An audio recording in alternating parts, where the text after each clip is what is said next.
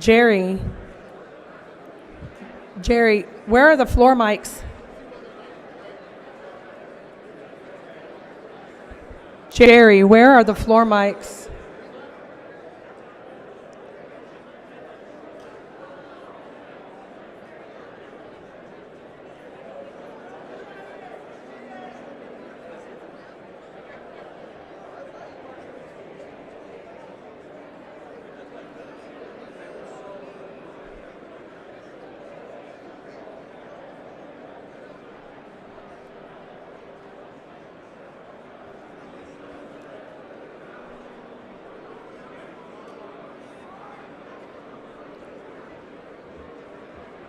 Hello? We'll be able to put the floor mics out when the aisles are cleared. Thank you.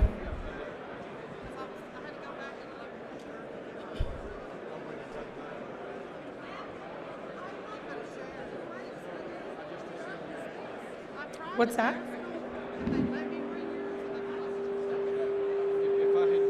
Okay. All right, he told me. Thank you. All right, good morning, Libertarians. We are at 9:04, and we had a start time of 9 a.m. We still need to put floor mics out, and they will not be putting them out until the aisles are clear. So I need everyone to take their seats. If you are a delegate, please take your seats. We know that people are still being credentialed and checking in, but we need to get started. And you all need microphones on the floor, which will not be put out until you are seated.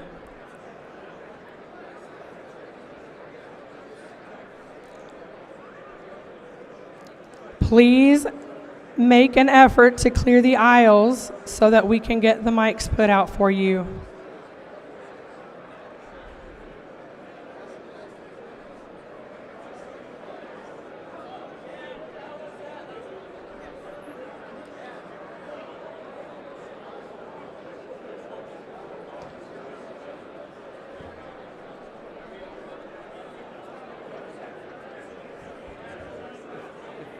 Somebody from Massachusetts in the state does challenge for delegates. He can challenge.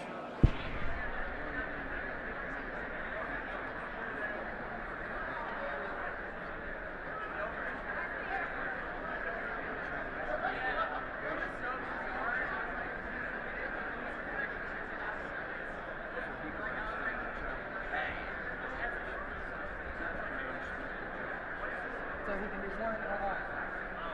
One or all.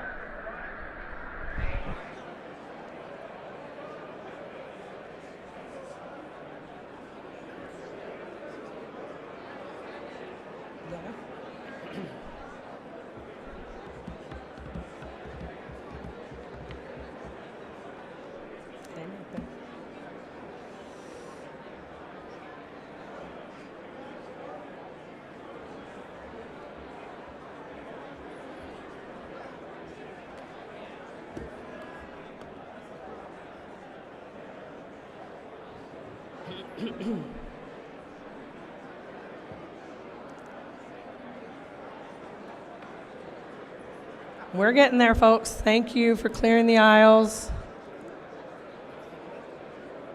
Pardon me? No.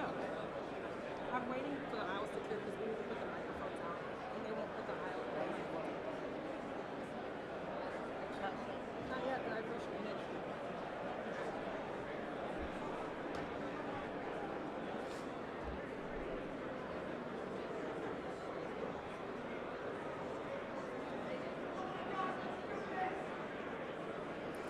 Yeah, we'll do this as soon as people get out of the aisles and we can get microphones for the delegates.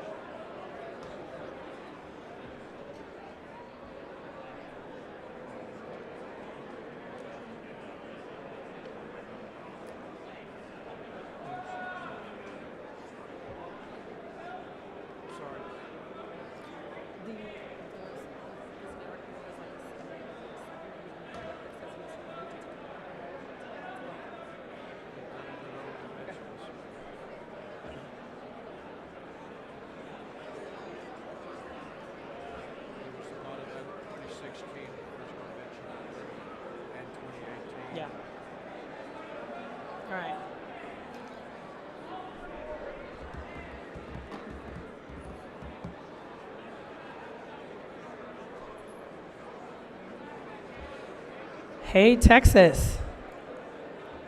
Y'all are still in the aisles. Gotta move so we can get microphones out.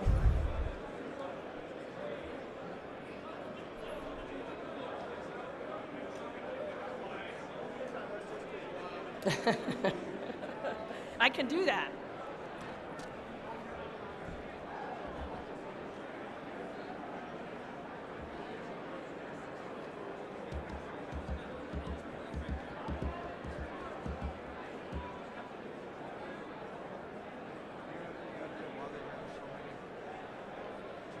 Maybe for the reports, platform and bylaws reports.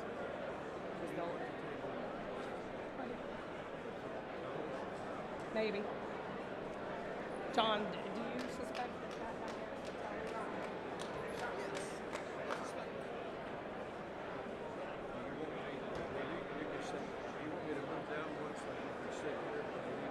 Oh, I got this space.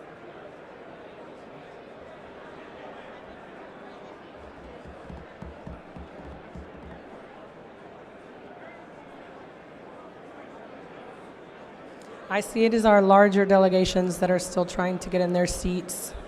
Please accommodate those folks as they make their way into their places.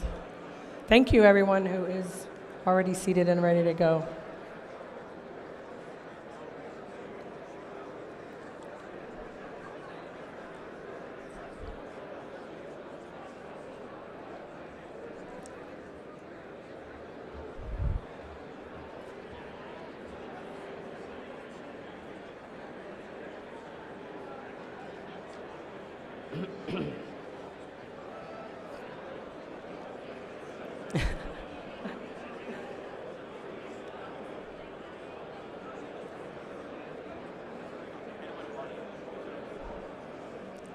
Oh, the middle aisle's almost there. Nice job.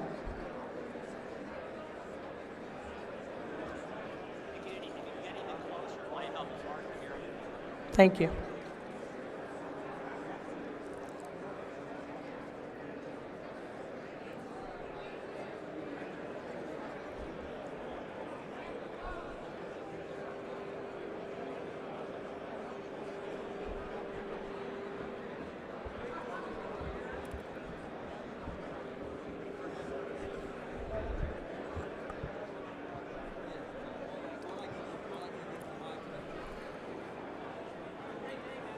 You too.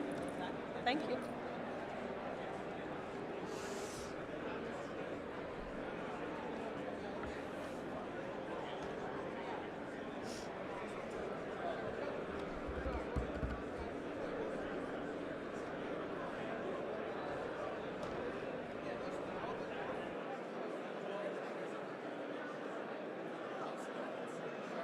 Thank you.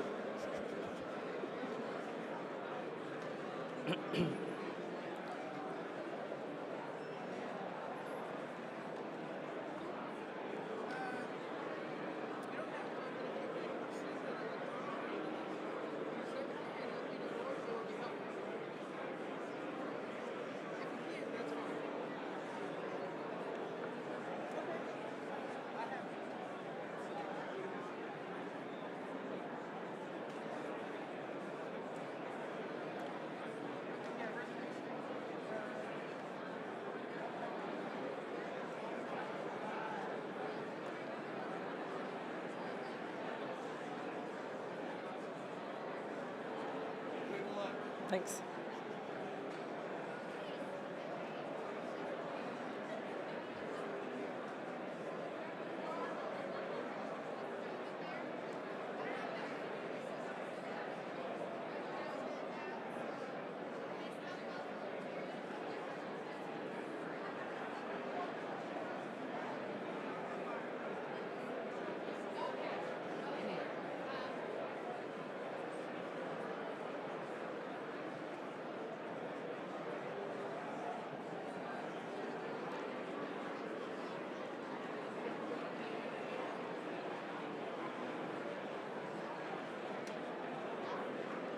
Jim Turney, if you're in the room, can you please come see me?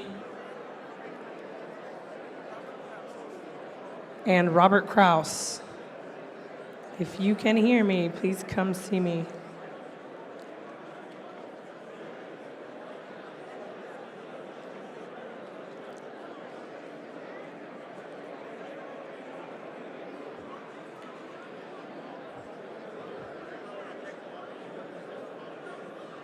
Delegates, the box in which to deposit your tokens for the chair and vice chair debate are up here. The box is up here by the secretary.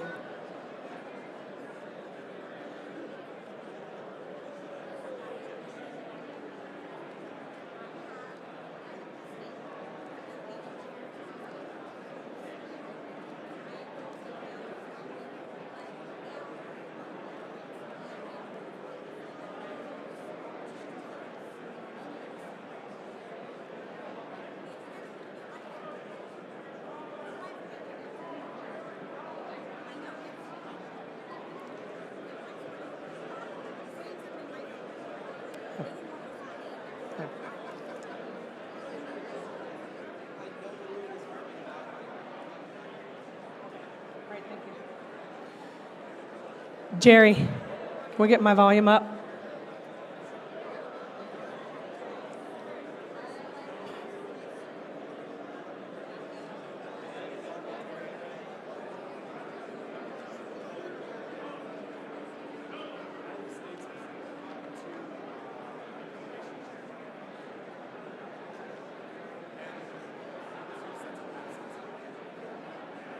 Which state is that?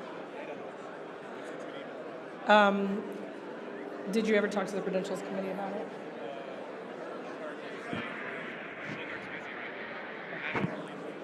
Okay. There's nothing you can do about it until they come in to report anyway, so.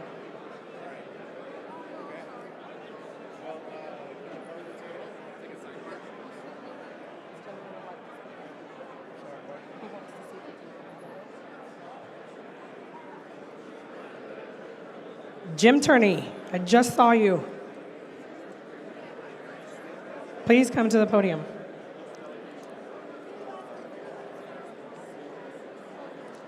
If anyone has found some eyeglasses that don't belong to you, the lady up front needs them.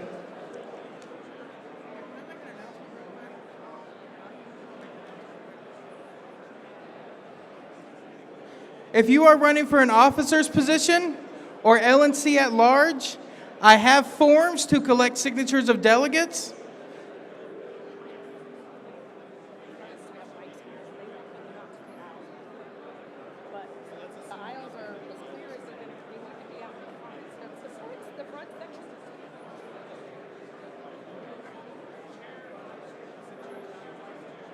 Right?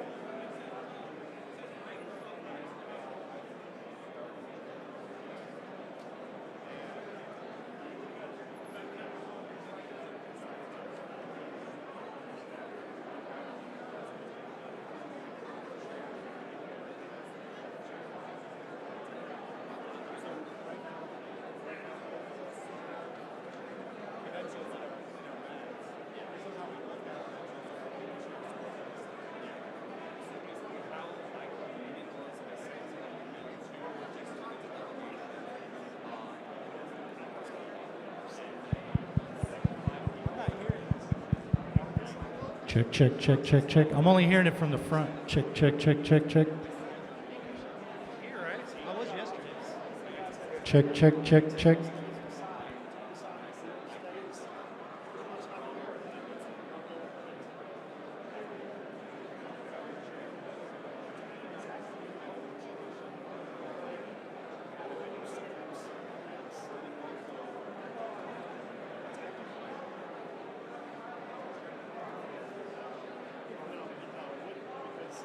Oh, because we put twice.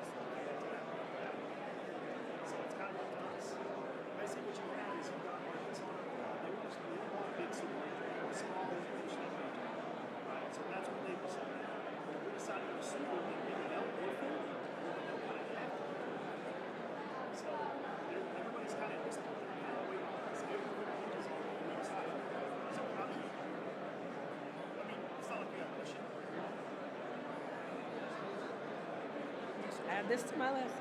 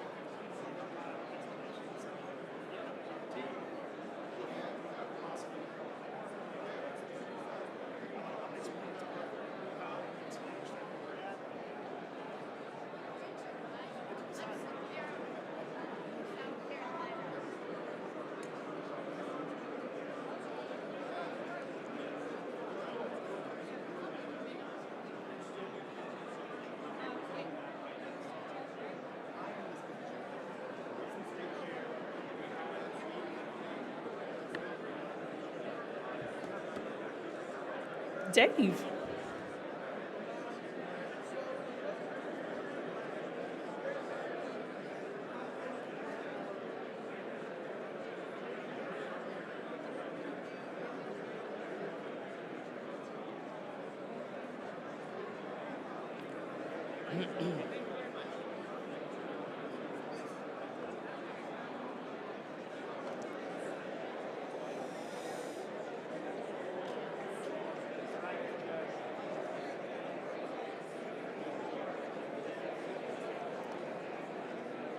All right, we're about to get started. We just need to get the floor mics out.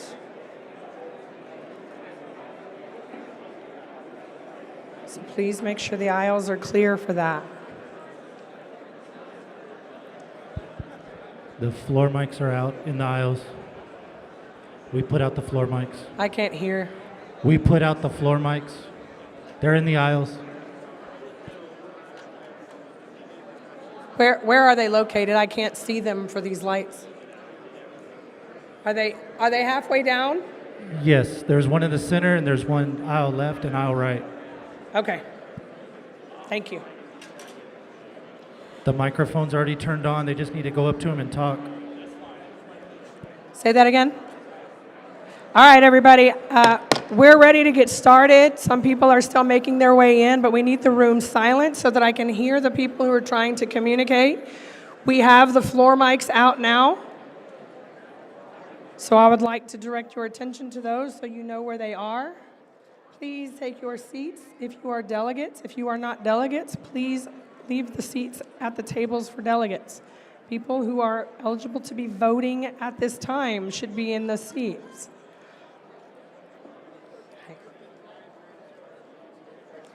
The floor mics are located at least on the center aisle, about a third of the way down from the front. The man in the hat over there on the to my left is standing by one. Can you turn my mic up, please, Jerry? Working on it.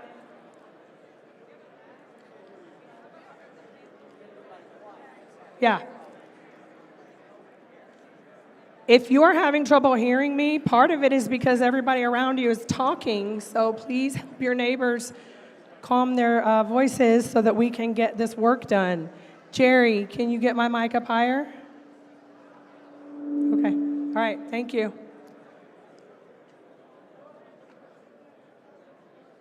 Oh, there we go. Okay.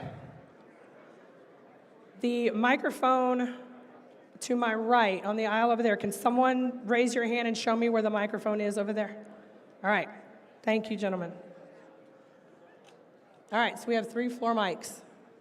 That one to my left will be 1, the center one is 2, and the one to my right will be 3.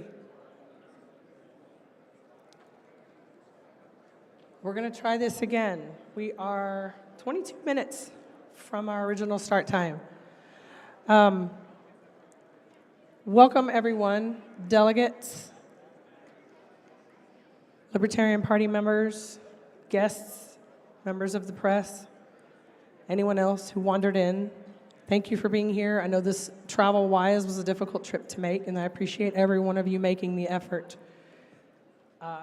We've got important stuff to do here over the next 3 days, and I know everybody is super excited about it. Hopefully you've had some fun so far, and hopefully your stress level will be reduced very soon.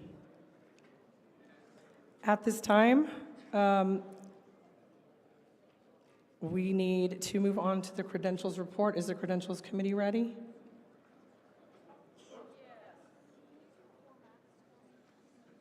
And just a reminder, the box for the tokens for the debates, the box is up here by the secretary, blue box.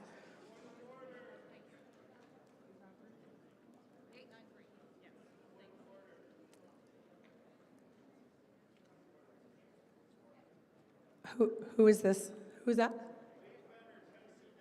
The microphone over there I don't believe is on. Test, test. There we go. Madam Chair, point of order. State your name. Dave Benner, Tennessee delegate. I can't hear that mic. When you go to the mic to speak, when you are recognized, please state your name. What else do you need? You need their state? Your name and the state you represent when you go to the mic, please. Try speaking again to see if it's loud enough. Yes, Madam Chair. This is better? Can it go higher? Testing, testing. For some reason, it's not very loud to me, but go ahead. What is your point of order? Yes, Madam Chair. Point of order. The use of voting cards contravenes our rules. In order to use the voting cards themselves, we'd have to adopt a standing rule of order that doesn't currently exist. And this is in Roner in 4516. And I will also say I believe the relevant committees, including the Credentials and Convention Committee, were alerted to this ahead of time. All right, we have a point of order stating that the voting cards are not allowed because we do not have a standing rule of order to use them, which would require an adoption by 2/3 vote. I would say that if we wanted to use them temporarily, that we could just vote on it. Thank you. Madam Chair, are you ruling that they are in order or not? I just wanted to say that there's, About the cards? yes, Uh-huh. we were handing them out not as voting cards, but as delegation management tools for the chairs. And I've made that clear to everyone. Okay, so I'm being told by the Credentials Committee who handed them out that they were not issued as voting cards, they were issued as delegate management tools. So, on we go with the credentials report. That was Tennessee, correct? Yes, ma'am. I appeal the ruling of the chair, by the way. Ms. Harlos, is your mic working? We need the mic over there to my left working. None of the floor mics are working right now. We need all of the mics on. He appealed the ruling of the chair!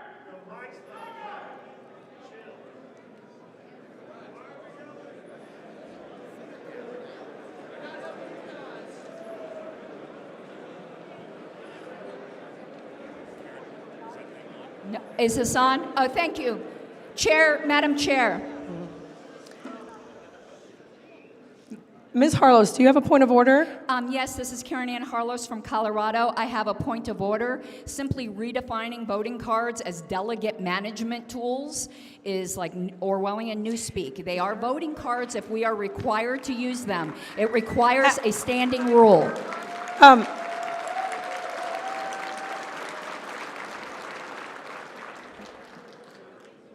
There has been no requirement, as far as I am aware, that anyone has to use a voting card.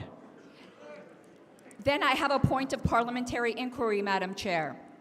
Ms. Harlos. What are they supposed to be used for then? Are they to fan ourselves? Are they to bring home? I have no idea what these are for. Well, you can ask your delegation chair and see how they would like them to be My delegation used. chair asked me to come here, Madam Chair. There's not clear instructions. Then don't use them. Thank you, Madam Chair.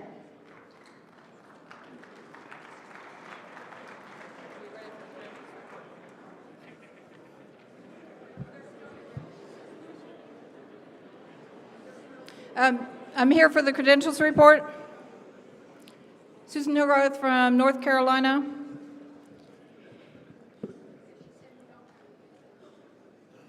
I'd like to thank the Credentials Committee for their hard work, and I know those of you who checked in yesterday and today saw how hard they were working.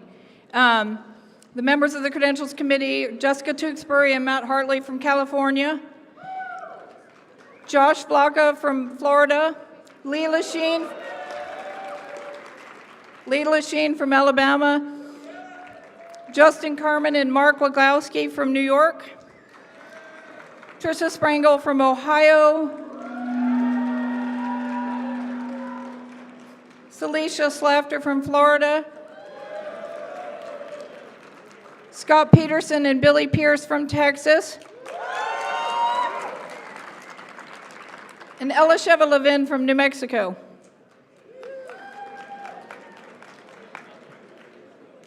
The Credentials Committee received from the Libertarian Party's 51 affiliates the names of 1,032 delegates and 491 alternates. The total number of possible allocated, Okay. The committee verified these delegates and alternates for credentialing.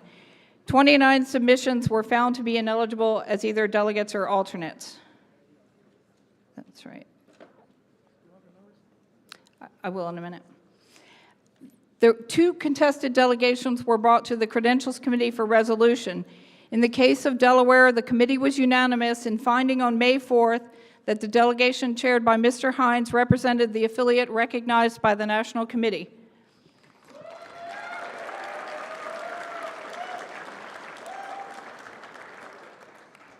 In the case of Massachusetts, the committee was divided between the delegation chaired by Mr. Cordio and the delegation chaired by Mr. Graham. A vote was taken on May 4th with 5 votes for the delegation chaired by Mr. Cordio and 3 abstentions. Therefore, we have credentialed the delegates of the Libertarian Association of Massachusetts chaired by Mr. Cordio.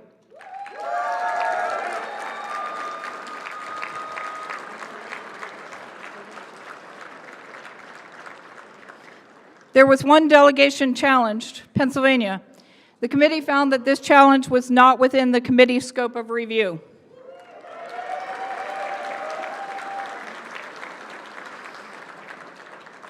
As of 9:15 a.m., there are 893 delegates registered in attendance and entitled to vote. These are listed on the report provided to the secretary. This is when I need your numbers. The quorum is... The quorum is 893. No. The total is 893. The quorum is 447. 447 for quorum. Majority is 358. A simple majority is 358. 2/3 is 596. 2/3 is 596. 7/8 is 782. And 7/8 is 782. On behalf of the Credentials Committee, I move that the submitted roll of delegates be the official roll of the voting members of the convention. I do believe there's a minority report. Pardon me, Madam Chair. Oh, please. So, Madam Chair.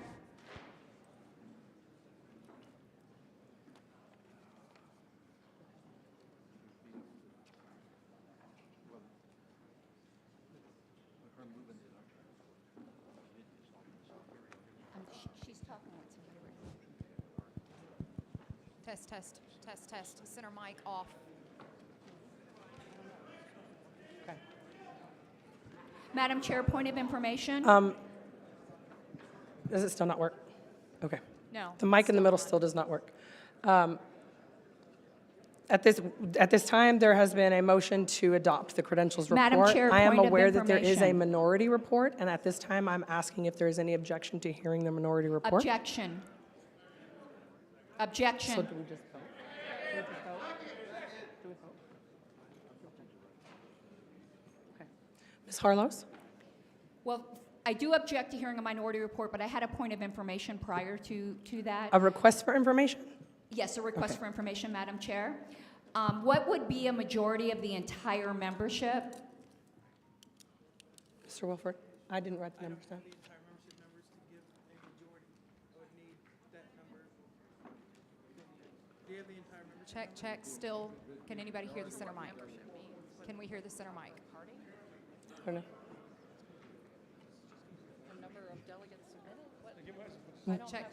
What do you mean by membership, Ms. Harlows? What number are you looking for? The I'm number of looking for the number of credentialed delegates. credentialed delegates? Yeah, Okay. what would be a majority of the entire, if the report is adopted as originally reported, I understand that number may change. It would be a majority of each state. The number was 893, but what's that? It was 893? 358 is what I'm That- told.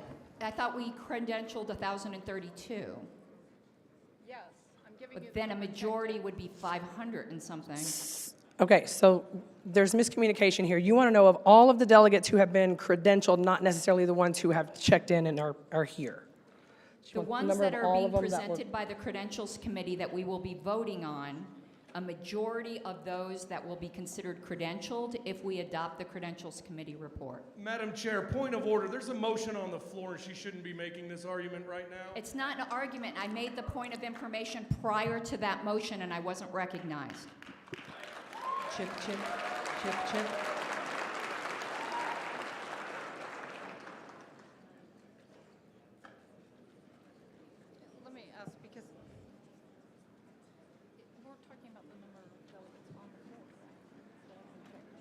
No, I think she's asking, you're asking the total number of delegates who were eligible to be registered and participate today, not just the number of those that are checked in. I'm asking for the ones that, like, if the number you use to determine quorum, the majority of the entire membership from that number you use to determine quorum. That's what I'm asking. I believe it's 517, but I just want to confirm that my understanding is correct. We need the mics up on the podium, all live, please.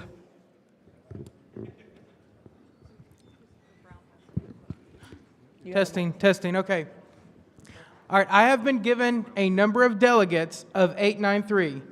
I don't know if that is delegates checked in, and if that's the number you're looking for. If 893 is the number you're looking for, a majority of that is 358. That's the only number I've been given. Yeah, but Ms. Hogarth said 1,032. I'm just thoroughly confused. Agreed.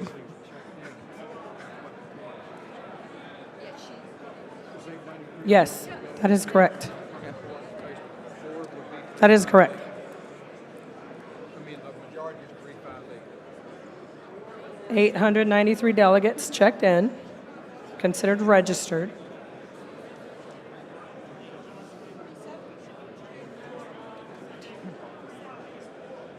No, that's not right. That is not right. That's not right. Majority would be 447.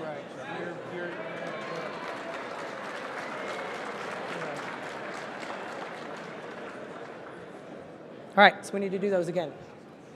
893 delegates registered, majority 447. Yes. And Madam What are the Chair, others? I believe Okay. the quorum number was reported as the same as majority, but I believe quorum is 40%, which would be 357.2, so round up to 358. Yeah, so to There clear we that go. up, I had two numbers switched on my spreadsheet, so I'm going to give out those numbers again. The total is 893, quorum is 358, majority is 447, two-thirds is 596, and 7/8 is 782. Point of information.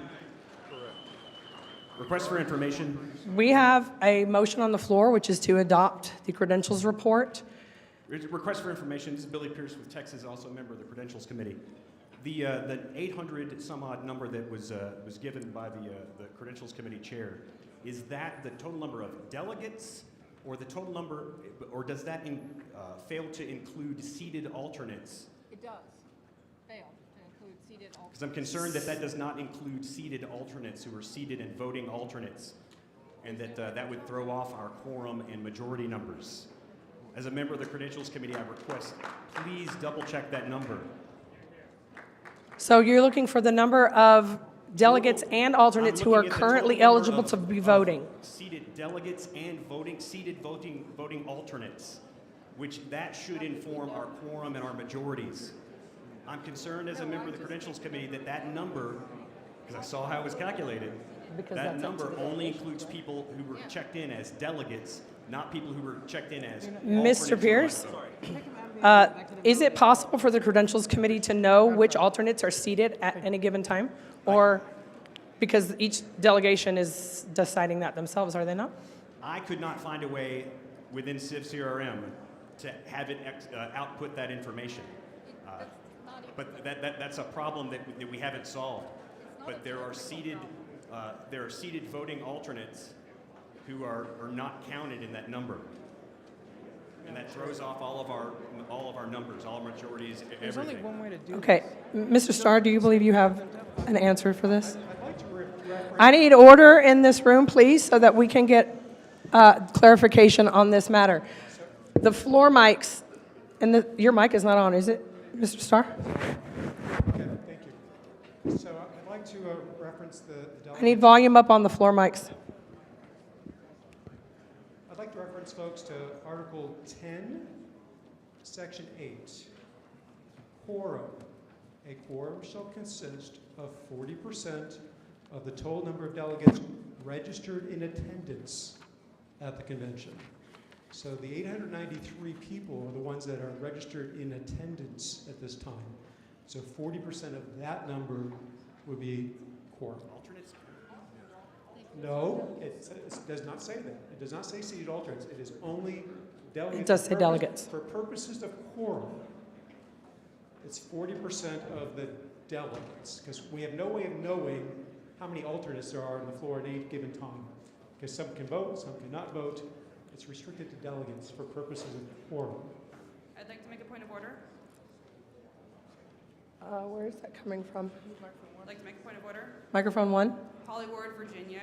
I know for a fact that we've sat many of our alternates now as delegates to fill in behind delegates that are not here, that are not counted. Do not have these supposed delegation management cards. Do they exist? Would the Washington delegation like some? Yes, please. Excellent. We can make that happen. Parliamentary inquiry. He's got you. Parliamentary inquiry. May I address that just as a technical thing? Hang on. She's got an answer for that. Hello. I'll address that. I have them. They're in the credentials room under lock and key. I'm not in the credentials room. So I'm happy to speak to every chair and issue them because they're delegate management tools. And I specifically, that wasn't a technicality or bullshit thing. I chose that because I want them to be used by the chairs to follow their delegation and be able to see what's happening on the floor easily, especially those of you with large delegations, and be able to check in and out alternates and delegates as they're coming and going from the floor. So if you don't have them, you can do that anyway. It will just make it easier. But I will make them available. Find me in the credentials room if I ever get back there. Yeah, I'm happy to speak to any chair.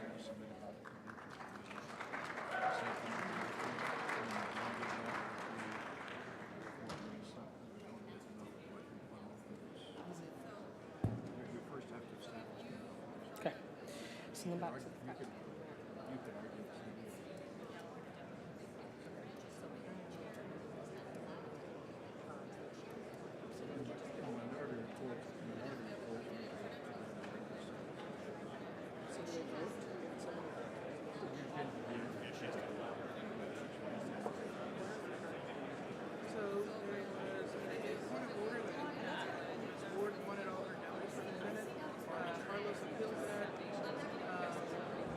Yeah, but she also raised another POI after that, where it's supposed that motion went to consent to our order, you haven't given a decision on whether that is. Yes, it is. So we're back to the appeal. There is probably an appeal. Yeah, there was a lot of. Now we just. Yeah. The only way we could do that that I can think of is to poll every chair. Say, Mr. Chair, yeah. I mean, how about that? What is it? I think our bylaws. We were talking about polling every chair. Yeah. It is possible. Parliamentary inquiry. Mr. Sarwark, microphone 2. You already spoke to it? Yeah, but I do have a point of parliamentary inquiry that may assist in this process.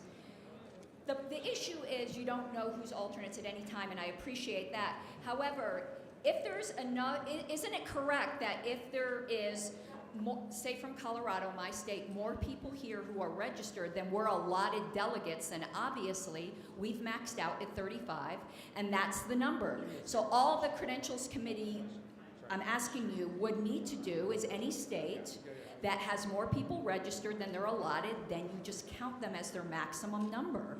And any state that has less, it's that number. It's really not that complicated, I don't believe, Madam Chair. Yeah,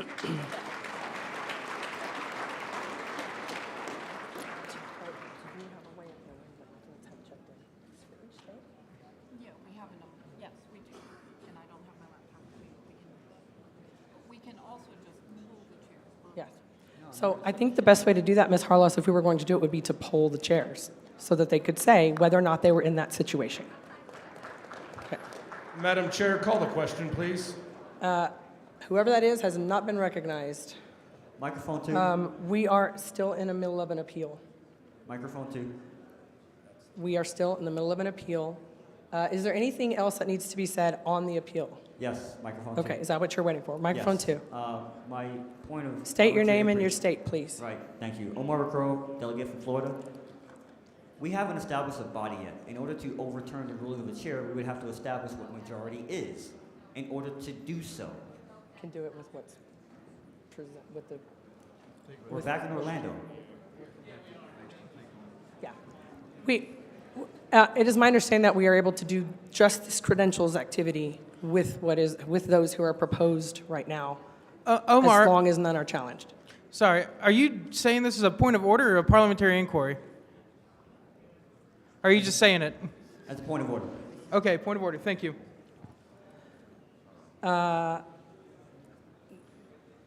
We can do this. Thank you. With the, based on the report that's being proposed. I understand, Madam Chair. Thank you. Anything further on this appeal? Point Yes. of parliamentary inquiry, Jose Castaneda from Where's that coming California. from? Number 3. Okay. My point of parliamentary inquiry is the vote we're about to have. If you can explain voting no accomplishes this. I will do that. Voting yes accomplishes this. I will do that. Thank you. Thank you. Anyone else wishing to speak on the appeal? Just to recap. Here, Madam Chair. Virginia stated that they wanted their alternates counted in this. I said that was not a point well taken because the bylaws do not account for delegates at this time. Therefore, we would go with what the report says. The people who are in the report are the ones who are eligible to vote on this right now. We get through this appeal, then we can continue with the actual business of the credentials report. And if changes need to be made at that time, we can proceed that way. Is there anyone else wishing to speak on the appeal? What will happen when we Microphone vote? 3, please. When we vote, the question is, shall the chair's ruling be sustained? If you vote yes, you are upholding my ruling. If you vote no, you are wanting to overturn. It requires a Point of majority to overturn. Madam Chairman. Yes, microphone 2. Thank you. Mark Tunievich, South Dakota delegation, engaging in debate on the. Thank you. So I rise I rise in favor of supporting the ruling of the chair for this reason. I'll give you a simple example from our delegation. So we're a small delegation. We're credentialed at 4 people. Let's say, I get sick, I go down. We've got alternates. My alternate is seated. We still only get 4 votes. The fundamental purpose of this appeal is false on its face. It has no value, and we should appeal or move her ruling, and we should support her ruling and move on. Thank you. Thank you. Microphone 3. Darrell Perry, delegate from Maine. Article 10, Section C, or Section 6, Sub C, handles situations like this where it says an alternate upon certification may function as a delegate should a registered delegate be absent. When the registered delegate returns, then they resume being a delegate. It does not say that alternates become delegates in the case of somebody that's a delegate being temporarily absent. It says that they function as a delegate. Delegate and alternate are completely distinct things. I support the ruling of the chair. Thank you. Is there any further discussion on the appeal? I seek recognition, Madam Chair. On this appeal? Correct. Okay. I'm Pietro Salvatore Geraci from New York, and I moved to Please, call I'm up. Sorry, for the secretary's benefit, please state your name again, slowly. Sorry, Pietro, P-I-E-T-R-O-S, Geraci, G-E-R-A-C-I, delegate from New York, and I move to call the question on this appeal. Thank you, Mr. Geraci. Madam Chair, I have a request for information so I understand what I'm voting on. Thank Okay. you. Assuming the ruling is overturned, how many alternates are eligible? What will be the total number of votes that will be eligible at that point if we do You'd that? have to provide that. Normally, the Credentials Committee report at previous conventions would always announce not only the number of delegates, but also the number of alternates who are eligible to vote at that time. And you may have said that, but I didn't hear that.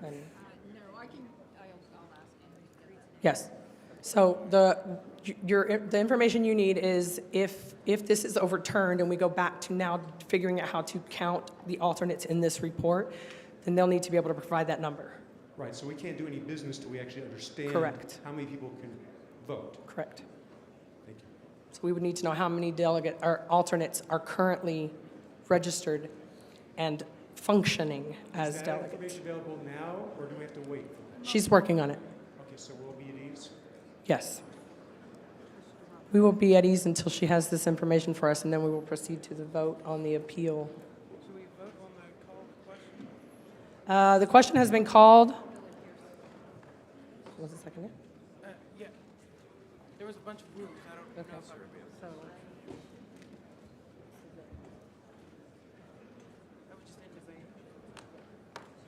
Okay. The question has been called. Is there any objection to calling the question? Hearing no objection, we'll proceed to a vote. Actually, yeah, that's it. We'll just go to vote. Vote on the appeal. All right, we proceed to a vote on the appeal. All in favor of sustaining the ruling of the chair, stand. Let's try it that way. Stand.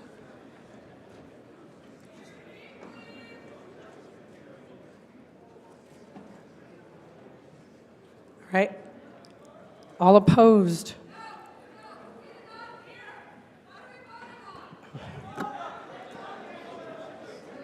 Okay, we're starting over. I need all of the sidebar conversations to stop. We have people who cannot hear. We are voting on the appeal of the ruling of the chair. My ruling was that the original point, the point made by Virginia, that they want their alternates counted in this report, I said I ruled that not well taken because the bylaws do not account for that. Multiple people spoke on why that's true. That ruling was appealed. It has the question, we've talked about it, the question was called. We are now voting on the appeal. If you vote aye, if you vote yes, you are voting to uphold my ruling, which was that we are currently not counting alternates. If you vote to overturn my ruling, we will then have to figure out how to count alternates in this report accurately. Is there anyone who does not understand that? Okay. All in favor of upholding the ruling of the chair, please stand. Can I make a request, please? No, not right now. We're in the middle of a vote. Okay. All right, whatever. All right. You see. It's just. Okay. All opposed?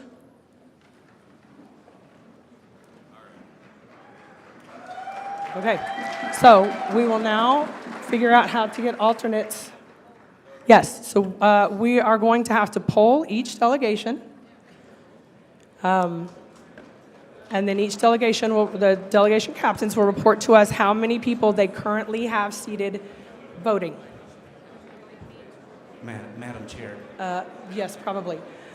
All right, let's try to please be at ease, but also quiet because people are going to need to be communicating with each other on the floor, and they cannot do that effectively if everyone is speaking unnecessarily right now. Point of personal privilege?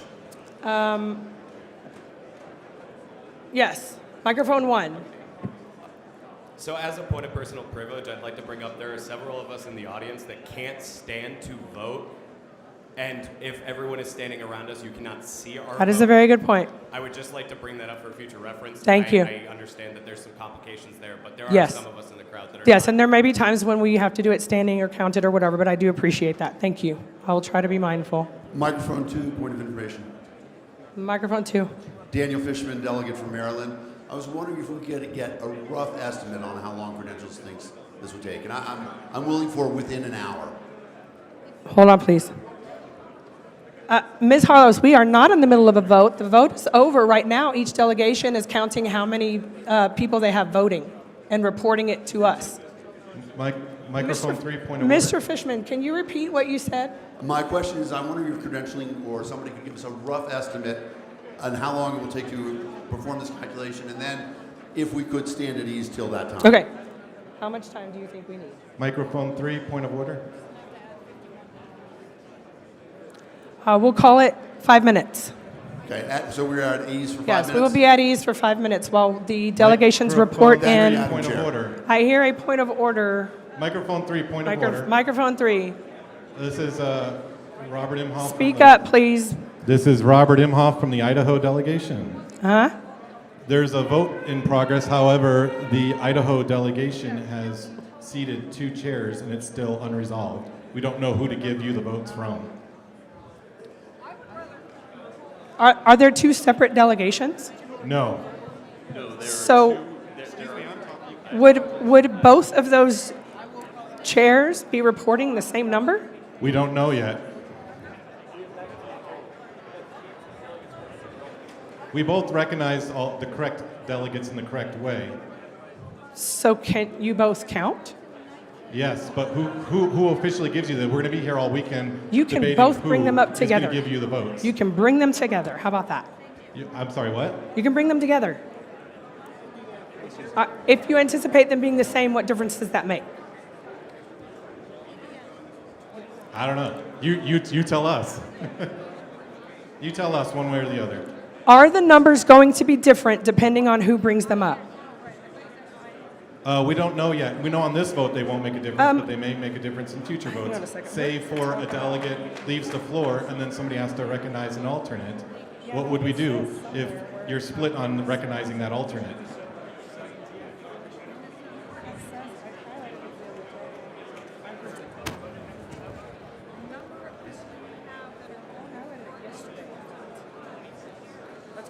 Madam Chair, I know you're looking at notes, but I don't know if you caught my last comment.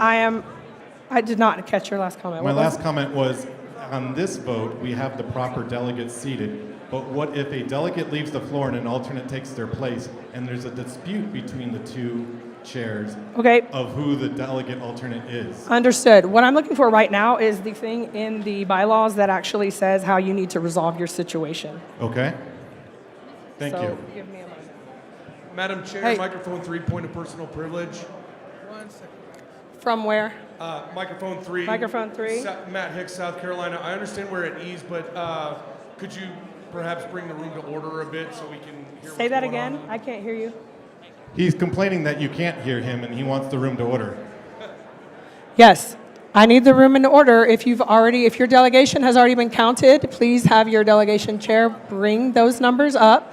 Please return to your seats. We are at ease, but we also still need it to be quiet. Okay. Help a little. I'm leaving this for you later. That is what I'm saying. I have to be allowed to give my minority. All right now. It says in here somewhere.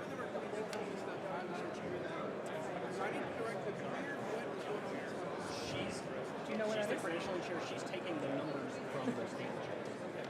Well, they're voting. Real quick, I want to make an announcement. There's been some confusion. Some of the state delegation chairs have been coming to me to give me numbers. I am not taking numbers. This line is to go to the Credentials Committee Chair, Ms. Hogarth, up here. So don't bring me numbers. That's not going to help us determine anything.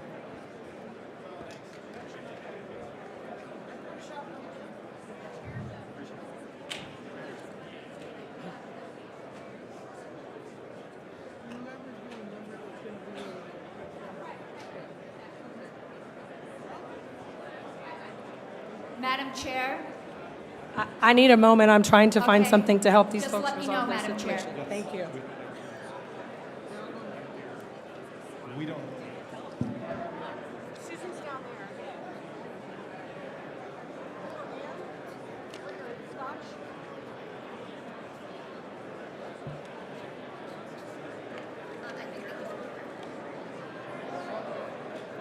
Idaho.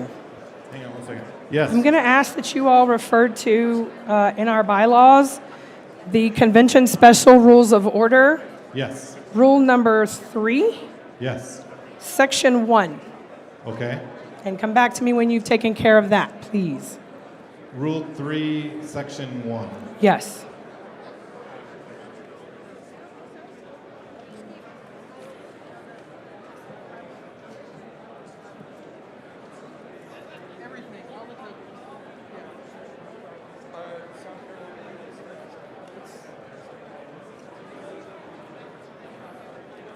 Okay.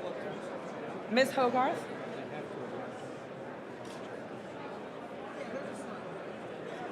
Ms. Hogarth?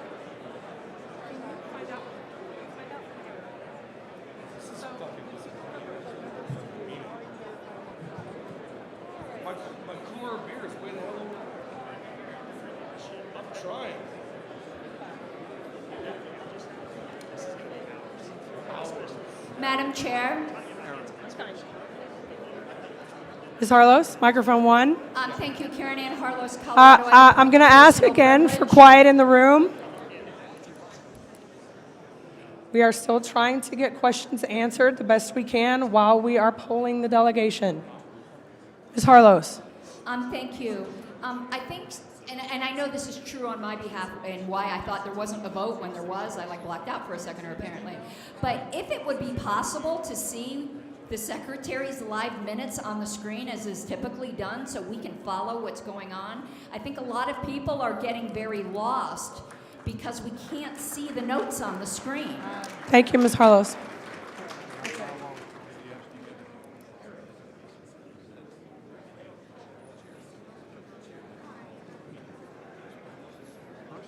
I'm not good at that. I'm sorry. I know that. She put us on. Where do I find allocated delegates per state? I have an email. It's also on the app, I think. In the. I don't have the app. Okay, I have an email then.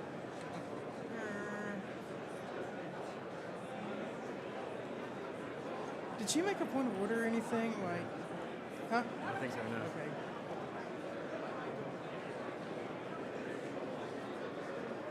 Has attachment. No, that's up for. Yes, please. Delegate allocation table. Can I get you to email that to me? Yes. Actually, here's what I'm going to do. Download it for me. You can do credentials committee. And, open this email. Right. Okay, I think that there has been at least one miscommunication, and I want to be as clear as possible. And if you're a chair who has made this error, you need to come back up and clarify. Is everyone listening? This is important. So as a chair, you should know what your state's delegate allocation is. That is the maximum number of voting people you can have on the floor, whatever their title is. That's the maximum number of votes your delegation has. And when I ask you, when you come up to this list, how many people you have present and eligible to vote, I want to know how many people you have present and eligible to vote at that. I'm sorry, Aaron?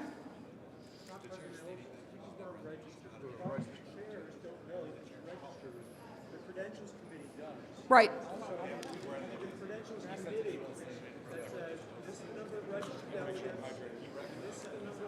Okay. What I need to know from chairs is how many people you have present as delegates and alternates up to the amount that that are registered here and have been credentialed. We're polling the chairs. That's what I've been asked to do. Point of personal privilege?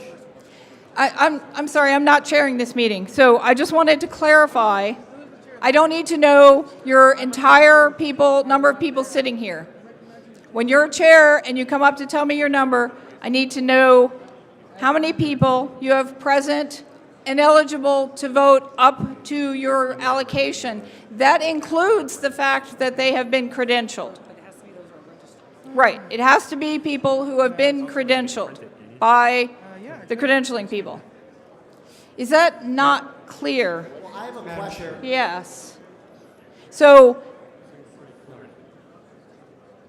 to be clear, I have been asked to poll the chairs on how many people they have here on the floor eligible to vote. To be eligible to vote, you must have been credentialed.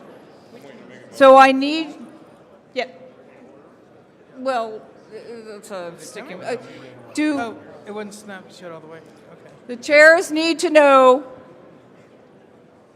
who in their delegation is present, credentialed, and either a delegate or an alternate who is taking the place of a delegate. That's the number I need. Madam Chair. Mr. Starr? My apologies for this, but you're not going to get to the result you want through the process that you're going through, and here's why. I need order in the room so that I can hear.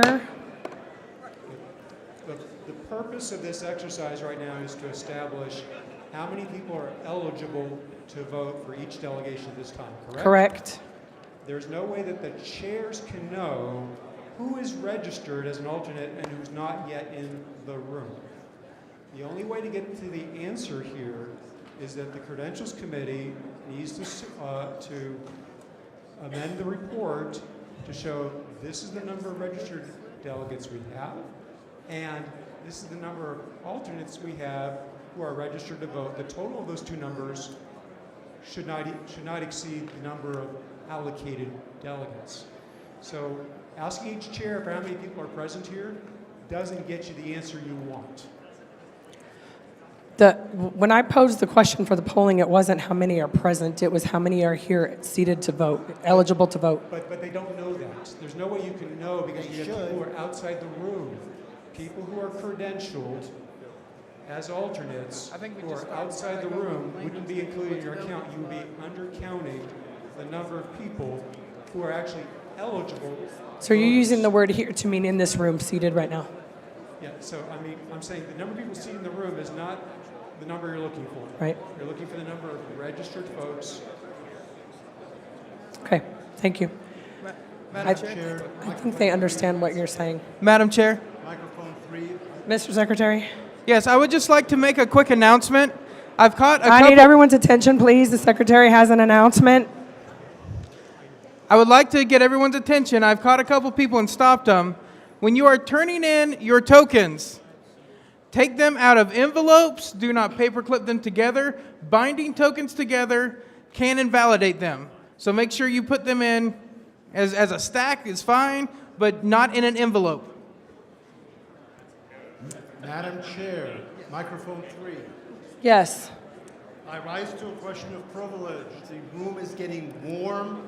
Would you ask, or could you have somebody ask the hotel to make sure the climate control is set for the warming day? Thank you. Is there a member of the Convention Oversight Committee who has a contact with the hotel that we can get to adjust the temperature in here? It is warm. Point of order. Also lots of hot hair. From I don't know the microphone number. 1? Microphone 3. Microphone 3. Zach Kellier, alternate from Idaho, serving currently as a delegate by written permission. The rights of the delegation of Idaho are currently being violated. There a supermajority, at least 7 out of 9, potentially 8 out of 9 of our delegates want Matt Losby to be our delegation chair. And our affiliate chair, Robert Imhoff, has declared that he is the delegation chair in contravention to that, even though there was a meeting with notice this previous Monday to that effect, and we are all present and willing to continue to affirm the results of that Monday meeting.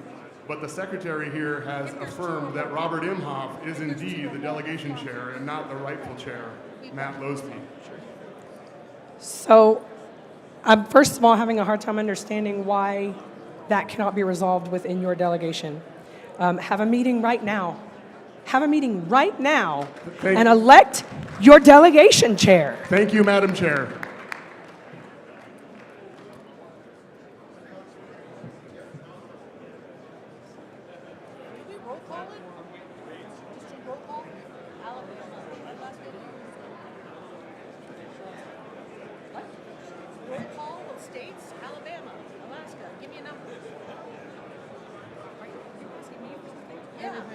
Why don't we do a roll call? Point of personal privilege? So then they can all say. It may be better if you come in from the side. You may be able to see. Susan. Point of personal privilege? Is this what you want to do? Miss Hogarth. Miss Hogarth. Yep.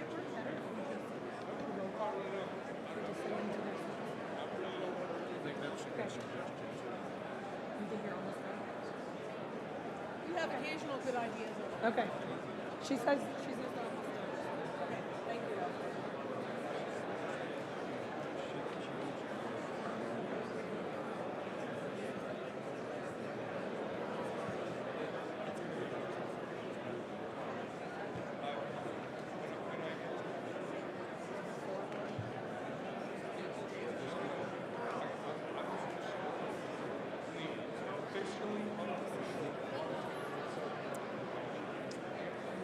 Tom.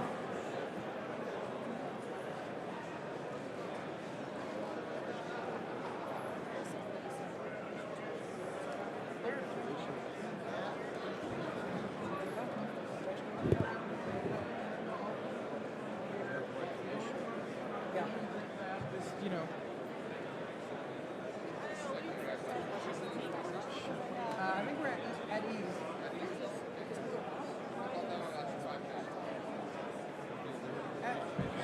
I have a request. Okay. All right, we are getting close to being done with this polling. Looks like we also have a line of people turning in tokens. Yes. Is that what's happening? Okay. I have a request, please. Thank you. For the gentleman requesting that the air be cranked up, the hotel has been notified. Hopefully you will start to get some relief soon. All right, we are still working through this polling process. Thank you for getting back to your seats quickly. The sooner everybody is back, we can continue.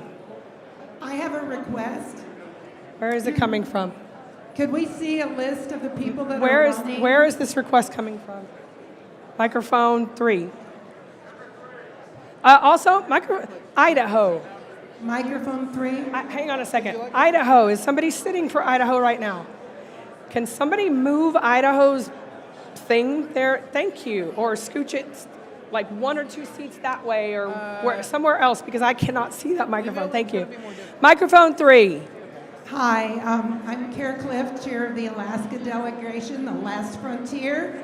And we would like to see a list of the people that are running for chair and the people that are running for vice chair before we turn in our tokens.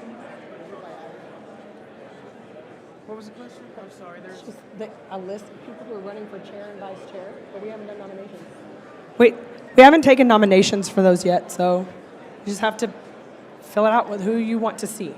When will we know who has been nominated? Nominations for LNC elections are tomorrow morning. Okay, thank you. Uh-huh. Microphone 2, Mr. Molman. Madam Chair. All right, I need order in the room again. We still have people asking questions so that we can proceed with business. Madam Chair, while we're sorting all this out, I just had a question. By the way, Ken Molman from Kentucky. Real quick question. When are we turning in, what's the deadline for the platform tokens, and have we found a place to put them yet? The platform tokens are due when? All right. All blue box? Yeah, all the tokens go in the blue box. And as far as the deadline to get them in, For the, what do we say? Chair, vice chair. 3. Today by 2? 3. Did we say 3? We'll say 2. Okay, and then the platform is? I don't know what's the rule on that one.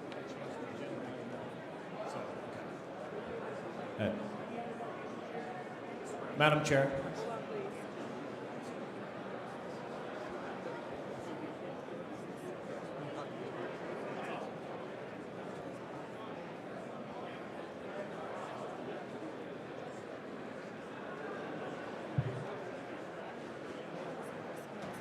Okay.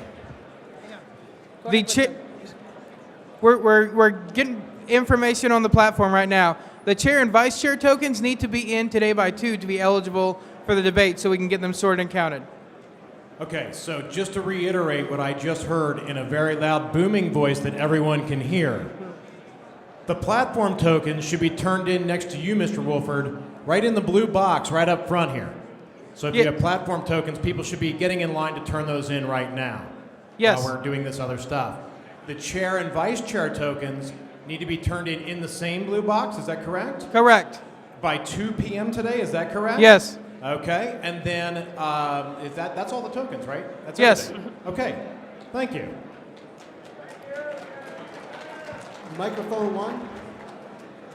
And just to provide follow-up information, the rules say the platform tokens are due 1 hour prior Thank you. to the start of the platform Thank you. report.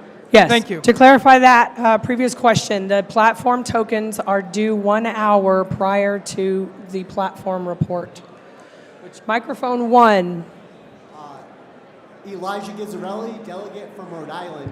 I would have a point of personal privilege here that I would ask the chair of the Credentials Committee to run all the numbers reported by the state chairs against the number of allotted delegates to that state in order to avoid any confusion moving forward so we can get Yes. through this. Thank you.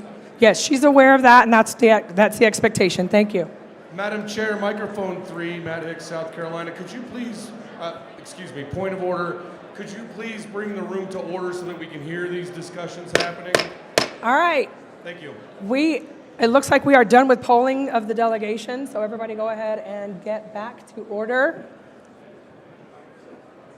The line up here is now for turning in tokens. Again, the tokens for the debate participants for chair and vice chair are due by 2 p.m. today. The box is up here on the dais. Microphone 1. Madam Chair, Nolan Pelletier, delegate from New Hampshire. Point of personal privilege. I still need quiet in this room. I can't hear Mr. Pelletier.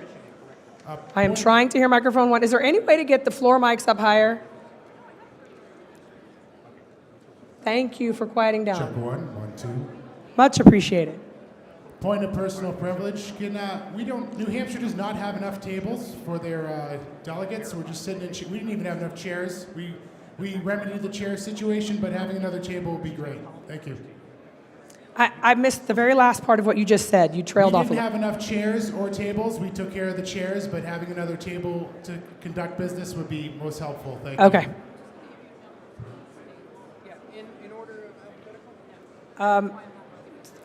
If there's anyone with the Convention Oversight Committee who can get some resolution on us having insufficient number of tables, we would appreciate it. All right, looks like it's being handled. Thank you. Okay, so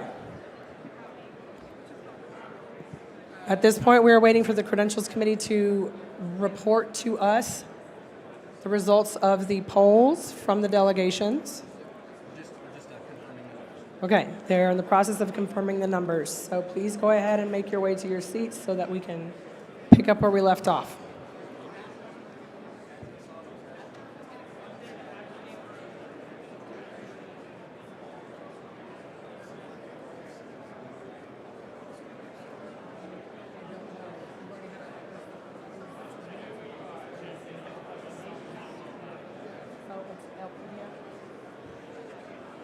Okay. For those asking about who the candidates are for chair and vice chair and other officers, apparently the ones that are known are listed on the LPDA page.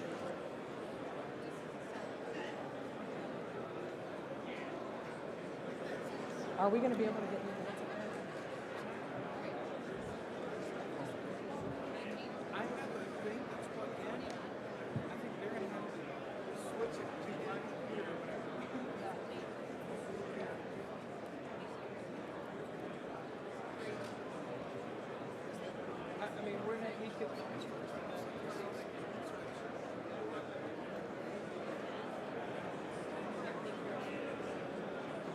Mr. Bowen, Rich Bowen, are you available? I have another request.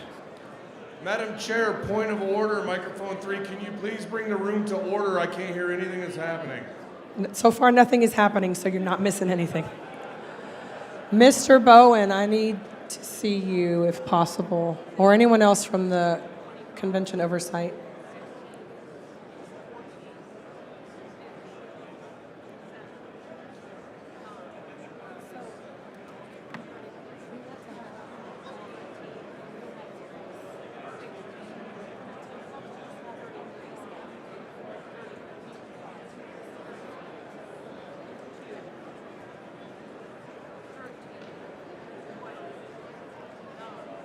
The Credentials Committee is verifying the numbers that they just got from polling the delegations. We are waiting for them to be prepared to report that. Yeah.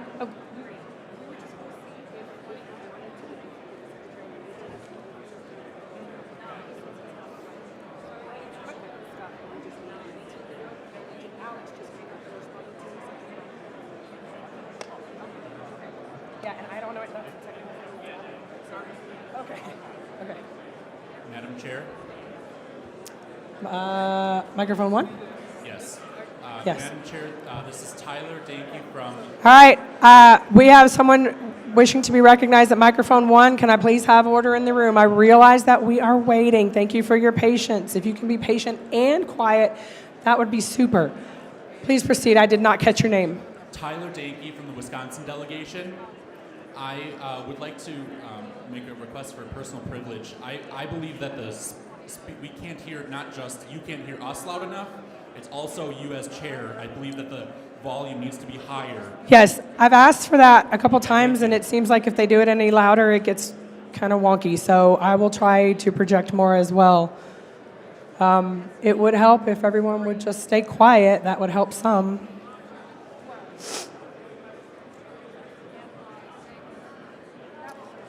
Microphone 2.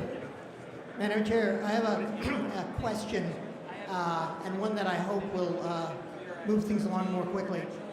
A number of us have looked at the bylaws, and it appears that the question currently attempting to be resolved actually only really has a practical effect on the quorum. It has no effect on the other numbers at issue. If I'm correct at that, I'd like a confirmation, and I would respectfully ask the objector to withdraw the objection to your rule. Can the Michigan State Delegation Chair please approach the podium?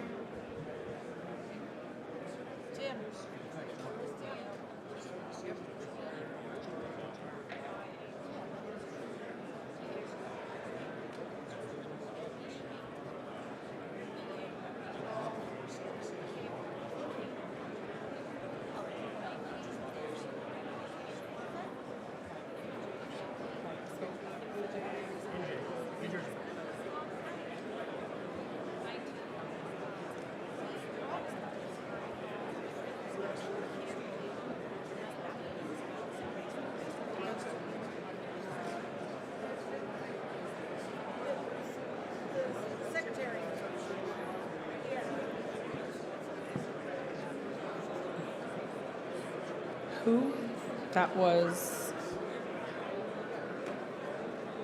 Holly Ward. Microphone 2.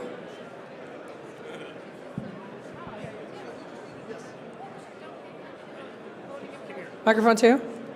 Madam Chairman, I've just been corrected. It does affect another number, and that is the majority of the total number eligible to vote. Yes. So I apologize, and I No withdraw my problem. statement. So it was a valuable exercise. Thank you. Okay. All right. So if you want to know who the known candidates are for chair, vice chair, you can Google National Convention 2022 and then go to lpedia.org.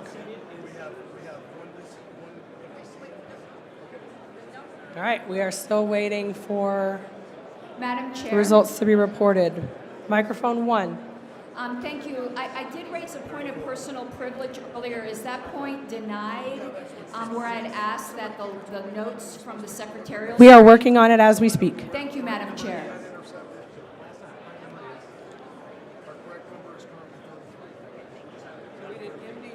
There are 2 members of the Convention Oversight Committee trying to sort that out.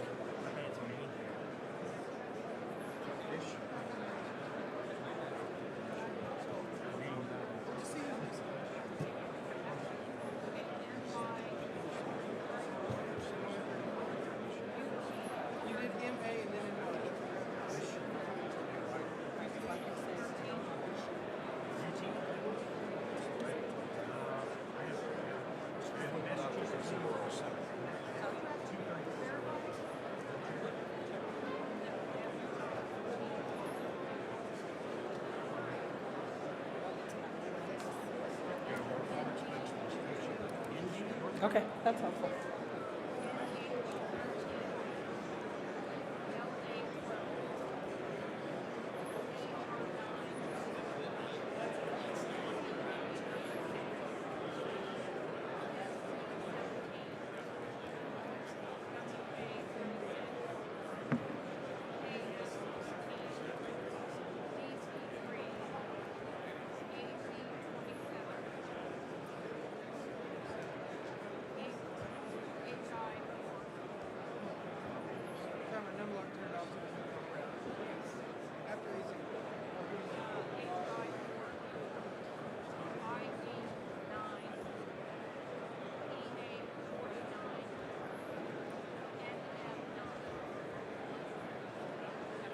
So if we go back to, we've got Michigan twice.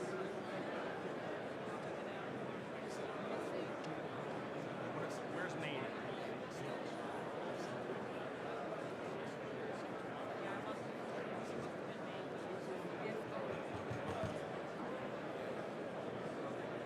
And somebody reported 6. Whoever it was, they reported 6. I think you got the information. Yes.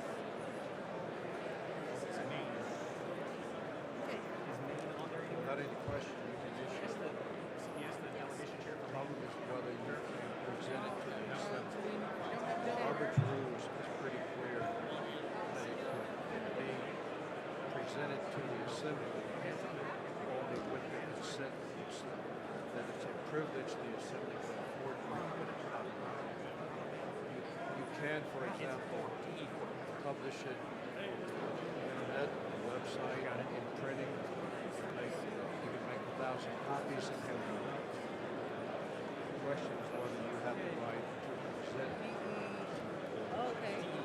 But you can, just as a member of the committee, argue against the adoption of the authority. And then in favor of whatever you recommend. Yeah, well, it's going to happen. It's just. You're doing this individual, not only that. But if you want to read these sections, Robert.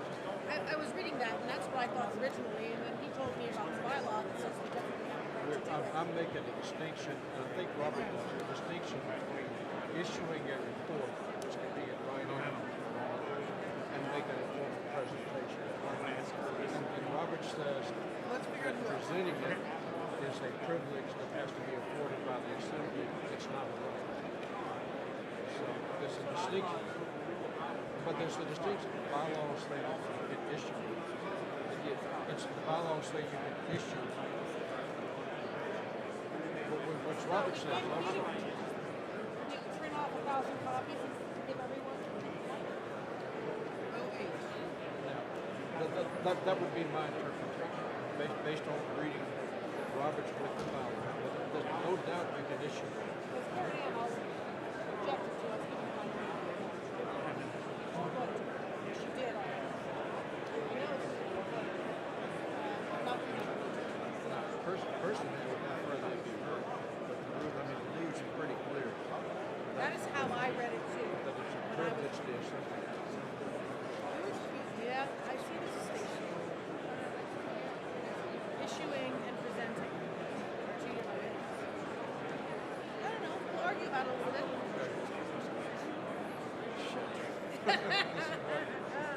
Listen, so many of these questions, there is Right.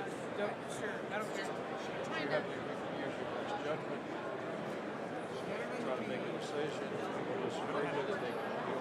Sometimes you win, sometimes you lose. And when you appeal the decision, the chair, how often do not, the assembly gets it. Usually the chair. But whatever the assembly says.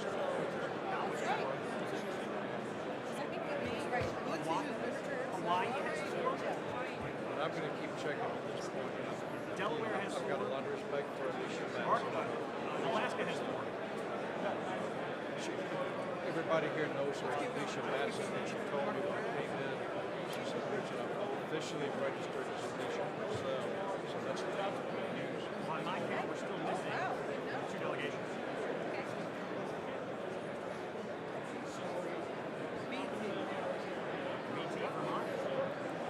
And for a long time, in a she changed the name of NAP to Alicia Purcell, but here she was still Alicia Rich.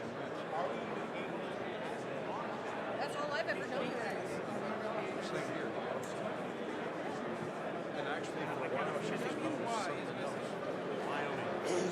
That's right, and that makes 51. Do we have numbers for WC? Just delete this TE, whatever it is. So, I've got a count over here. I've been mirroring you for subjects, and I count that we're missing Mississippi, Ohio, Vermont, Wyoming, and Maine. I'm just going to confirm these. Well, let's see if we match it. Mississippi, Ohio, Vermont, Wyoming. I've got Mississippi, Ohio, Vermont, Wyoming, and probably Maine. That's Maine. Yeah, just to confirm it. Yeah. Is it in writing? Can we get the delegation chairs for Maine, Mississippi, Ohio, Vermont, Wyoming? All right. Once again, we need the delegation chairs for Maine, Mississippi, Ohio, Vermont, and Wyoming. The secretary needs to see you. Emmy? Mississippi,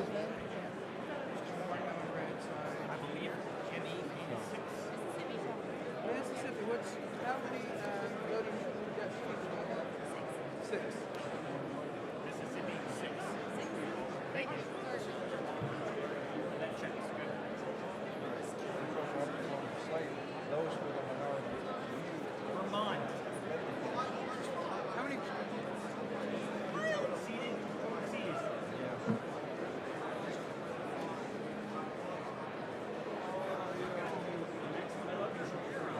So your alternate is not voting. We need the number 3. 3. Thank you. Sorry, I know it's confusing. Me too. 3 for Vermont. Maine. How many do you have seated right now? 8. Okay. Okay, good.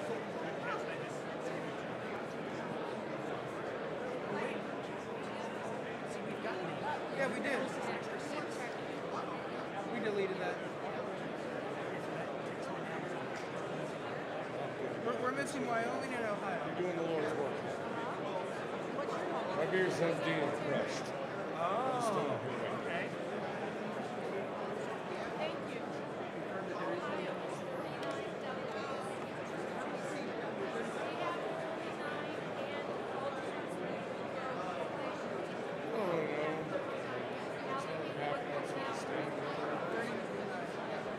Bro. Ohio.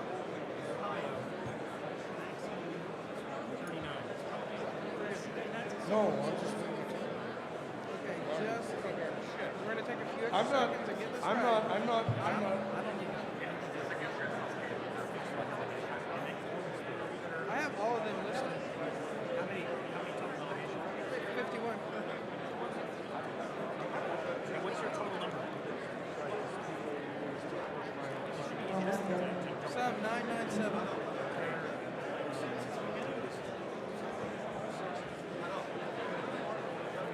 Who has 33?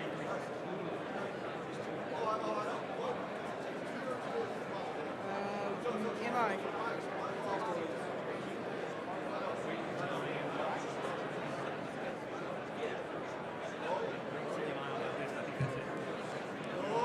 I'm going to go through here and I'm going to put these numbers in alphabetical order. That should be the same number when it's done.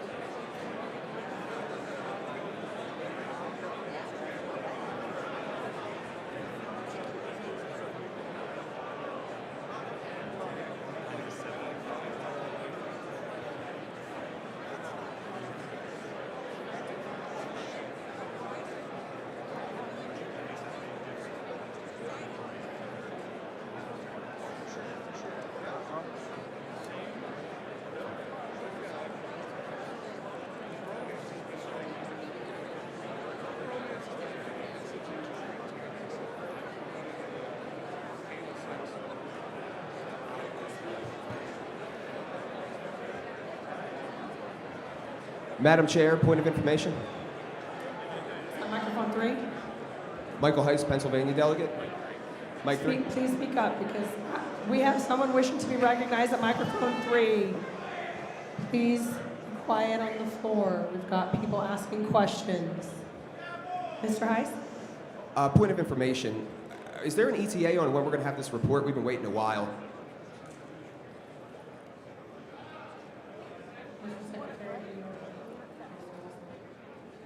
A lot of business. Very soon. Very soon.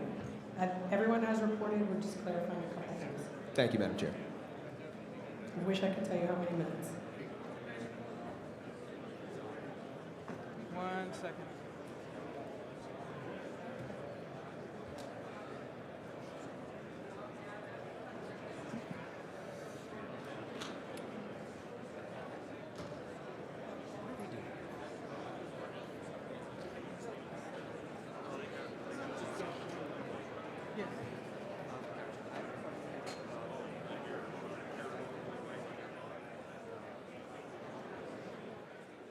Keep sending some girl up here to talk to me as if I would get distracted from what I'm about to do.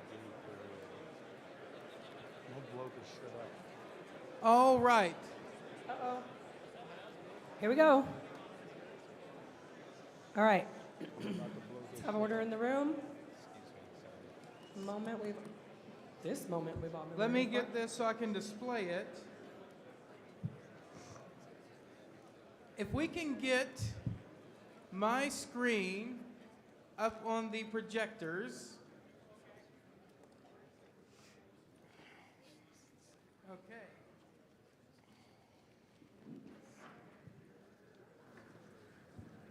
All right. Well, now I can't see it.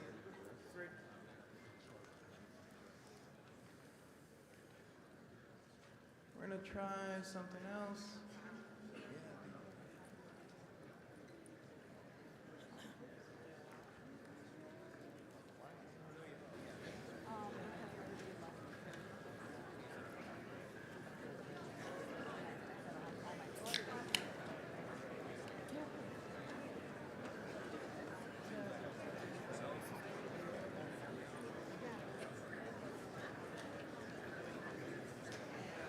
Okay, let me zoom in on this a little bit. All right, I'm gonna start listing them. Alabama, 13. Actually, I'm just gonna go through by abbreviation so I don't have to convert. AL, 13.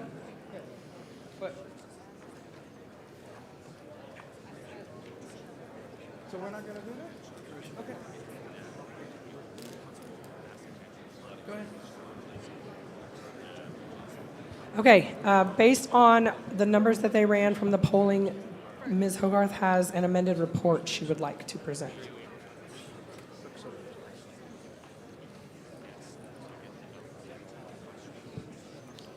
My report is substantively the same, except the numbers paragraph has been amended to read, as of 10:50 a.m., there are 893 delegates registered in attendance and entitled, 893 delegates registered in attendance and entitled to vote, including registered and seated delegates and registered alternates present and seated as voting alternates. The total is 997.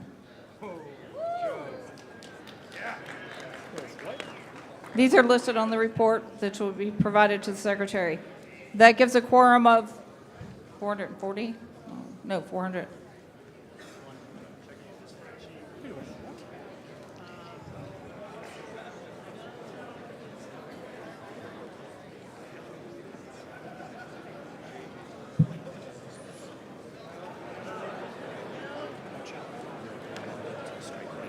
Yeah. You're welcome.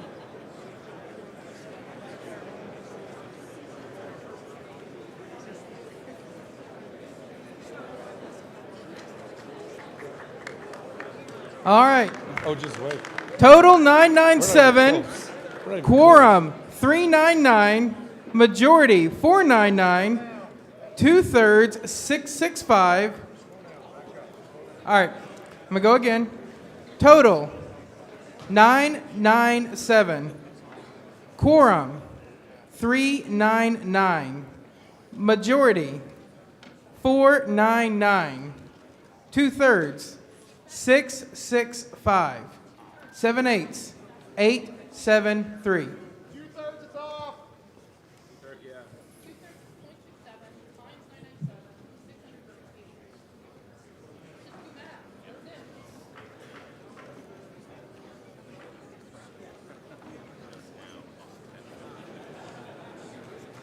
So is that right? Aaron, is that right? All right. No. Did you move your report? You moved your report?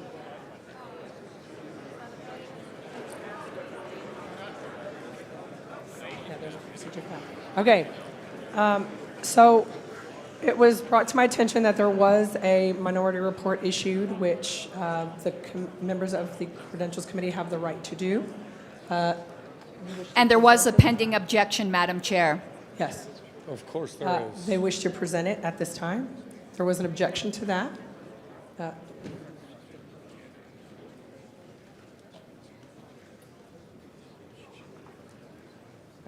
It requires a majority vote to go ahead and proceed with hearing the report.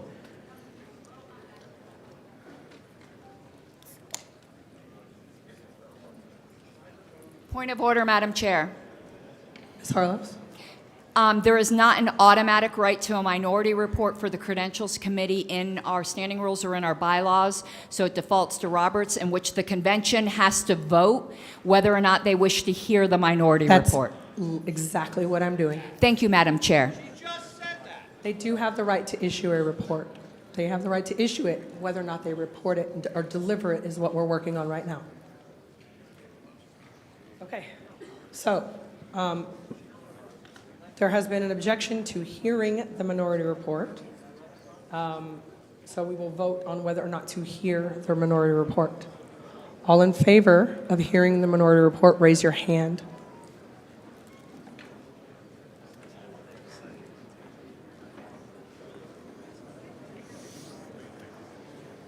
Okay, hands down. All opposed?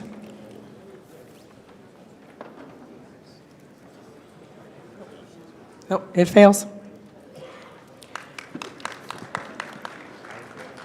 Okay, so the motion on the floor is to adopt the credentials report. Madam Chair, microphone 3. Mr. Moulton, microphone 3. Dr. Moulton. Dr. Chuck Moulton from Pennsylvania. Request for information. If one wanted to view the minority report, is it available in LPedia or any place like that?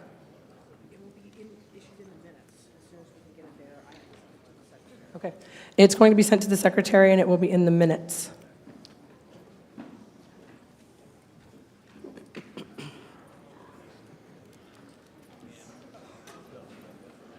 All right, so we have a motion on the floor to adopt the credentials report as Madam Chair, just microphone 3. provided.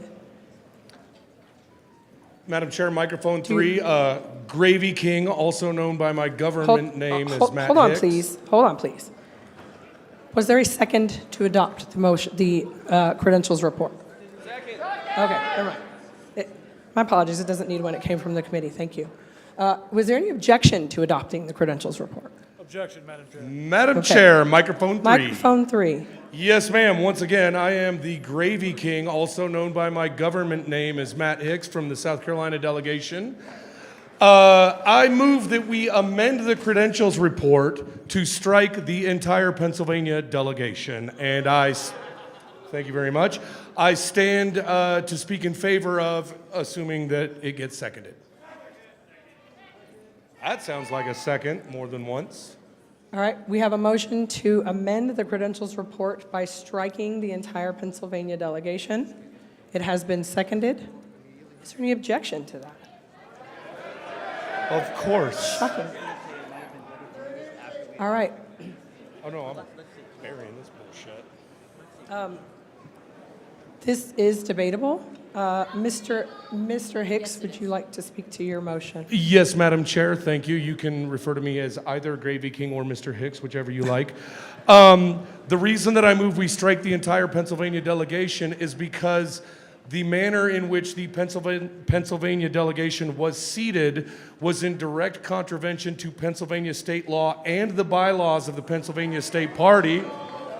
Your boos mean nothing. I've seen what makes you cheer. Thank you for that one, Mr. Sarwar.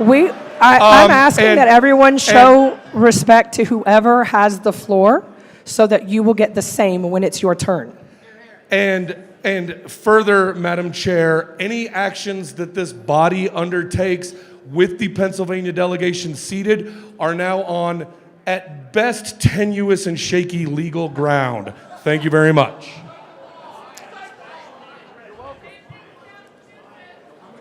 I am.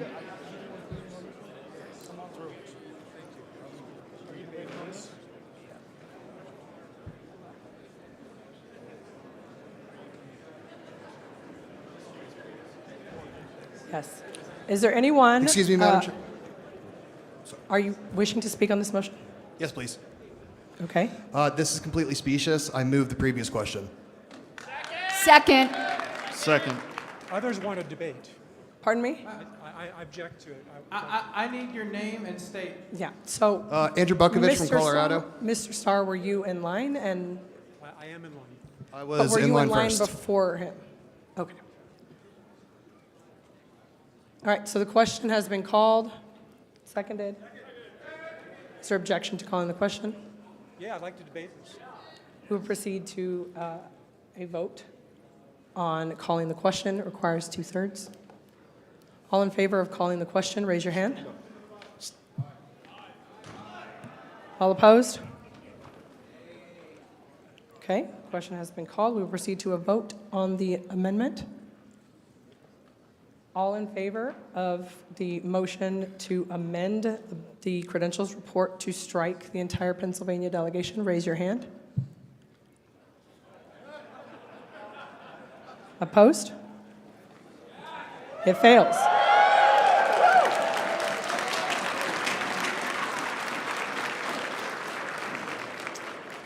We are back to the main motion, which is to adopt the credentials report. Madam Chair, I have an amendment. Microphone 2, Mr. Thrasher. Christopher Thrasher, delegate from Massachusetts. I rise to challenge the delegation from Massachusetts. May I speak to my challenge, Madam Chair? Mr. Madam Chair, Thrasher, point of order. We're going to need you to phrase that in the form of a motion that explains what you want to do. Yes, ma'am. I move to amend the credentials report to strike the delegation from Massachusetts and replace it with the other delegation that was presented to the Credentials Committee. Point of order, Madam Chair. Mr. Thrasher, in order for me to understand what you're asking, you are moving to amend the credentials report by striking what the Credentials Committee has presented from Massachusetts and replacing it with a list they already have? I'm replacing it with a list that the Credentials Committee did receive from the Libertarian Association of Massachusetts. If I may speak to this briefly, I have would a like point to of say order. that the effect I of heard this you. Madam I heard you, and he's still speaking. Yeah, but if the motion is out of order, speaking to it is out of order. Mr. Thrasher. Yes, ma'am. Madam Chair, thank you. The effect of this let me motion- fix this real quick. It is currently not out of order. Go ahead. Thank you, Madam Chair. The effect of this motion would be that every single individual seated at this table right here would be seated as a Massachusetts delegate, as would the 4 individuals who are also here from the state of Massachusetts that were presented on the other list. The other delegation has agreed, voted in accordance with the bylaws of the Libertarian Association of Massachusetts to amend Madam Chair, point of their order. delegation to include every single member who is sitting at this table right now. There are Point of 16 order, Madam individuals- Chair. Mr. Thrasher, does the Credentials Committee have the list? Point of you order, said Madam your Chair. motion- Point of order. I am clarifying what the motion is. member from Massachusetts said- is engaging in debate in a motion that has not been posed to the floor. Point of Mr. order. We have Does points the of order. credentials They are committee have interruptible. The list. Your motion stated it was a list that they had. I appeal from the ruling of the chair. Okay. Okay. Second. So, yeah, exactly. Just so I understand, what you were trying to do is amend. Is the point of report. order well taken? It is not. Is the point of order well taken? Then I appeal from the ruling of the chair. Madam Chair, the point of order is well taken by this body. I appeal from the ruling of the chair. You have Please been put the overruled. question. Yeah. Yes. Ms. Harlow. Thank you. It is out of order for Mr. Thrasher to try to unseat a delegation that he is presently seated with. That's not true. That is not true.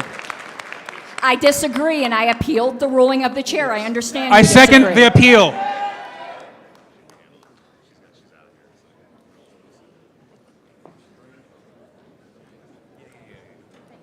Ms. Harlow, are you able to cite what makes it out of order?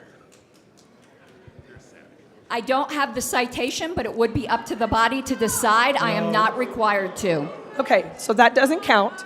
It is No, not out I of appeal order. the ruling of the chair. I'm Seconded. allowed Let's to do it. appeal the ruling of the chair, even if I said Jesus Christ told me to do so. Seconded. So we have an appeal from the ruling of the chair. Madam ruling Chair, is Madam that Chair, motion- Madam Chair, point of order. Mr. Starr. It's an abuse. It's an abuse of the process to appeal the ruling of a chair where there is no ambiguity about the rules. It's improper for you to allow a majority to bulldoze the rights of the members here when there's higher thresholds or there's violation of rights. This person had the right to make a motion on the floor. Correct. And that's a fundamental right that every member has. So you cannot accept a point of order where there's I can articulate my reason. It took me a moment, Madam Chair. Okay, thank you. When a delegation is being challenged, they're not allowed to vote on their own challenge, meaning he's saying he's not an actual delegate. If he's not an actual delegate, he cannot make a motion. no. So, Madam Chair, Mr. Starr. nobody is a member yet. No. We haven't finished credentialing. There is no business that can be done. That is correct. Any person on this floor at this point can make a motion who is That is absolutely incorrect. the person. Challenge the speaker- delegations the cannot do person any who made the business on their motion- own challenge. The person who made the motion is on the list of delegates today. He Correct. has the ability to make a I motion. call the question on my appeal. Second. Okay. So we will move to a vote on the appeal. Good. Thank you. What? Yes. So the question is, will the chair's ruling be upheld or sustained? The chair's ruling was that Mr. Thrasher's motion is not out of order. Point of order. Mr. Secretary. A appeal from the ruling of the chair is debatable, and while I have absolutely no problem with us calling the question, yelling call the question is an out-of-order way to do it. Thank you. Yes. Madam Chair, microphone 3. Microphone 3. Michael Kilsky from Arizona. I would like to save us all a little bit of time by simply making the motion that Mr. Thrasher made as my motion. Thank you. Madam Chair, it's very important that we not. So Mr. Thrasher would need to withdraw his motion first. You withdraw it, so I will withdraw the motion for the purpose of this business, yes. Thank you. Thank you. Okay, can you please state it at the Yes, microphone? apologies. I will withdraw my motion. Thank you, Mr. Thrasher. Mr. Kielski, did you catch? Okay. never mind. I will second that motion. All right, so we have a motion to amend the credentials report to strike the Massachusetts delegation that is Real quick, who's the new person making the motion? Michael Kielski. What state? State? Arizona. Michael Kilsky from Arizona.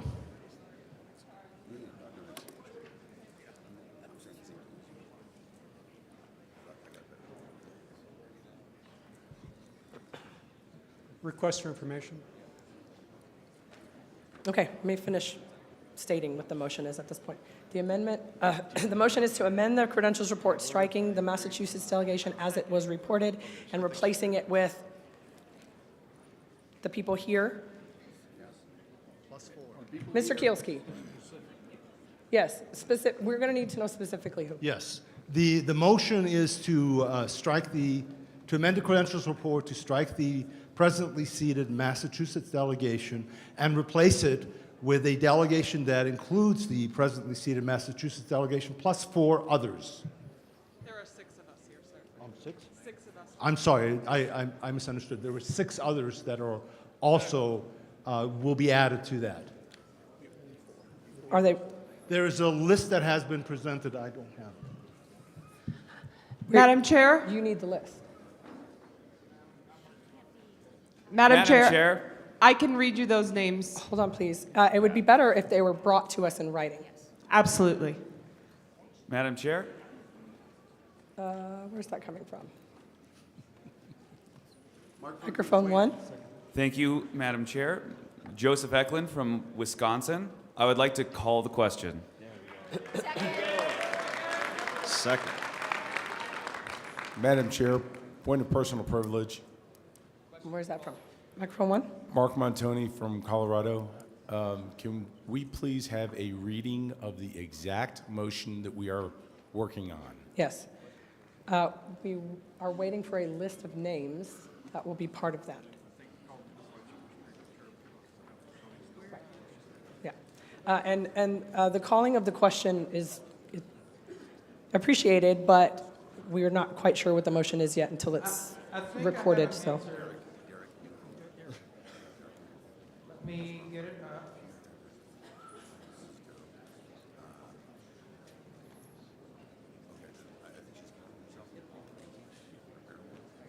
All right, so Mr. Kielski has moved to strike the Pennsylvania delegation and Massachusetts. No. Sorry, Massachusetts. Sorry, Massachusetts. Yes, I was reading the wrong one. Okay, to strike the Massachusetts delegation. We need order in the room, please. And replace it with a delegation that includes Don Graham, Peter Everett, Christina Crawford, Derek Newhall, Tara DeSisto, Paul Granella, Greenland, David Blau, Christopher Thrasher, Scott Kuzlin, Ann Reed, Daniel Reich, Vivian Nicholas, Lucas Diston, Sherry Graham, Erwin Juggeries, Jordan Evans, Michael Burns, Walter Z. Orbro. This is not.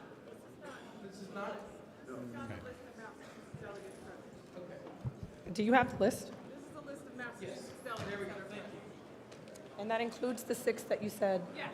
Okay. Madam Chair. And it also includes. Madam Chair, I would like to. Got it. Okay, Madam so Chair, we are point of information. clarifying. We are clarifying the motion right now. It will be on the screen for you here shortly. And I recognize that someone has called the question.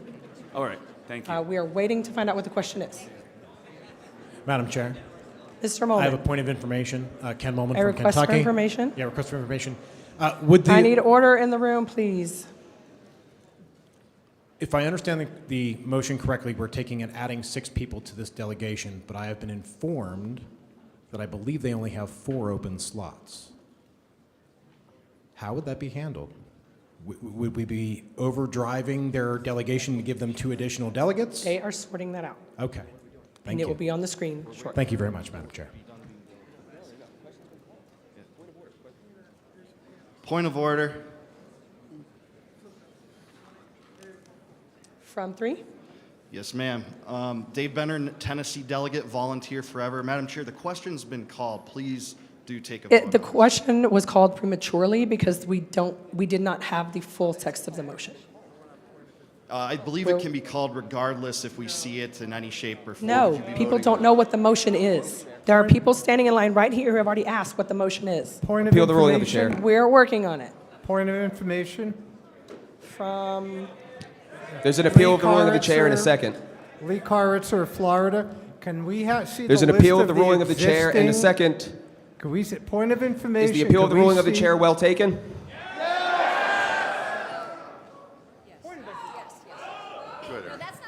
Point of order. No. Point of order. No. The question has been called. Is the motion ready? No. Point of information.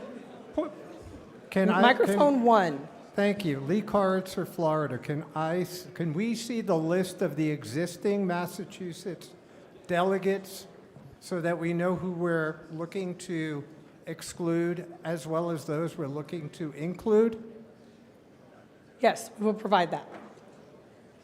We are working on providing the list that you just requested of those who are currently being presented, as well as the ones who are they're seeking to be replaced with. Nobody's going to be excluded. It is also my understanding that no one is being excluded, so that should be helpful. You are debating, Madam Chair. We are working on that.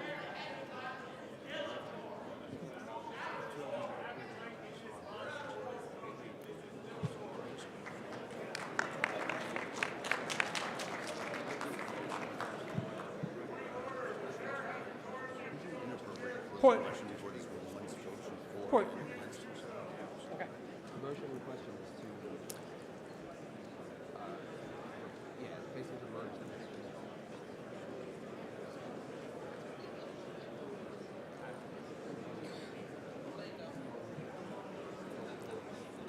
So I've been advised that Mr. Kielski will have an opportunity, actually, even though the question was called, again, it was premature because we didn't even have the exact motion, but also Mr. Kielski has the right to speak to it before anyone else gets to do anything with it.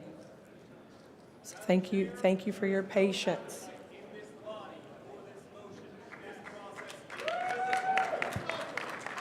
So, So I have just been told that Mr. Thrasher, who was trying to mark the delegates, cannot make it work. So unless somebody can bring me a motion, I don't know that we have a motion on the floor. Point of order, Madam Chair. It's no longer my motion. Yes, it's no longer his motion. It was Mr. Kielski's motion. So, but I mean, if somebody needs to bring me a motion, or we don't. And the reason that it can't work is because I said I can't make it work. Those are the words I received. Madam Chairman, microphone 3. Who's this? Zach Kellier, acting delegate from Idaho. I move to call the question on whether to accept the credentials report.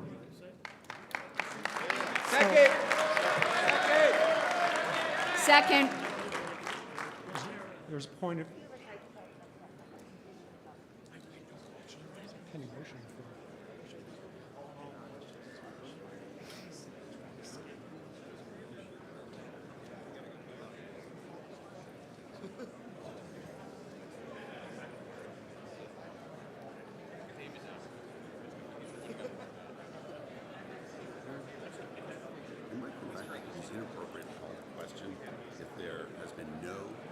Okay, so at this point, the secretary confirms that we do not have a proper motion. Real quick, So, who called the question? That's why it takes What's that? two-thirds Who vote called the to- question? who Name called the and question? close debate. Who was it? Sorry, It was Dave Benner from Tennessee, Mr. Secretary, No, I it wasn't. believe. Zach, come back. Come back to the microphone, please. Zachary Collier. The question has been called. The question is to adopt the credentials report. Is there any objection to adopting the credentials report? Hearing no objection, the credentials report is adopted.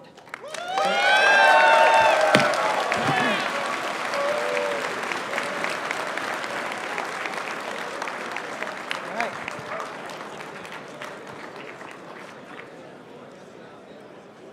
So we now have a delegation.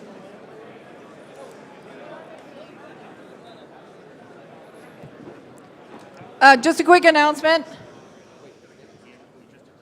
Some of you who checked in as delegates, we had a shortage of delegate ribbons that this will help with, just saying.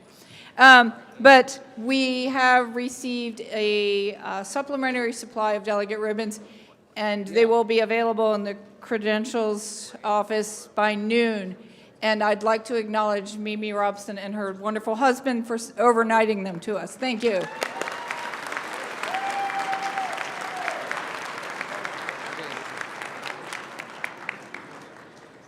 All right. Next order of business is the adoption of the agenda. Madam Chair. Was that two? Microphone 2. Andrew Bukovich from Colorado. I move to suspend the rules and replace the chair with the correct chair, Ken Molman, according to our bylaws.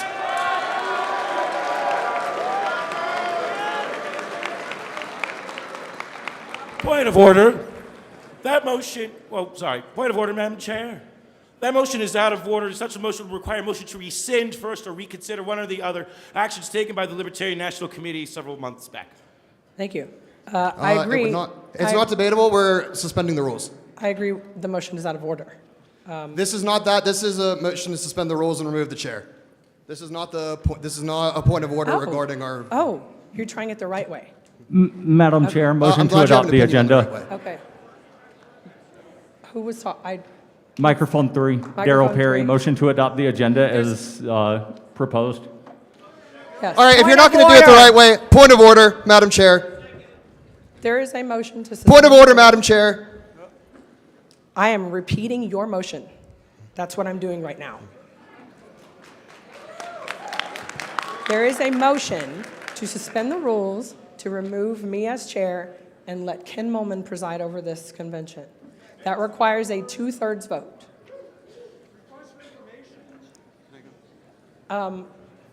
It was seconded. Is there any objection to suspending the rules to remove the chair? Objection. I Okay. talked to Ken Molman in person. He said he is not interested in being chair instead of Whitney. He has said it also on Zoom. He just wants to stick with Kentucky. He clearly didn't want to be chair, or else he would be it right now. Point of order. A point of order vote is a majority, not 2/3. Point of order. This is a motion to suspend the rules. It is not debatable. That is correct. Mr. Molman. Hi. I would like to raise a point of personal privilege.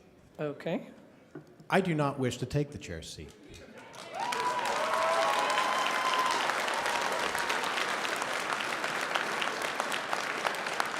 If I can take just a moment. We have been fighting internally and focused on the wrong enemy. The people who spent hundreds or probably thousands of dollars to be here are not the enemy. Ms. Bilyeu is actually legitimately a better presiding officer than I am. Straight up. I haven't presided over a convention really in like 7 years, so I'm a little rusty. You may disagree with Ms. Bilyeu's rulings. You may disagree with some of her actions that she's taken.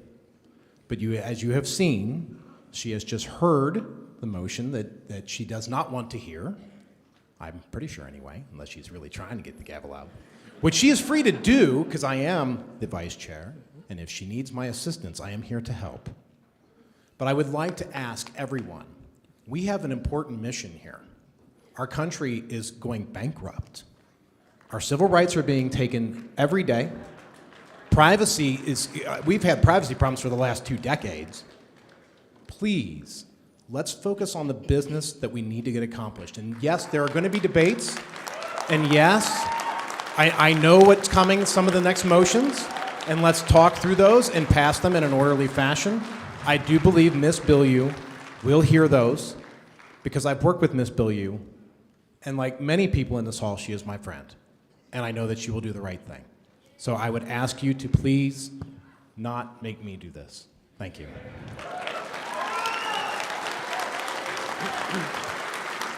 Point of order. Thank you, Mr. Mullen. I hear a point of order. Is it 3? That was 3. Yes. This is a motion to suspend the rules. It is not debatable. That was not an appropriate point of personal privilege. With all due respect to Mr. Molman, he is our elected vice chair. Mr. Mullen, I have to hand you the gavel to dispense with this. Oh, that's a good point. But I got a conflict of interest too, don't I? So I think that goes to Mr. Hagan. To whom? I think it goes to Mr. Hagan, doesn't it? Or does it go to Mr. Wolford? Goes to Mr. Wilford. Okay. Yeah. Do what? All right. I've been asked if I will do it. I will do it if you make me do it. Like, that's my job. But I don't think it's necessary. It was your job to become chair the moment you resigned. All right. There's been a motion to suspend the rules to replace the convention chair, Ms. Bilyeu, with Mr. Molman. It is not debatable. It requires a 2/3 vote, and unless there is an interrupting motion, we will now proceed to that vote. All in favor of replacing the current chair, Ms. Bilyeu, with Mr. Molman, raise your hand. All opposed? No, that's not 2/3. Hey, Taste. I don't see 2/3, do you? Oh, come on. We are going to do a counted vote. So, the way we're going to do a counted vote is each delegation chair is going to get a counted vote of their delegation, and then I will call the states in alphabetical order and get their votes and record them. Point of order. Point of order. Is it not the case that in a motion to suspend the rules, we first vote on whether to suspend the rules, and then we vote on the substantive question? There are 2 ways to do it. We can suspend the rules to consider a motion, which is what you're talking about, or we can suspend the rules to do a thing. If we suspend the rules to consider a motion, that motion is usually debatable. That's not what happened here. We suspended the rules to replace the chair. Thank you. All right, if each of the delegation chairs could start getting their votes together. Point of order. Point of order. Point of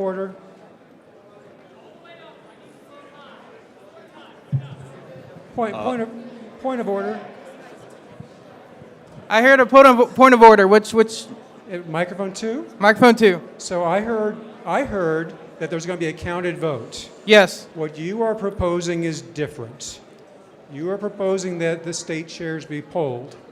To do a counted vote, we should all stand, and basically you'll count the yeses, and to make sure that we know people are voting, are eligible to vote, they should have with them their placard, so you can see that. You do not have to have a placard to vote. That is not necessary. Not to vote, but to make sure that you're eligible to vote. That's for each delegation chair to decide. It's not a delegation chair. I'm saying you're doing a counted vote.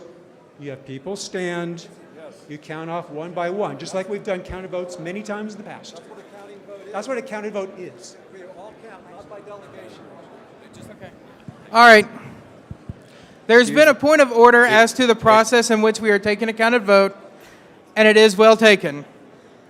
So we are going to use a different process to do a counted vote. Point of personal privilege. Point of personal privilege. Microphone 1. Yes. Jason Barton from Michigan. Again, there are several people in audience that cannot stand for vote counting. So count. Yes. This is the second time this has come up pre-voting. But hey, we're not gonna go back and forth between the microphones. First thing, yes, and I believe I asked for a raise of hands. If I didn't, I apologize, but that was my intention. Understood. Thank you. Okay. That said, we are now going to. Can I have a point of order? You can have a point of order. It's me here. Oh, yes. Microphone 2. Mimi Robson, Chair of California. So I just want to be clear, are we doing this by delegation or regular counted vote? Because since I gave my number, I now have 3 more people that have signed in. So we are not doing it by delegation. A point of order has been raised that was well received. So we are using a different process. Okay. So I don't need to change my delegation number at this moment. No. No, you don't need to do anything with that. Everyone stand at ease, and we are about to start our counted vote. All in favor of replacing the current chair, Ms. Bilyeu. Sorry, let me talk about process first. We are going to raise hands here in a second. And I am going to go to the end, and I am going to point at somebody, and that person is going to say 1. And I'm going to point at the next person, and they're going to put their hand down. I'm going to point at the next person, and they're going to say 2 and put their hand down. Hold on. And order! And we are going to proceed in that fashion until we have everyone counted. I will also be getting a teller for each row. So we will be doing this 4 times. Mr. Dixon, are you available here?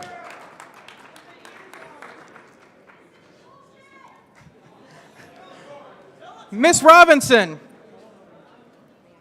Miss Mimi Robinson, are you available to count? Robeson, I'm sorry. Are you available to count? Can you do this column? Can we get a volunteer? Point of order. I hear a point of order. Yes. This is Scotty Bowman from Michigan. It's actually, well, it's a point of information first and a point of order. Let's put it this way. Has the agenda for today been approved? And if it has been approved, then does the agenda include this part of the process? No agenda has been approved, and as this is a suspension of the rules, it wouldn't matter if it had. Thank you. Okay, Ms. Hogarth, can you get the far one? Inquiry. And Point of inquiry. can you get this one? Mr. Dixon? Point of inquiry. Yeah, yes. No, this one. And then we need one more volunteer for at the end. Sure. Point of inquiry. Point of inquiry. Hold on. Point of inquiry. Where is it? Microphone 3. Microphone 3. Hollywood, Virginia. I just want to make sure that I'm guiding my delegation correctly on the vote.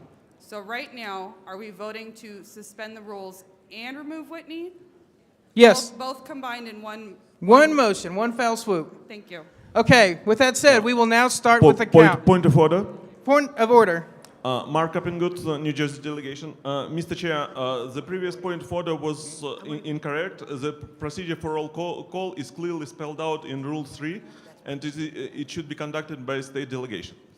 It is Rule 3 of the convention.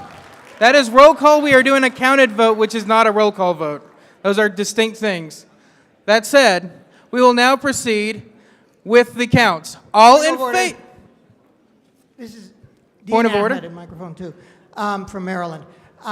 We have historically always taken standing votes where people stand up and are counted and then sit down.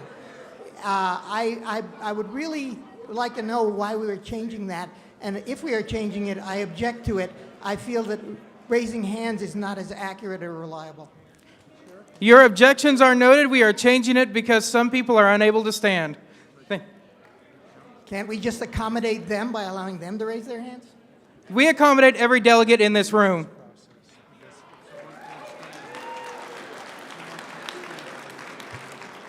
So we will now proceed with a vote. All in favor of removing Ms. Bilyeu and replacing her by Mr. Molman, raise your hand. Suspending the rules. Point of privilege. Not at this time. Personal privilege is not interrupting. Please continue. Point of order. Point of order. Bob Townsend, Texas. There is no one recording the minutes, so we don't know who, want some record of this, please. I got it. I'm doing it all. Please continue.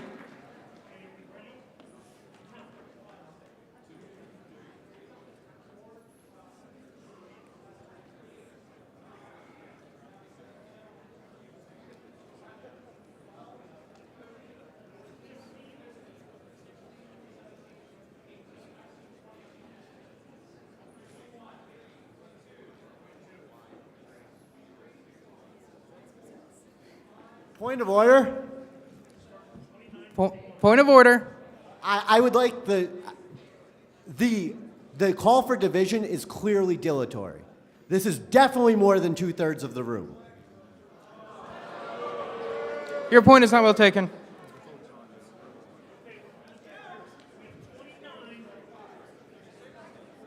Next one I see here.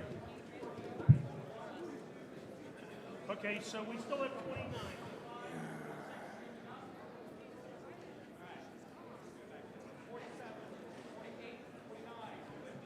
Point of information, this is against national bylaws.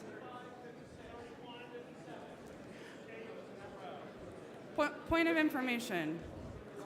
I'll recognize, I think a point of order. Point of order. Yes. So I'm reading the national bylaws. Rule 2, voting procedure and motions. I'm sorry, Rule 3, polling procedure. In cases where a roll call is required, polling shall be by state. This has been addressed, and I'll address it again. I'll be super clear. We are not taking a roll call vote. That would require everybody to give who they are and what they're voting. We're doing a counted vote, which is a distinctly different vote. Thank you. Point of order, microphone 3. Microphone 3, point of order. This is Sharice Norton from the Oklahoma Libertarian Party. I'm looking at Article 6 of the bylaws that states, Article 6.3 states the chair shall preside at all conventions and all meetings of the National Committee. This is not a suspension of the rules. It would require an amendment of the bylaws. No. Those are the convention rules of order. Is that what you're looking at? I am looking at the bylaws. Article 6 officers, Section 3.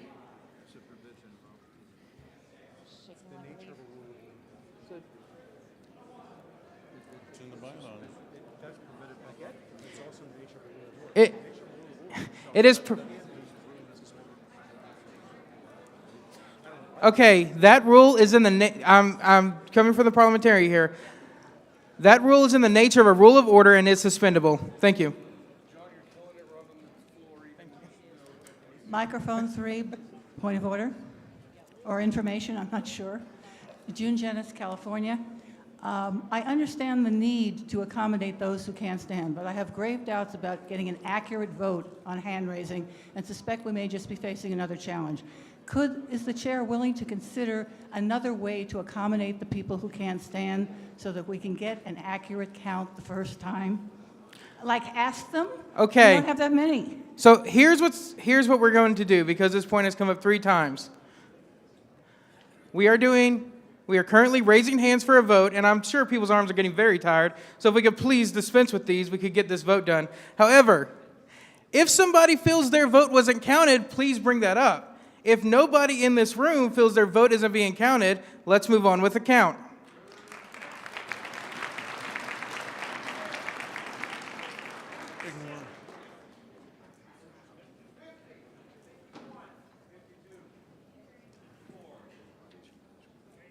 Ignore.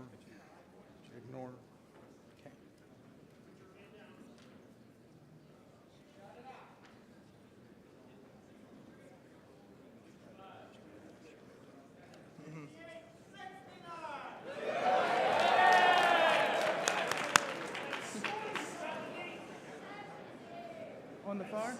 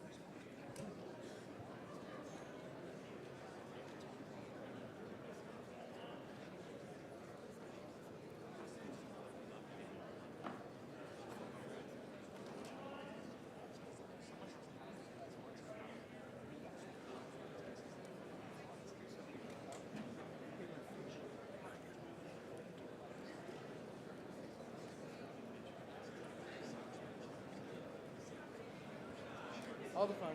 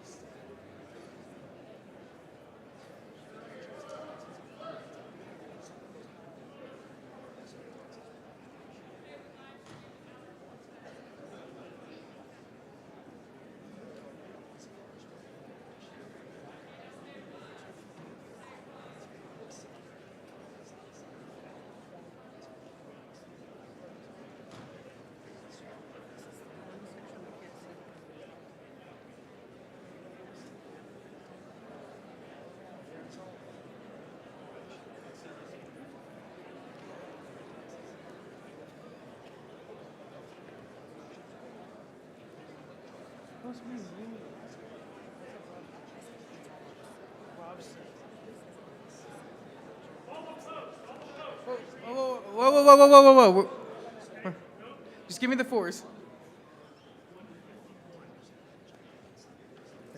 Yeah, I got the fours.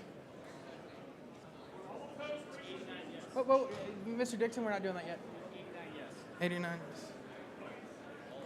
I want to announce it, make sure everyone hears it. Okay, all right. Yeah.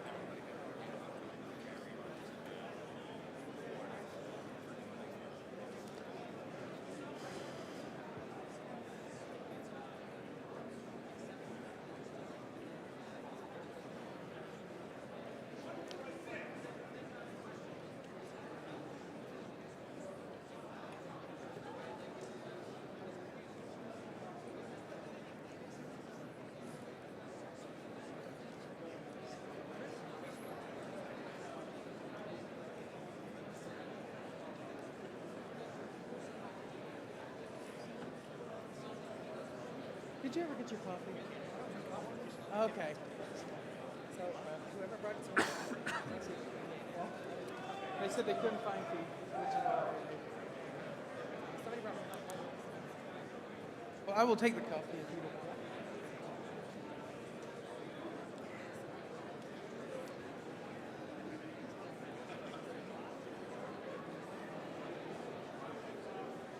Please clear the middle aisle. We have someone coming through.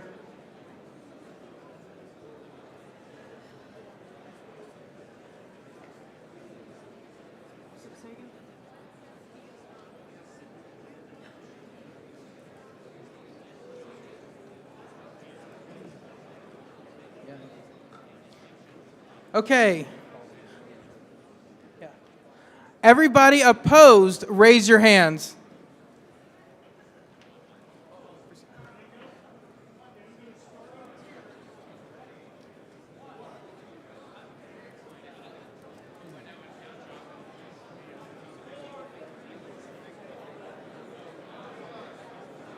Robert always requires you to take the names.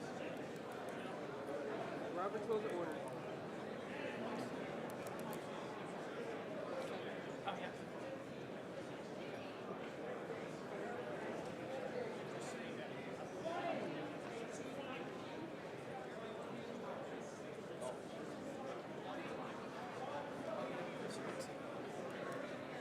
Let's get in with Mr. Dixon when he comes to report. Point of order, Mr. Chair. Point of order. Taylor Richmond, West Virginia delegation. If we already had the count of the ayes, don't we know if it's 2/3 or not?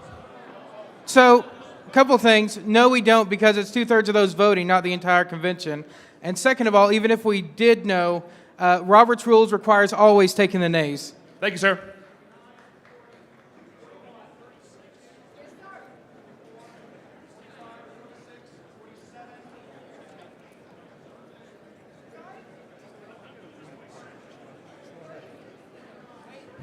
Which microphone is it? 37.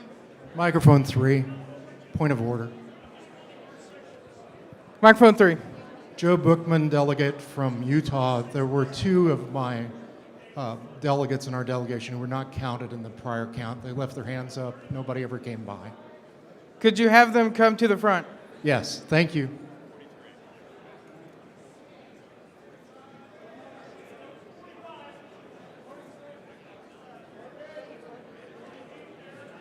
25.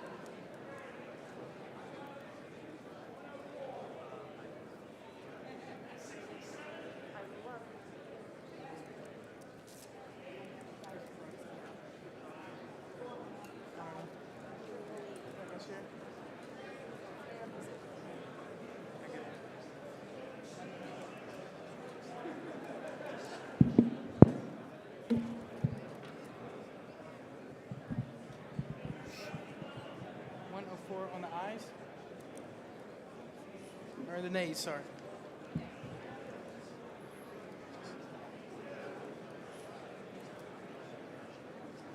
I heard earlier someone say there were 2 delegates not counted. I asked them to come to the front. I haven't seen anyone. So if they aren't coming to the front, I'm not going to count them.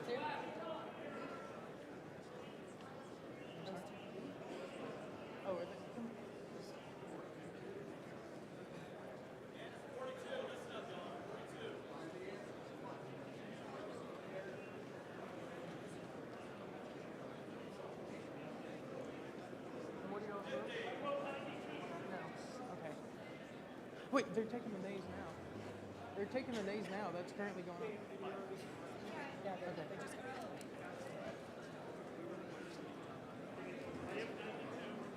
One, two, 94.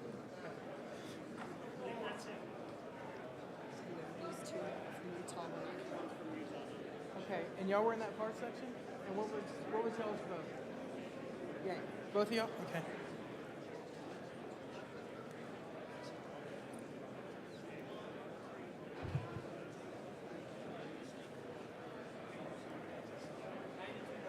On the far end?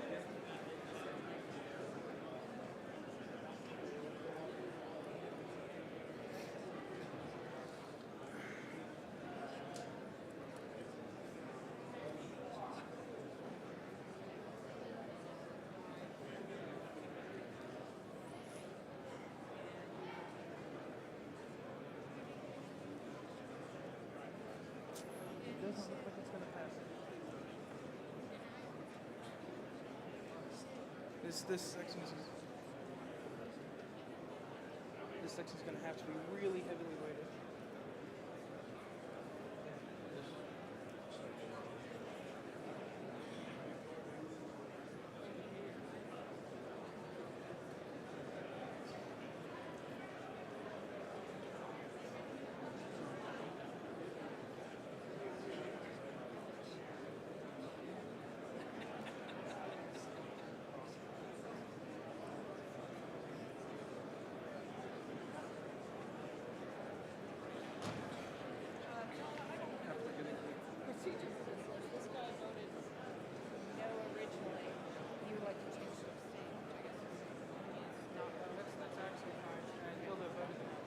Section was it, the far one? It does matter. Okay, great. He needs to come up to me. Yeah, just sit next to me. Well, it's going to change. Because I knew that this might come up. I didn't know what section it's in, so if you could go figure out what section it's in. His original vote and his...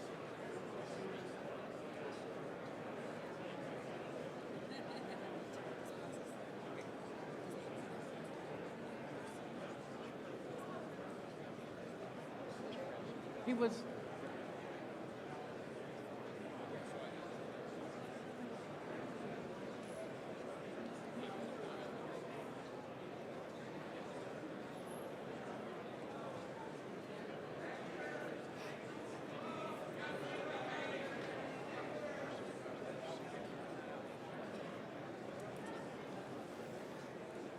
Okay.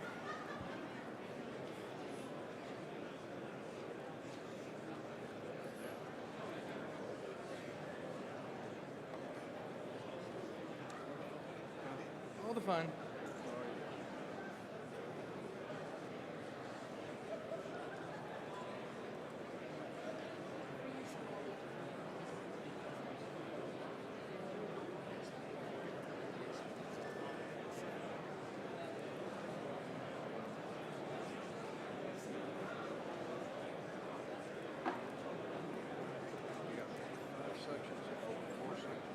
One, two, three, four. This is the ayes and this is the nays.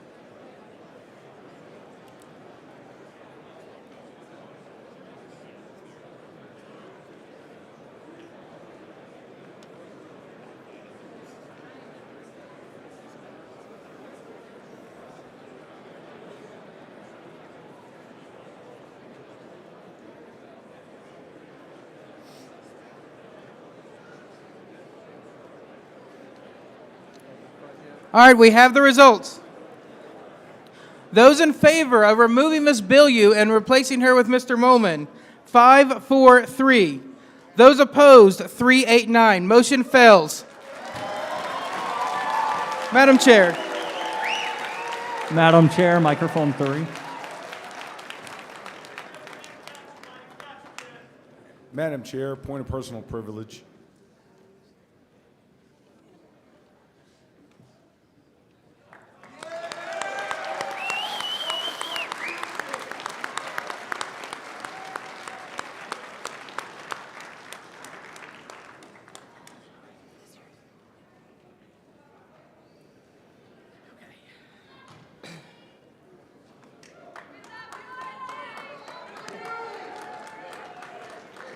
Was that you? That was with me. Personal privilege? Over here at microphone 1, I One? think. Okay. Mark Montoni from Colorado. Madam Chair, we have a scheduled lunch at 12 o'clock, and Okay. that's about 11 minutes away. I understand we haven't gotten to a lot of our business. I would like to suggest a few rules for libertarian radicals so that we can move this along a little faster. First of all, be nice. Second, might doesn't always make you right. Number 3, if you feel the need to yell at the chair or anyone else in the room, please check out and go home. We don't need that. Number 4, the more you call to appeal, suspend the rules, and so on, the longer this will take. We spent over half an hour on this last item that we just finished. Microphone 2. Mark Hinkle, retired chair for the Libertarian Party and California delegate. In the spirit that we've so far been dealing with, I move to suspend the rules to introduce this following resolution. Whereas Joshua Smith, candidate for the LNC's vice chair seat, has publicly stated that he didn't vote for either the 2016 or 2020 presidential candidates. And whereas Joshua Smith continues to refer to Order. And whereas Joshua Smith continues to refer to the Libertarian Party as a joke, and whereas Joshua Smith on the Chrissy Mayer podcast referred to the 2020 LP presidential candidate by saying, and I quote, Madam Chair, point of order. She's shit. This is out of order. And I didn't vote for her. Whereas Joshua Your point is Smith not on well the same taken. podcast Proceed, Mr. Hinkle. remarked that the 2016 presidential I appeal the ruling of the candidate, chair. and I quote, I didn't like him, and fucking I didn't vote for him. Whereas it is the duty of the LNC officers to enact and carry out the decision and the policy. I appeal the ruling of the chair. Will you shut the fuck up? I have the floor. I have the floor. So shut the fuck up. Shut the fuck up. The appeal of Shut the ruling the of the fuck chair up. has been called. Is the appeal well taken? Therefore, we, the delegates of the 2022 Motion to National object to the Convention, consideration condemn of the the actions motion. of Joshua Smith, and furthermore find that he is unfit to serve as LNC vice chair or serve any position on the LNC. Mr. Hinkle. I heard a point of order that was not well taken. Motion to object to the this- consideration of the motion. Point of order. Mr. Starr.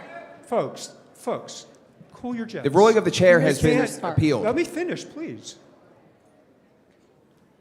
You cannot use a resolution in order to basically bash somebody. That's a decorum violation.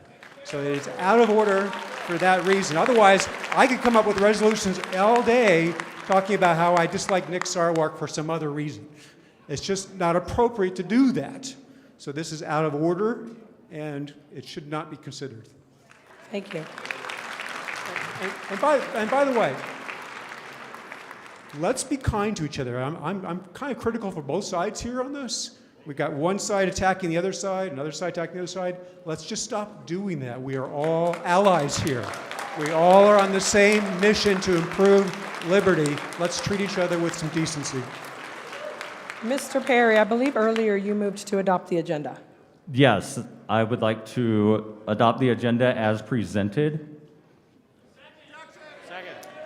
We have a motion to adopt the agenda as presented. It has been seconded. What was the delegate state? Darrell Perry, New Hampshire. Oh, sorry, Maine. Is there any objection to adopting the agenda? I haven't seen the agenda. Are we talking about Rule 1, or are we talking about something else? The agenda is in the booklet. What booklet? What booklet? Could we please have the agenda on the screen? Yeah. We'll get it.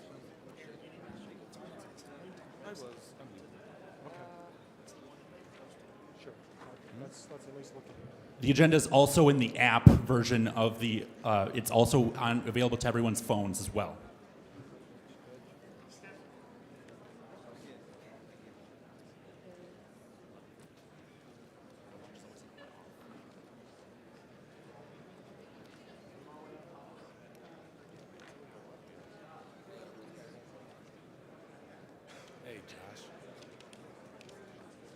It is on the back of the fourth leaf in your book. Okay. Thank you. It's on the back of the fourth leaf of the booklet that was distributed. It is the proposed business agenda. It is separate from the event schedule. Thank you.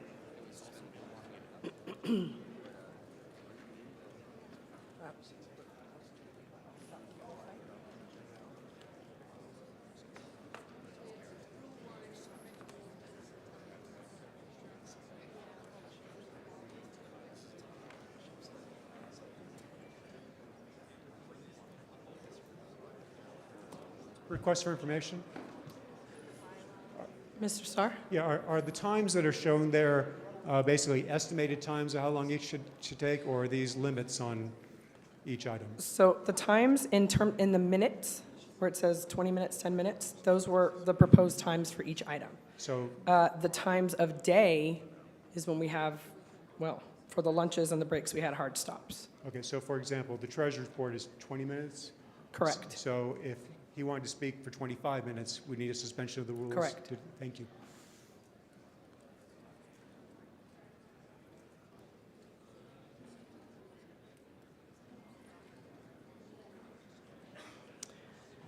All right, we had an objection to adopting this agenda.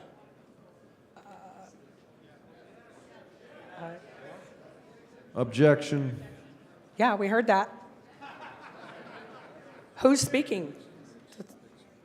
Roger Roots from Montana. I also second the objection. Okay, so, Point of order. yes? Shouldn't the maker of the motion speak on it first? Okay. Mr. Perry?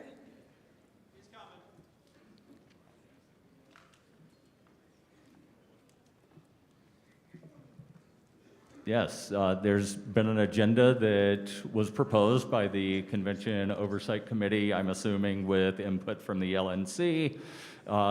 It's been almost 3 hours since this was supposed to have started. We still haven't approved the agenda. Let's just approve it, get on with business. After we approve the agenda, then we can go to lunch.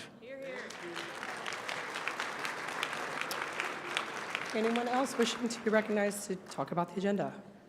Yeah, Eric Fun Van too. Single from Texas, thank you. I'd like to call all pending questions. Let's vote on this thing. Thank you. All right, the question has been called. And is there any objection to calling the question? Not debatable. So we will vote on adopting the agenda.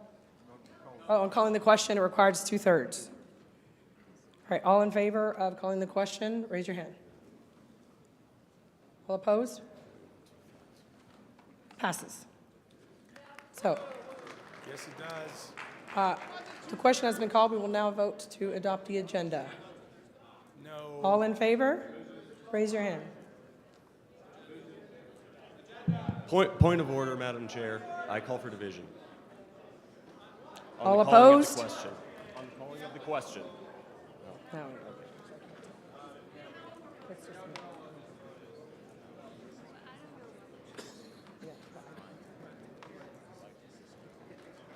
Huh? I think once the vote is finished. Yeah. Yeah. That is too close. That was close.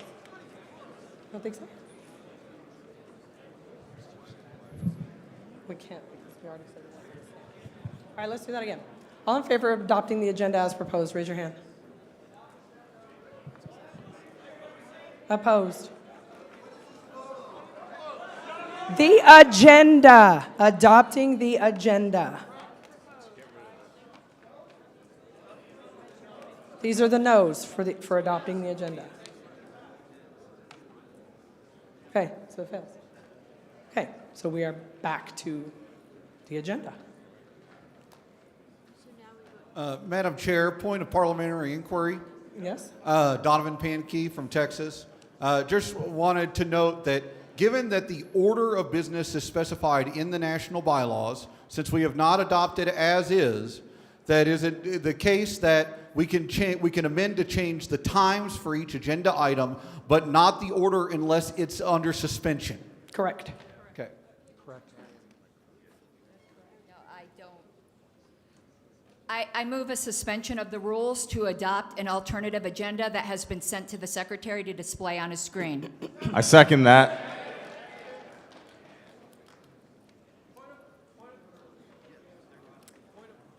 We have a motion to suspend the rules to adopt an alternative agenda that is going to be posted on screen. Parliamentary inquiry.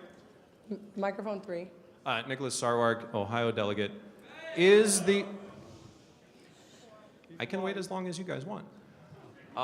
Is the motion to suspend the rules to consider the agenda, or is the motion to suspend the rules and adopt in its entirety this alternate agenda that the secretary will be displaying? It is to suspend the rules and adopt in its entirety the alternate agenda sent to the secretary. So not amendable and not debatable, is that correct?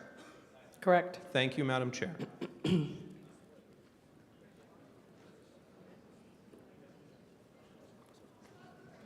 Ms. Harlow, No, it goes once. do you know who sent the email? I'm having trouble finding it. Mr. Heiss? I also have it I could send to you if... Microphone 2, point of privilege. It was also sent to the chair and the vice chair.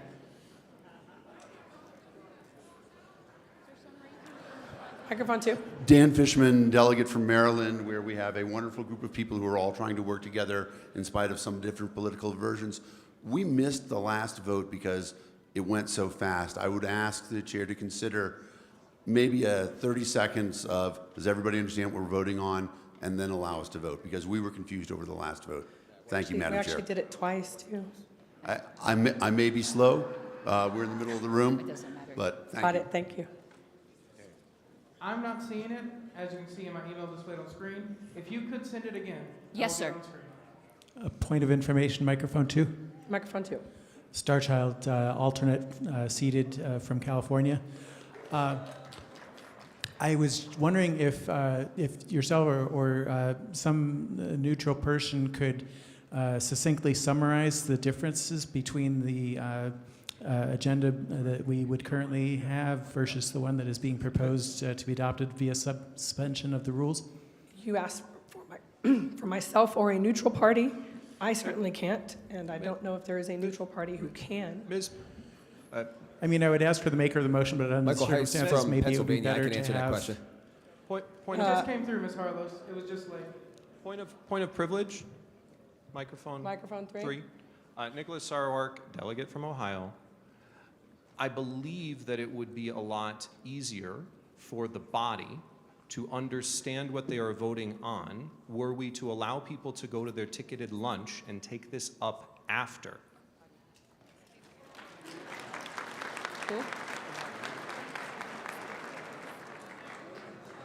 A motion to suspend the rules is not debatable.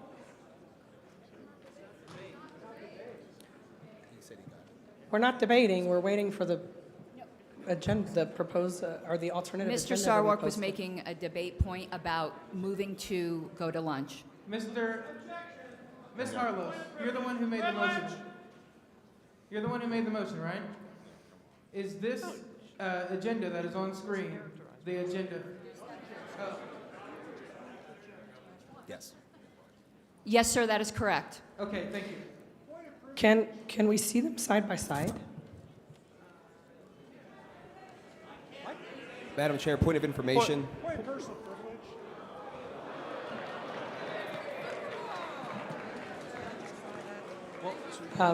There was a request for Point of order. being able to tell the difference between the two, and Point of order, microphone 3. microphone 3. Would it be in order to move that we adjourn until after lunch to take up the rest of this? That's what I was going to do. Yes, it is. It is in order to move to recess. I do so. I'm about to make a motion. All right. Is there any objection to recess at this time? Objection. Madam Chair. I need a time or a time we're coming back later. At the agenda specified time after lunch. 90 minutes from the time this passes. Okay. And who made the motion? June Janice, California.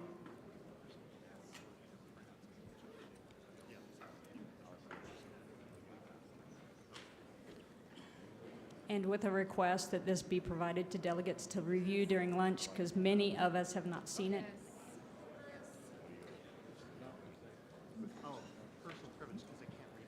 Yeah, I can't even. Madam Chair, point of information.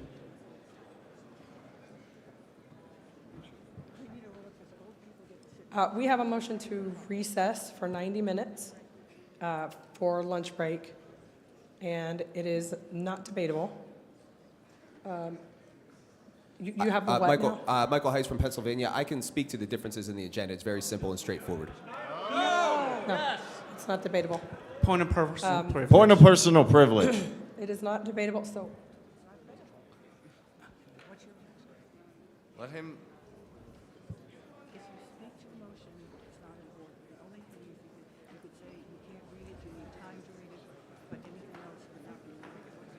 Yeah, I get that. That's the issue. So people can find out what their votes are. If they get it early, it's not the same. I guess I would if you want to request for information. someone asked for information earlier about the difference between the two agendas. Mr. Heiss, are you saying that you can provide that information? Can you restate that? I'm sorry. Someone had asked earlier of what the difference was in these agendas, Yes. and you're saying that you can provide that. So the agenda on the right. Yes, that is true. I will say that since you were the one who created the agenda, you would not be considered a neutral party, and the requester asked for a neutral party. Madam, point of personal privilege. Washington State. We have a motion to recess, and at this point, we will vote to recess. People will review the agendas, and we Madam, can point do of that after personal lunch. privilege. Who is asking for? Right here, Microphone 3. Yes, ma'am. Is it in order for the differences of the agendas to be printed over the lunch break so that the delegation body has something in front of them to review? Some of us cannot read the screens at the size of font that's on there. Can I answer that? Mr. Secretary? I have here a printer and a couple reams of paper. I do not have the ability to print thousands of copies of this. Point of inquiry. Point of information, Mr. Secretary. I believe they're also in the Record from the do you have enough paper that you could print one for each delegation and have the delegation chair take two? All right, two for each delegation, and have the chair handle it from there. I could probably print 51 copies of each if that's required. Is that a suggestion or a motion if I ask you to do that? It doesn't need a motion. I'll print them. Thank you. Point of information, microphone 2. Microphone 2. Starchild, alternate seated from California.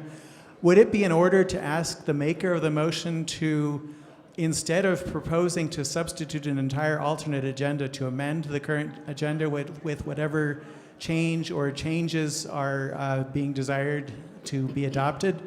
I think that would be a lot easier for people to understand what those changes were without having to print up, and distribute an entire alternate agenda.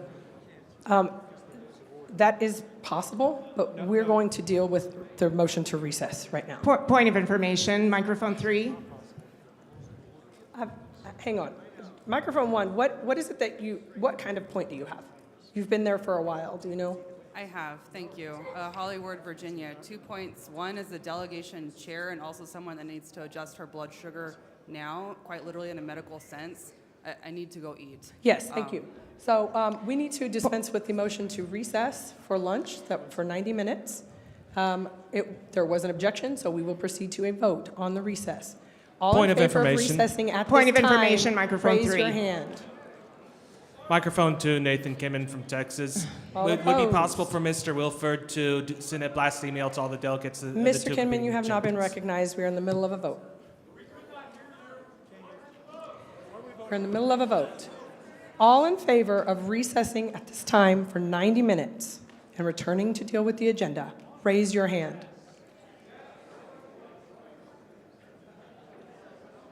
All opposed, raise your hand.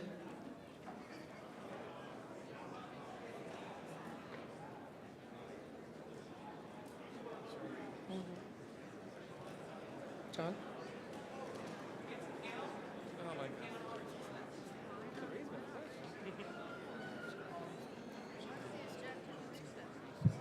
Yeah, it is.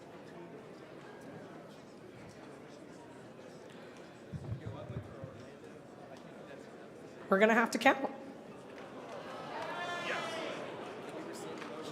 So it is very clear that there are people in this room who are just hell-bent on making sure nothing else gets done.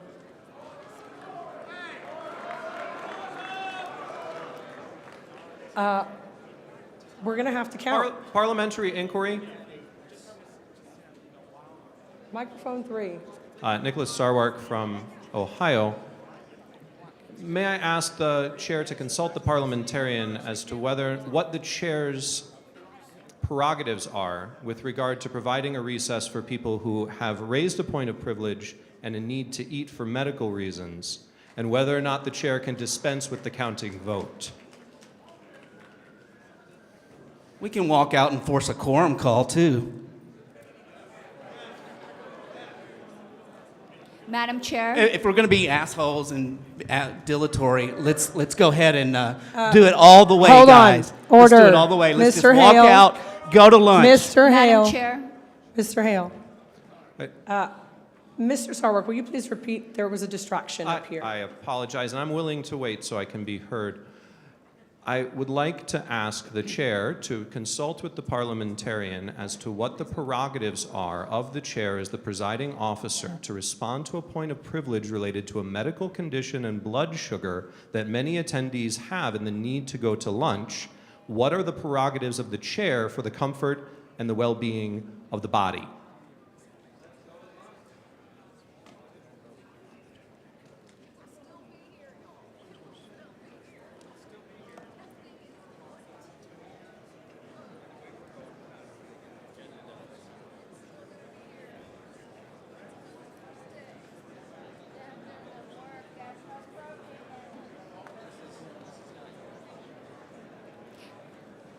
Okay, we can try this one more time. All in favor of recessing for lunch right now for 90 minutes, raise your hand.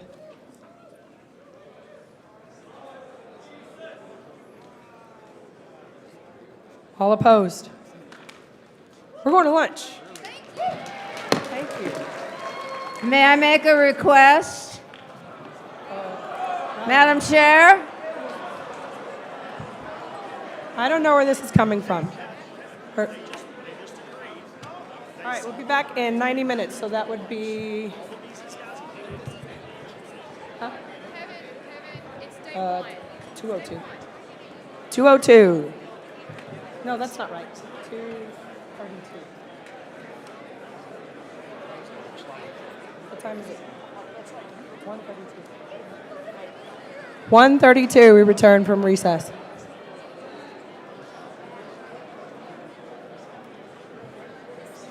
I'll ask the secretary to try that, yeah. Okay. Okay, thank you. I'll ask. You're asking? Okay, just to be clear, we return at 1:42.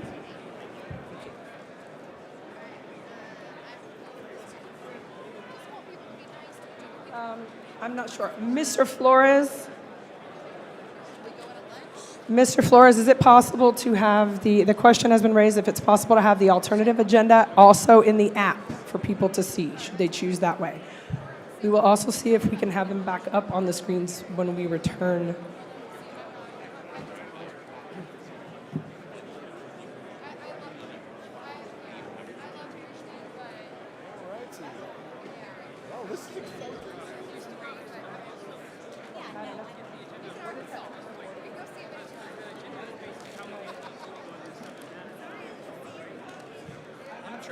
It may be on there, maybe on the AV team.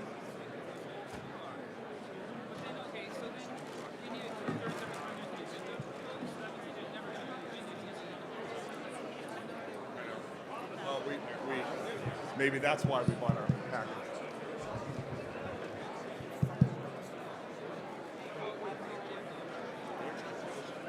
Announce here all t-shirts, it's $20. Where is the right here.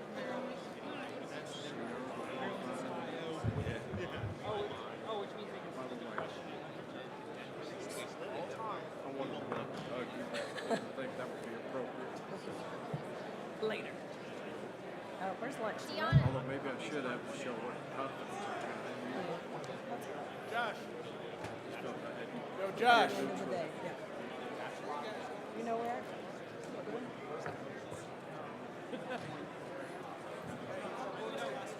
As an adult, if I put my sunglasses on, should be in the video.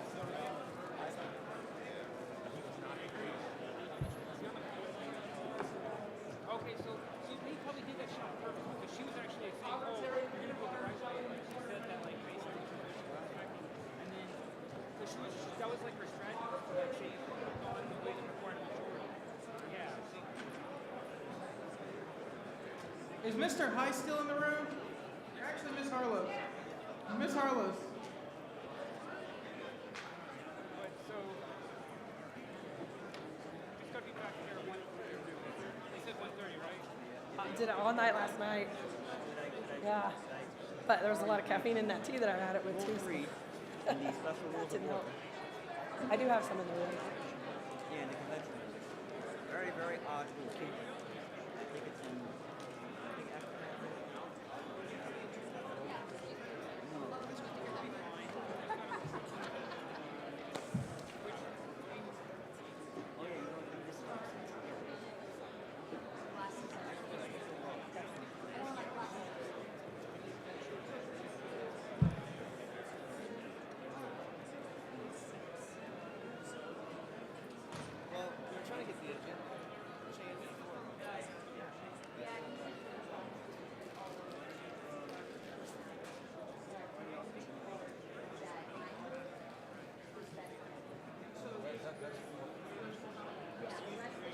Me too. Thank you. Thank you. I like your hat.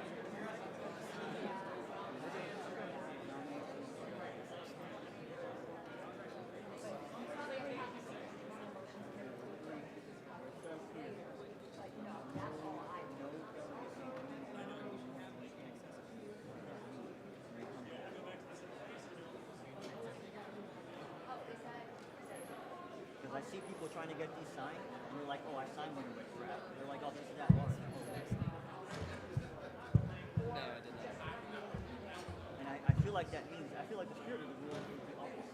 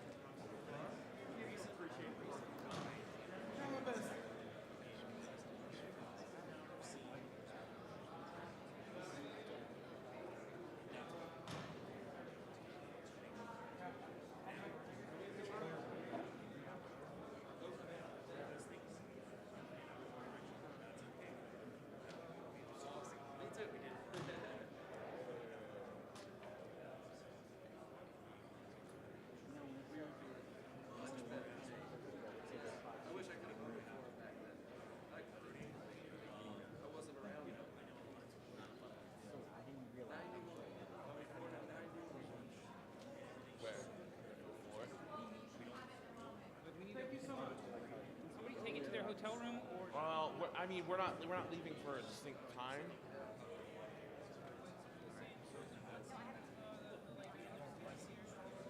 I was here in 2020 and no one stole anything. I know, but I know.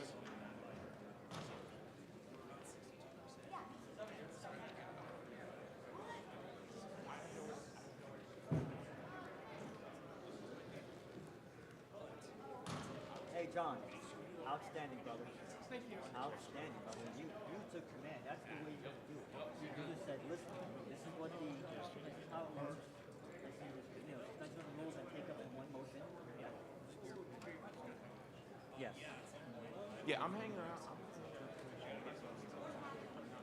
says no delegate may join in nominating more than one candidate per seat. At large is 5 seats. Yeah, so that's how I would rule it, and I'll tell you why. When you talk about, yeah, it's the same thing. You don't mind. Yeah, which makes People, it. people are asking me to sign on something. I haven't signed my own. I have 17 signatures here, just clean delegates. Yeah, so you can sign one for each seat. Okay. That means I can still sign for others. Hey, Dr. Lark. He did do an excellent job. All right. Hey man, we've been putting this on. Yep. Yeah, y'all go ahead and go. I'll catch you there. Yes, absolutely, always.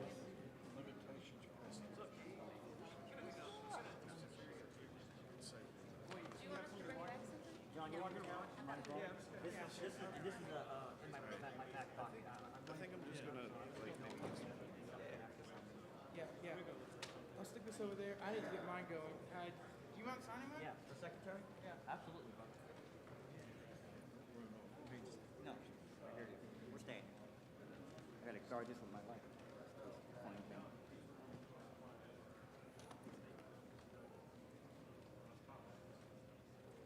Here, if you just want to sign the top one, I'll fill out the rest later. And oh, you got one. I'm going to record. I didn't get any of it. Where's the charge for state?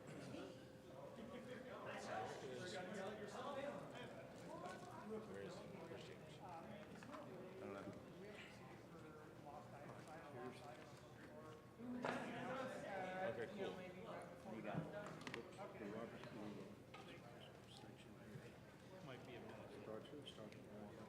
When more than one person is elected to an office, that's the board of directors, which is what we said. Students look to be tracking for my elections. What's your name? Yeah, man.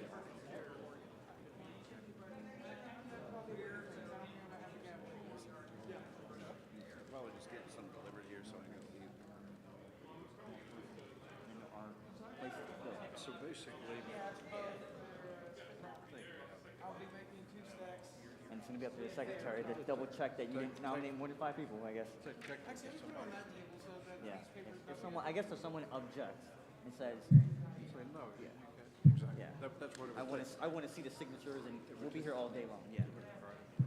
Thank you very much. Okay, so Yeah, I'll just keep an eye on it. so from our vantage point, up to 5. Let's say someone has a 6 out there. It would take an objection to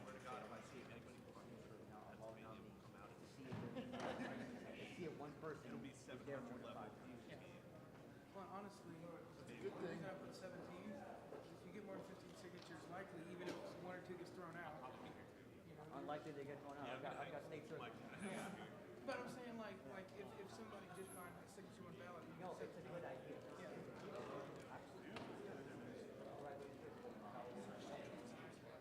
I'm good for right now.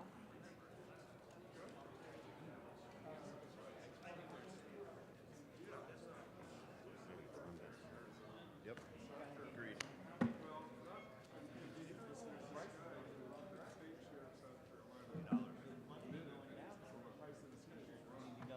That's what I said, but I got overruled because we might change.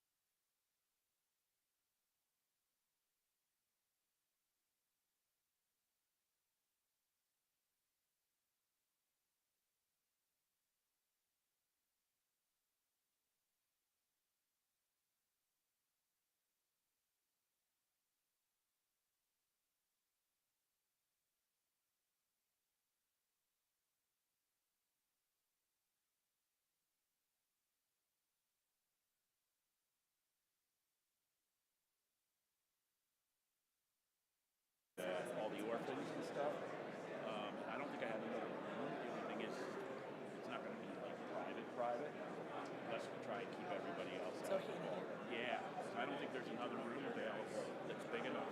Okay, I get it. If I'm working on it, but like people are telling me like 350 people maybe. So Okay. I just wanted to let you know, right. and I will get you that list to you before the end of the session. So announce where we're going. Perfect, thank you. And don't forget the water. I'll do that now. Yeah, he's taking care of it right now. Thank you. Hey. Oh, yes, of course. I have not forgotten about you. Not forgotten about you. I just want to sit down and talk to you about it because I have some more questions. I haven't forgotten. Thank you.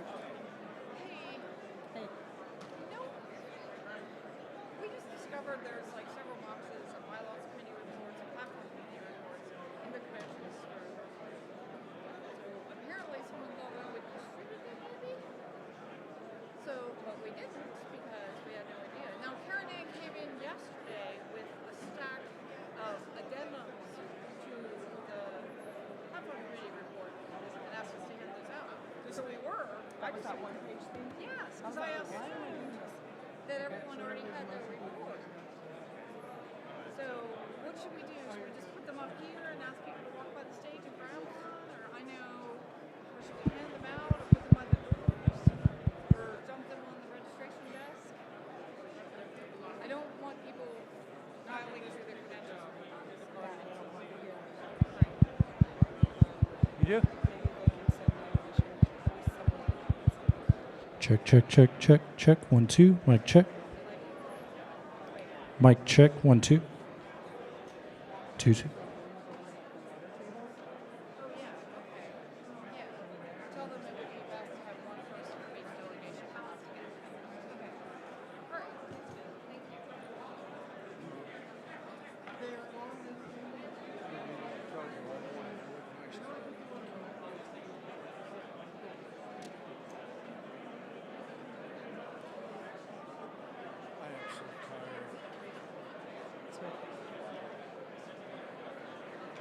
Oh, look.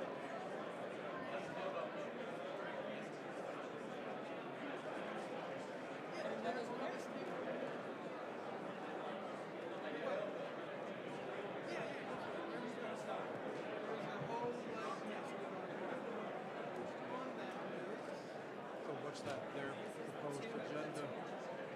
Thank you. Is it 2 or 3 pages? Yeah. Is it 2 or 3 pages? Just 2?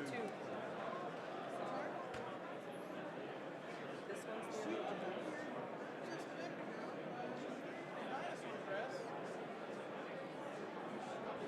Password. Miss Hogarth? Is Miss Hogarth in here?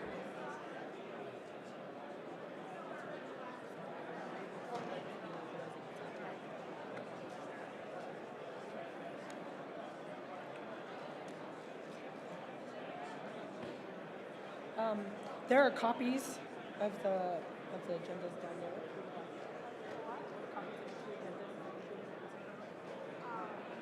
Oh, okay.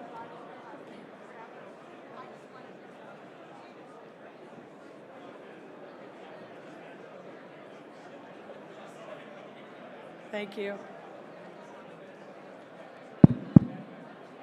So, John, these copies are one per state? One set per state of the agenda?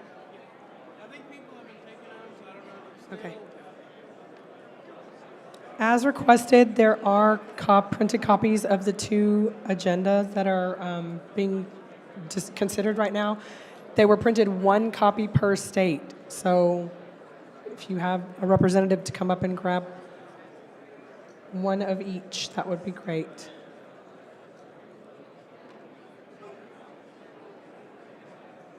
Also, they're in the app, I believe. Is wonky? Okay. That's like beyond my... Thank you, thank you.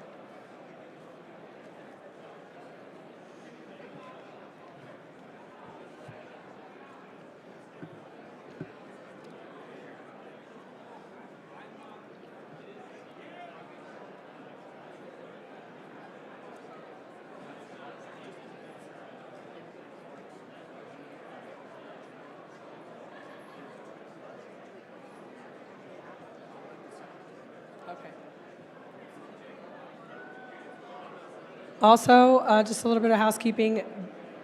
They are supposed to be replenishing the water supply on either side of the room. We've already put in that request, so hopefully that will happen soon.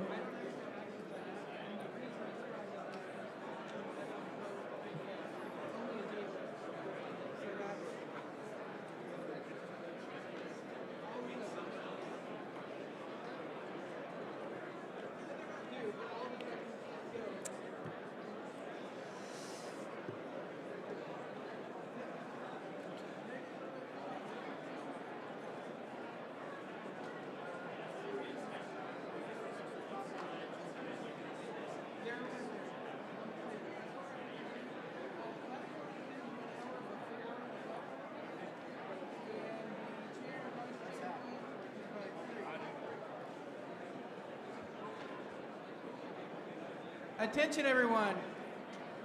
I have an announcement to make.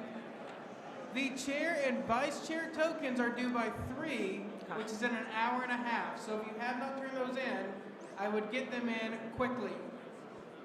Was it 3 that we decided? It was 3.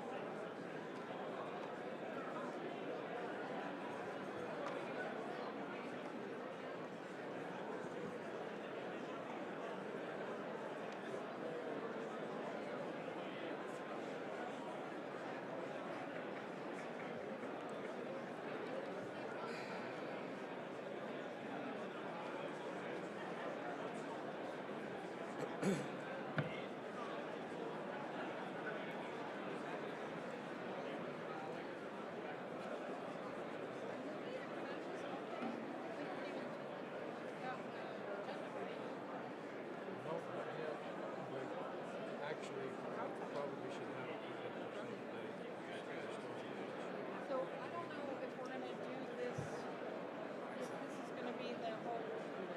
Appreciate it. Because if I can give an update with the delegates and alternates,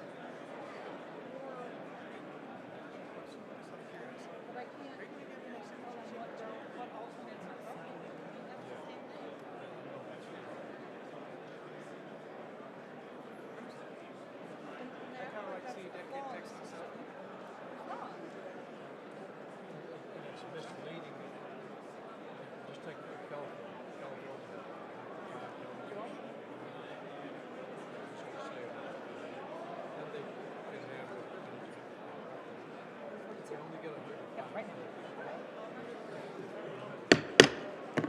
All right, folks, we are back. 1:42 was our time to return. There were clocks on the screens earlier. I don't know what those were for. We should all be coming back to order now.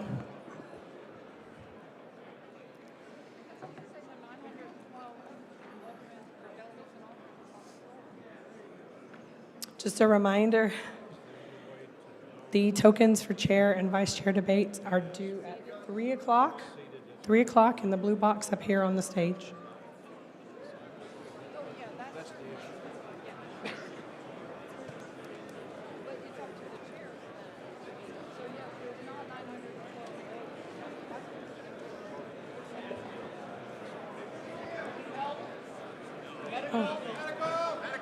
We need medical assistance up here in the center aisle.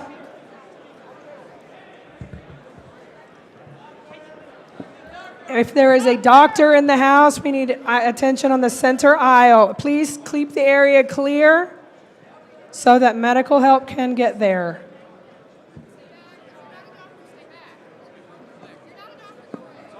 But just a leg break, no heart attack or something.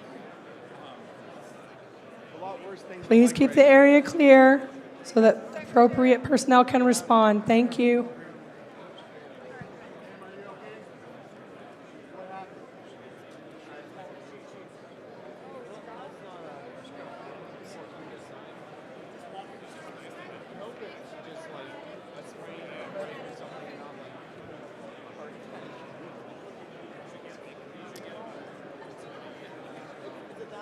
We will be at ease pending a medical emergency. Thank you for your patience. He's there. He's there.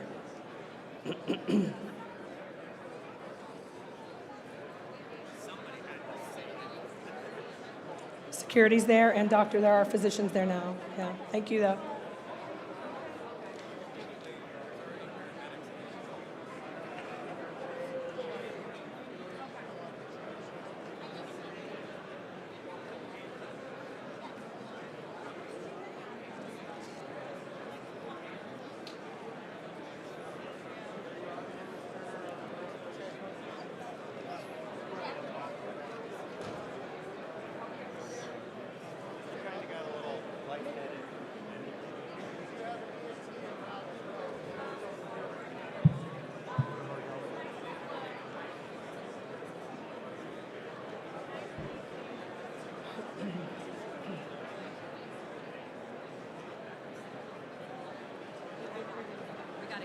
But anyway.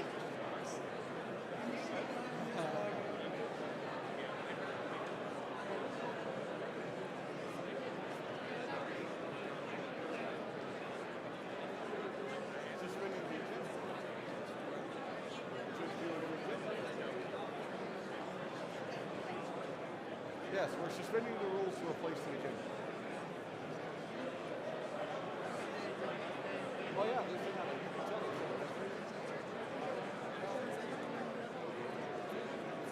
No, I don't think so. I think it will. Well, we'll talk about health issues. You know, it's not good politics. Thank you for returning on time. I know that some people are still trickling in, but we are at ease right now pending a medical emergency, so thank you for your patience and cooperation.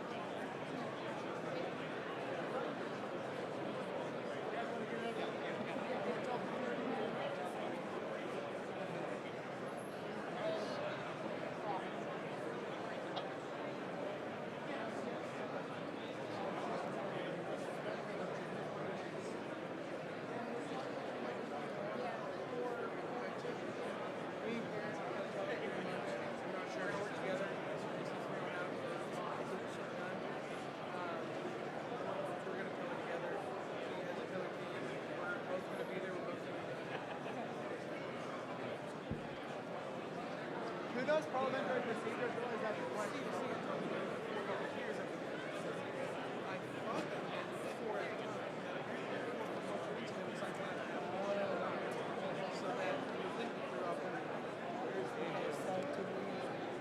In that blue box.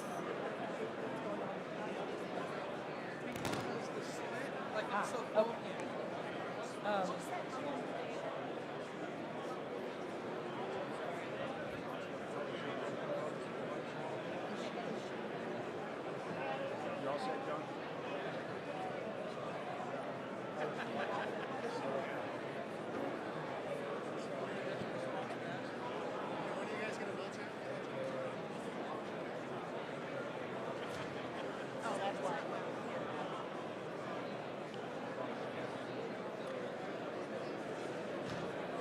Can we please keep the center aisle clear? Anyone who's not necessary there? Okay, thank you. Yes, please keep the center aisle clear. We will be having a wheelchair coming through.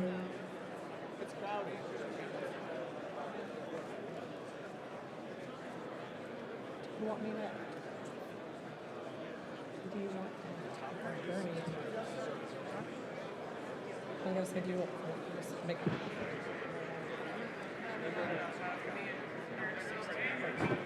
Please clear the aisles for emergency personnel.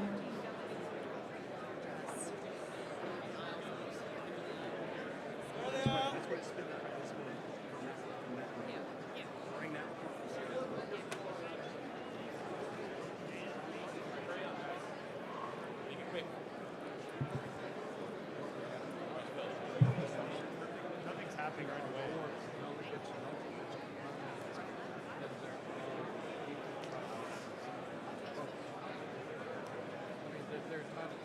At one time. Right, at one time, yes. And that's. Everyone's contacted me. Everyone's yeah, allocated versus. I want to know for how long.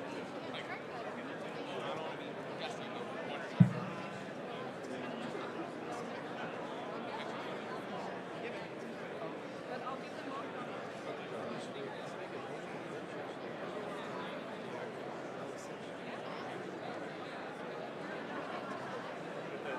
The challenge there is that it's in the rule of whether you use or whether you just seat it as a voting alternate is inconsistent. Well, and that's because states have different bylaws. And just depending on who they can do the credentials, it's inconsistent.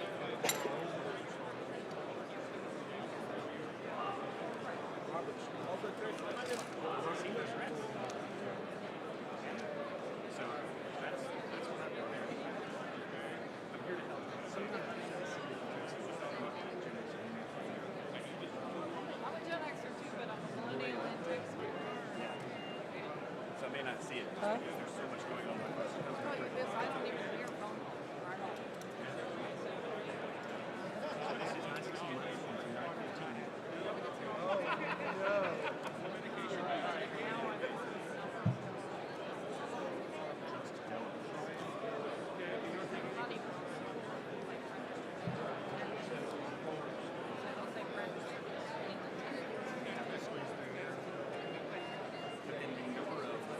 The number of the voting body. So what was the total allocation? Maximum allocation. Right. So you never know. And then the number of people. It should be significantly below that. Not yet. The number of people. No, I mean, it should be significantly below that. They can't be all. There's some delegations.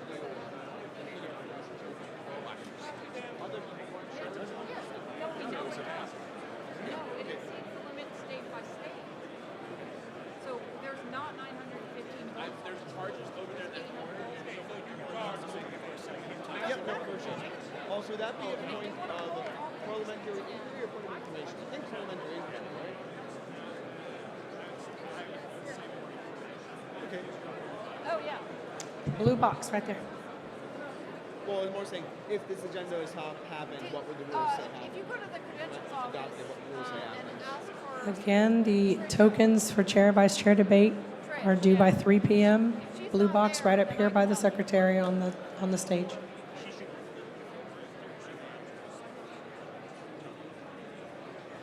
Okay. Thank you very much for your patience during that experience. I appreciate everyone maintaining order for that. A couple housekeeping things. They're supposed to be replenishing the water on either side of the room. I do not know if they've done that yet.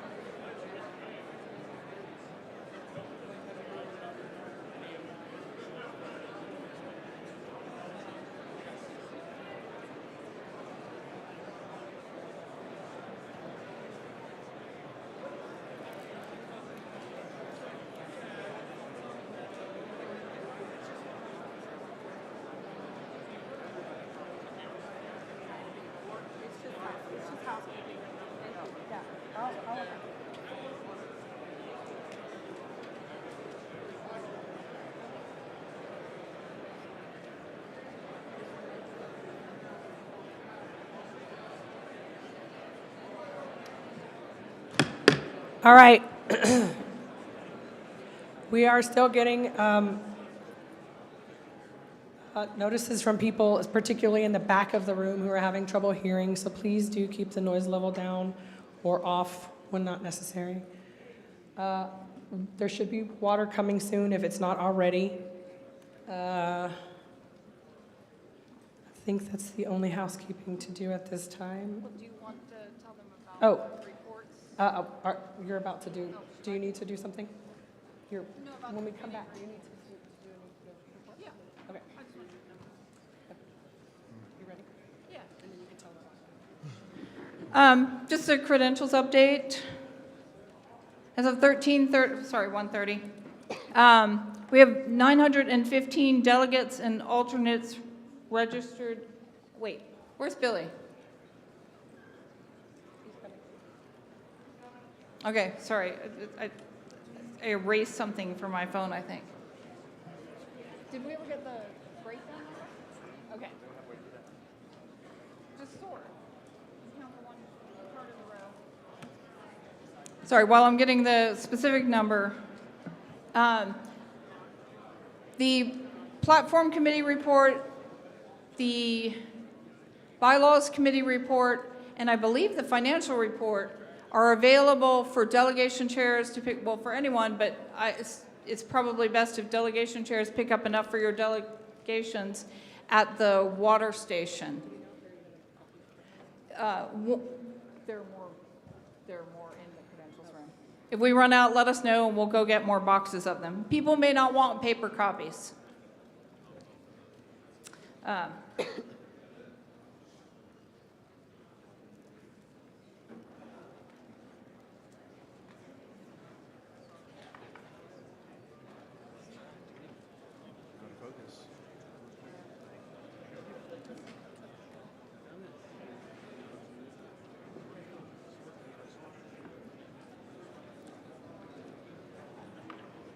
Credentials is updating their numbers. They'll report in just a second.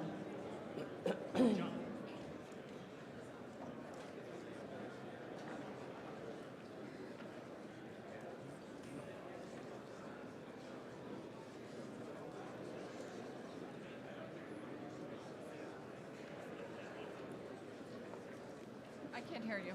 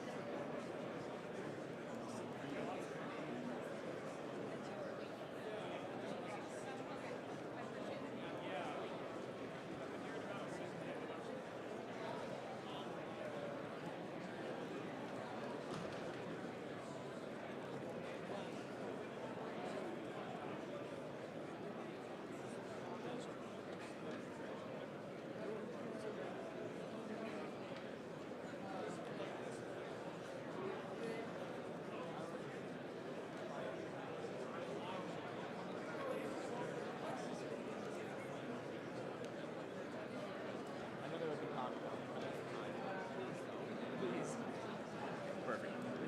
I'm going to ask for information to confirm that we will make sure, hey, even though we just came back from lunch, we'll be there. Because people aren't sure when they read this. So I'm going to confirm that to everyone. I have no idea.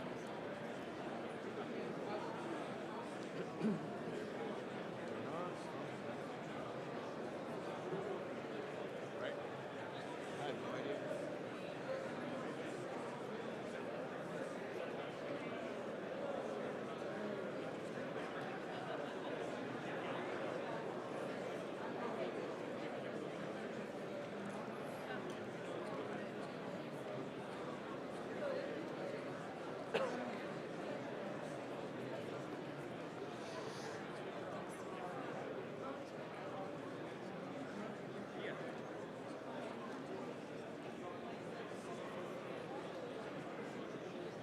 Also, in case you need paper copies of the two agendas that are being considered We have them up here.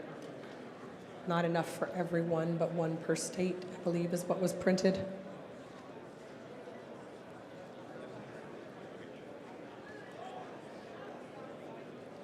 I think the image on the app was a little fuzzy for people.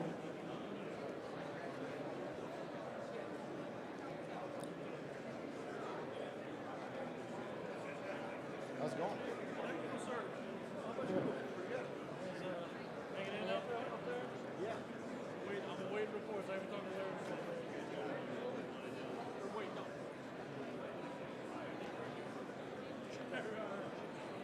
Madam Chair. Mic 2. Hey, Eric Van Siegel. Microphone 2. All right, let's go ahead and try to come back to order. We have people starting to ask questions. We are at ease pending the credentials report. Yeah, Eric Van Siegel, Texas. I figured while we're at ease, if you'd indulge me in a personal privilege, and I would wonder if the body would like to join me in a moment of silence, considering that this is Memorial Day weekend. Us as libertarians know what that means, right? So if we could maybe take 30 seconds in a moment of silence while we're waiting for credentials to reflect on what Memorial Day means to you in your own way, that would be great. Yes, all right. We have someone asking for us to observe a moment of silence, 30 seconds for Memorial Weekend, for Memorial Day. Any objection to this? All right. Eric Van Siegel. All right. A moment of silence. Thank you.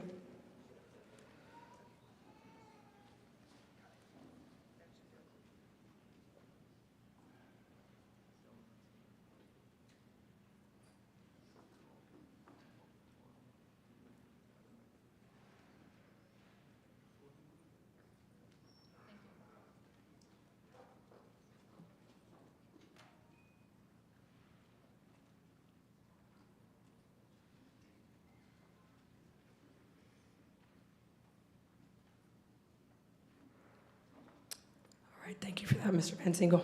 And now we know you can be silent.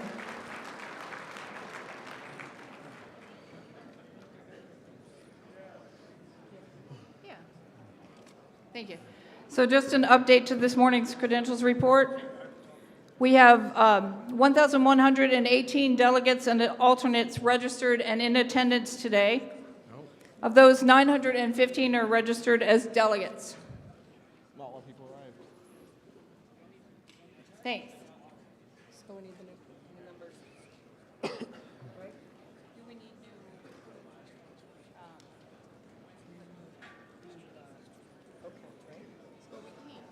Can someone put my screen up on the projector? I'm not going to be addressing the numbers. I'll be addressing agenda. I have a point of inquiry on those numbers. Microphone 1.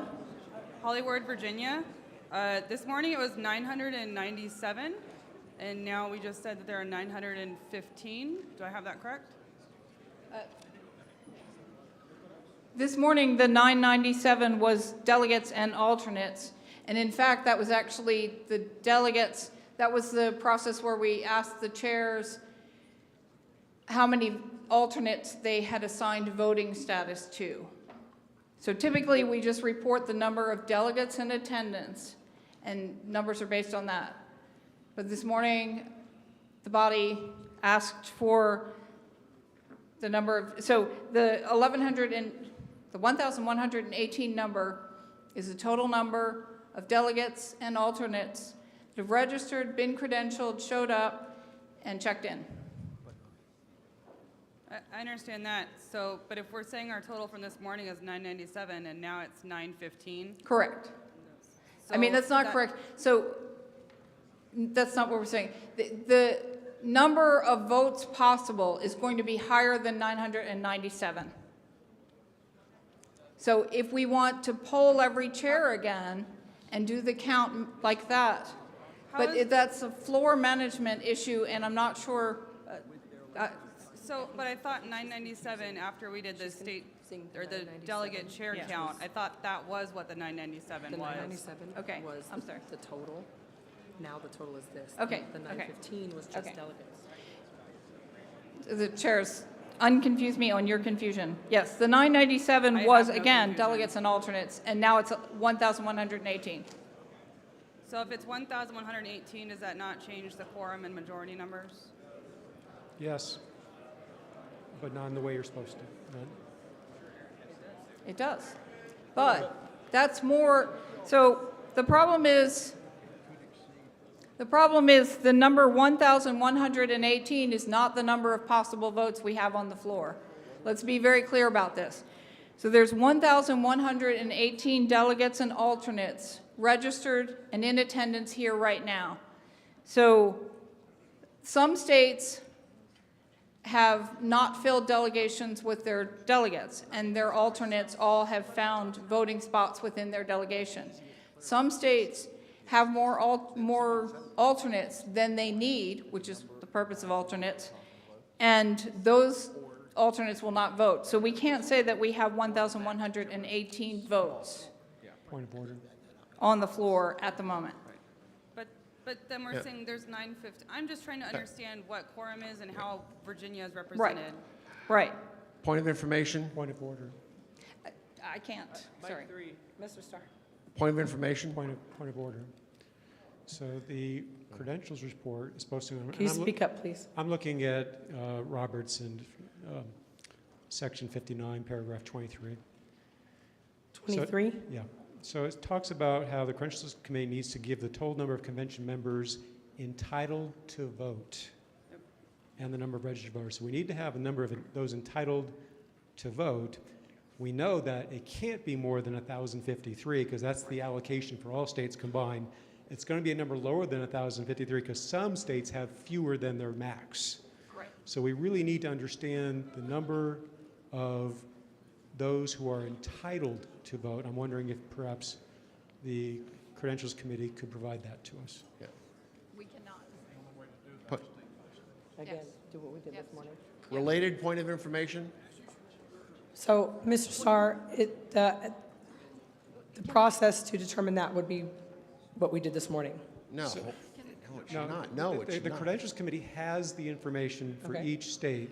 The Credentials Committee should be able to report the number of people who are delegates in each state in theory and the number of alternates in each state that are entitled to vote. That's not the case. So in Point- any one state, Why not? They're checked in, right? they're checked in as a delegate or an alternate. And the That's chair determines on the floor which alternates vote. No. Madam It does. What matters Point is of the total information. number. So the number of alternates you can add is limited to the total allocation. Yes, So you've got your delegates, yes, you got alternates over and above delegates, yes, not to exceed a cap yes. for each state. The Credentials Committee has the information for each state as far as how many people are delegates who are credentialed Yes, and how many are alternates that are credentialed for each state. yes, Ergo, we should be able to get a report that says this is the number of delegates and alternates who are eligible to vote for each state and then have a total. That's what we are supposed to get according to Roberts. I see, Yes. I see, Yes. is Andy still on the floor? Because that is a report that, well, I'm not, Excuse me, if I may be permitted, I can tell you exactly how to do this, having served on the Credentials Committee and done it. I apologize for the technical stuff. Create a spreadsheet. For each state, put the number of registered delegates, the number of registered alternates, and the maximum permitted votes. we've done that. In the last column, you put delegates plus alternates, but not more than the maximum number of registered votes. That's still not right. Then you add them all together, that's the number we want. That works. That's what we did this morning, or something like. Okay. We'll do it. So, point of inquiry. So you guys are going to work on that now? Ms. Hogarth, they're going to do that now. You're going to do that. Yeah. You said we'll do Point it. of inquiry? I'm going to work on Would getting you like me, yeah, work on Okay. it. I can't say that, I mean, we'll have to just continue business. Point of parliamentary inquiry? Microphone one, Ms. Ward, we can't give you those numbers until they do the report that was just requested. That's going to take them some time. So my inquiry was, did we need some sort of motion to amend credentials to make that report, or is that report happening No, organically? we don't need to amend anything. It'll be an updated, complete report Thank as you. soon as it is ready. While we're waiting on that, would it be in order for me to ask my question about Point of parliamentary inquiry? Mr. Wilford? Since we have the Credentials Committee now currently working on the new report that will hopefully have the information everyone wants, as long as the chair notes a quorum, can we continue with the business of this body? Yes. Woo! And we clearly have quorum. So that brings us to where we left off, which was an amendment, motion to adopt the agenda as proposed.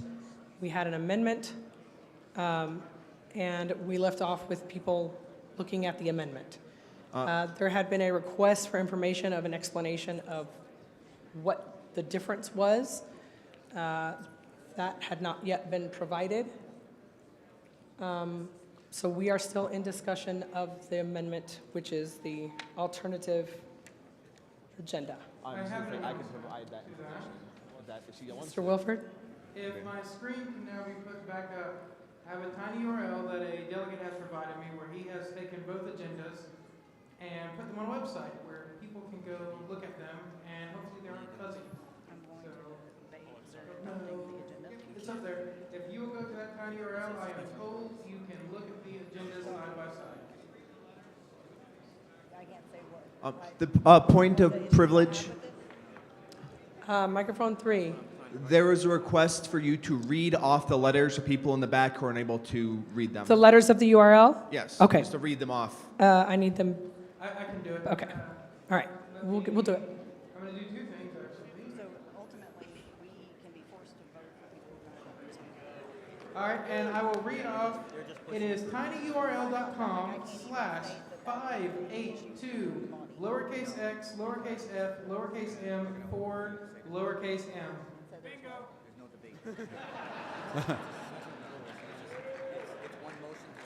Madam Chair? Madam Chair, request for information. Oh. Is that microphone 1? Yeah, well, yeah, I think I had you on this one, Ted. Two related requests for information, Madam Chair. First, I wanted to get confirmation that the motion that we're under is a motion to suspend, which is not debatable. Is Correct. that, am I correct on that? That is true. Okay, That is correct. and the second request for information is because of the comparison of the two agendas, the one that we're attempting to amend via suspension has an order that changes the order of what happened this morning and where we're at now. I would like to get clarification as to whether or not, if this motion is passed under suspension, that whether or not we are going to continue right after lunch or whether or not we will continue after the agenda item of adopting the agenda. It would be ridiculous to go backwards. So it's my understanding that if this motion passes, we will be starting from at the agenda item that is after the lunch period on the new agenda. We would be starting from where we are, which is adoption of the agenda, and continuing from there. The lunch Okay. recess would just be out of place at this point. Okay, thank you. That's Okay. what we wanted clarity. Okay. Okay, request for information. Mr. Brown? Yes, Ted Brown from Texas. I'm kind of confused, Madam Chair. So did we originally pass the original agenda and then someone moved to suspend the rules to make a new agenda? Is that what happened? We did not pass the original agenda. I could have sworn we did. No. What was the vote on that then? Because I did not hear the vote on that. We did not pass an agenda. It's still a suspension of the rules to adopt this alternative because it is not in the order that Right, right. The bylaws tell us to. Right, We but did not adopt an agenda earlier. Well, we did a vote on that, didn't we? And if so, We what was, did. what was Twice. the vote? What was the vote? We did twice, and it failed twice. What was the vote? Because I remembered it passing. It was not counted. It was, I thought you had ruled that it passed at the time. I can't hear you. Oh, I thought you had ruled that it passed at the time. I'm kind of No. confused. Oh, all right. The motion to call the question on adopting the agenda passed. Then they didn't adopt the agenda. Yes. Oh, thank you. Oh, very good. Thank you, Alex. Madam Chair, some clarification, please. Mr. Starr. Sorry about that. So I keep hearing this being referred to as a proposed amended agenda, but I think that since we don't have an agenda yet, it is Correct. simply that we're trying to adopt an agenda. Maybe Right. it's an So alternative. I consider it a proposed alternative to the proposed Okay, agenda. as long as we're clear on the nomenclature, because I was just looking at the document and Right. it says proposed. Okay. amended. Thank you. So this, so where are we? Can I take a point of personal privilege real quick? Just gonna go ahead and do it. Madam Chair, point of personal privilege. Yeah. Microphone 2. Yeah, Rachel Nix, California. Just as a reminder, these tables are really close together, so when you guys are walking through, please take your backpacks off. Spilled tea should be for the Facebook groups, not for the tables. Thank you. Okay. Since this is a suspension of the rules to consider an alternative agenda, it is not debatable. Point of order. Point of order. Madam Chair.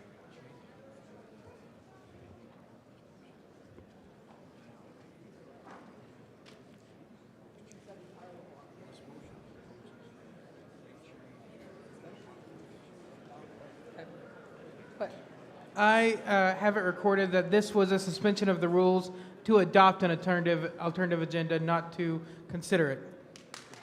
Thank you. Therefore, it is not debatable. Correct. Okay. So the motion right now, Yeah. do you have a point of order? I guess so. Dean Ahmed, Maryland Delegation Chair. Correct me if I'm wrong, but were we not told that 51 copies of this proposal would be made during lunch and distributed to the state chairs? Thank you. Yes. I've announced a couple times that they're up here.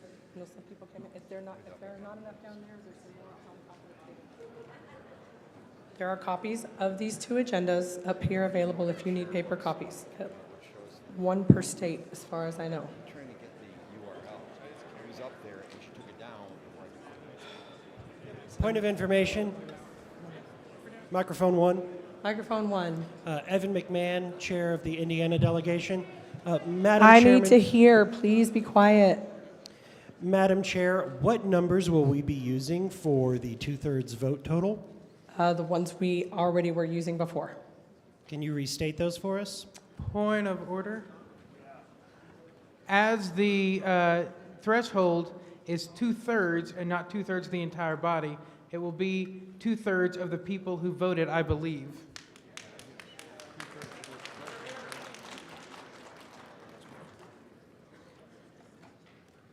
All right. So, Do you still want a neutral party to talk about this, or are we moving on? do what? I want to vote on this. Okay. I want to get this over with. All right, all right. Point of information. All right. Point of order, Madam Chair. Before the recess, it was, I believe, agreed that a neutral party would speak to the agenda. Mhm. Is that, can we still do that?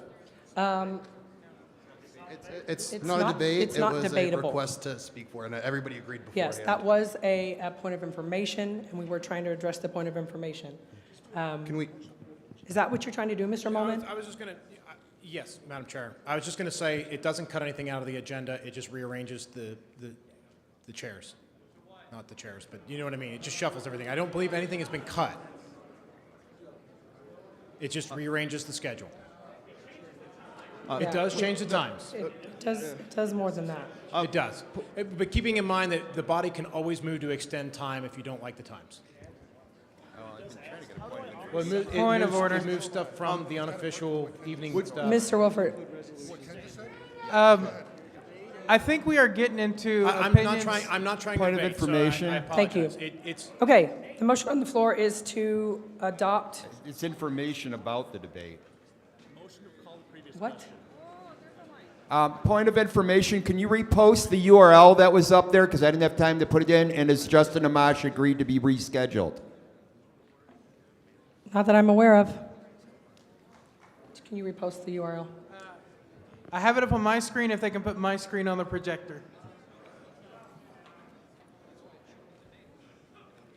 I'm going to leave it up there for a little while longer, but at some point I'll need to get back to my minutes.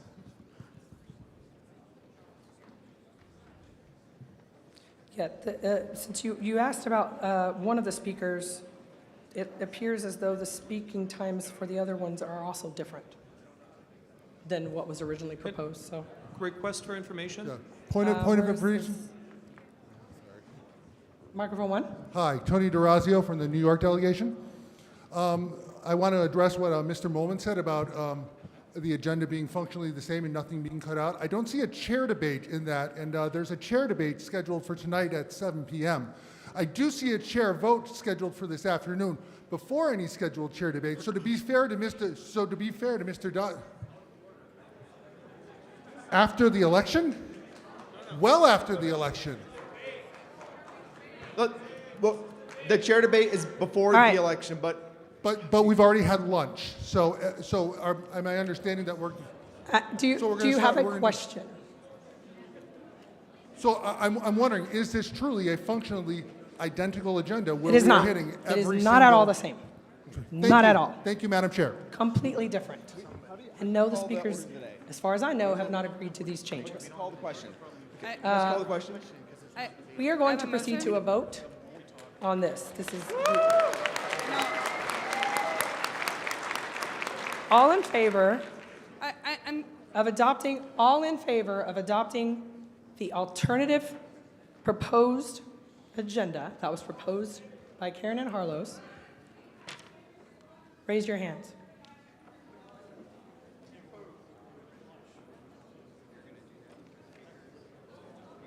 Oh, sorry.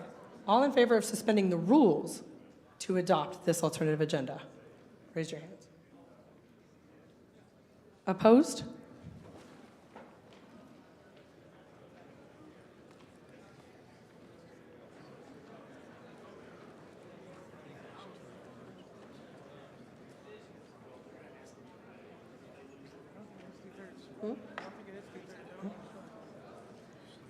I don't see it.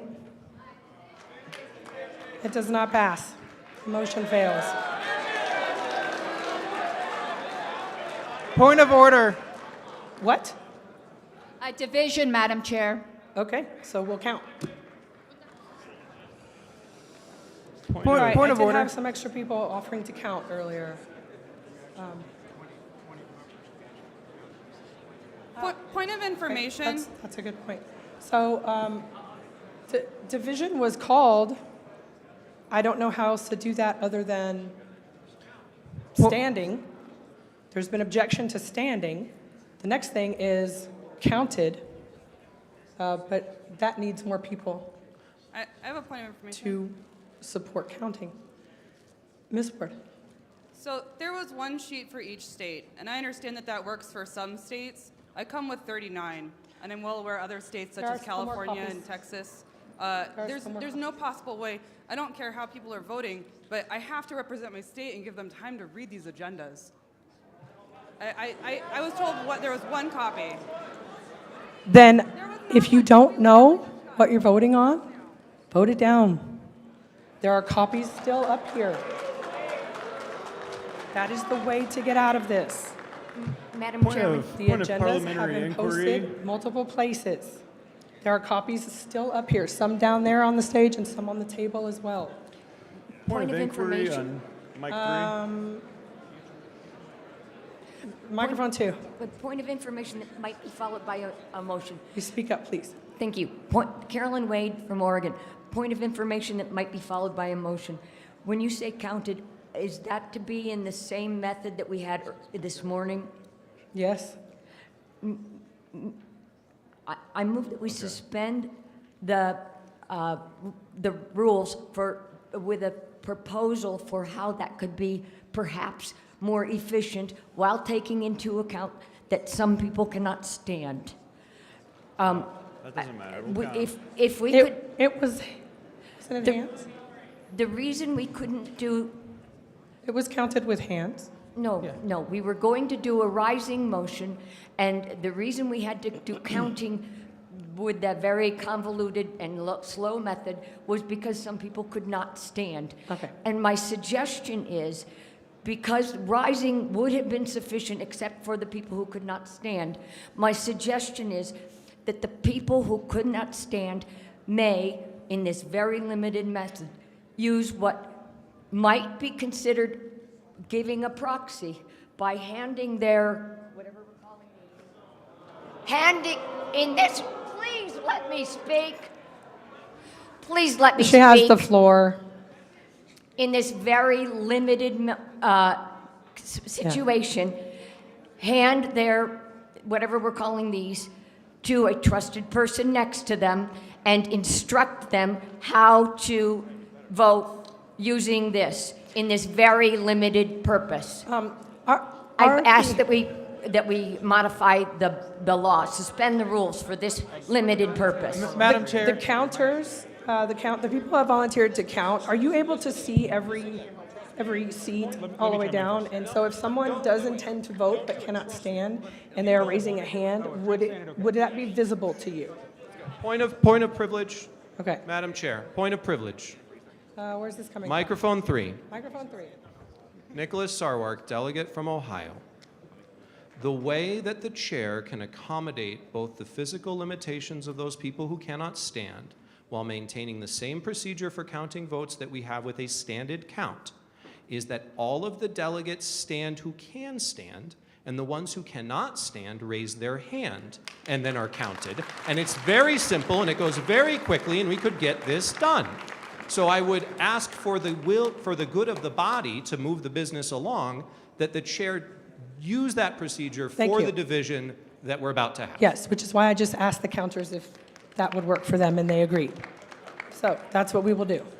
Point of information at mic 3. We will have a counted Point of standing information vote. at mic 3. If you cannot stand, you will raise your hands. Microphone 3.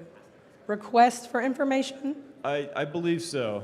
And forgive me if this came up. My name is John Prosser from California.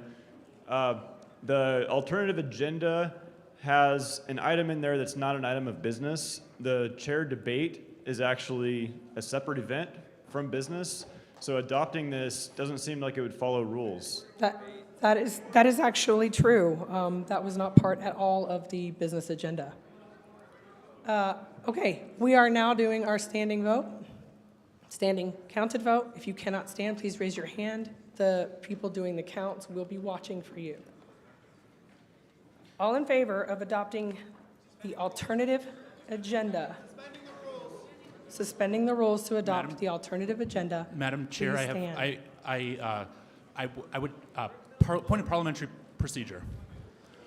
I'd like to suggest that if this alternative agenda is doing something that is against our rules, it is changing. Thank you.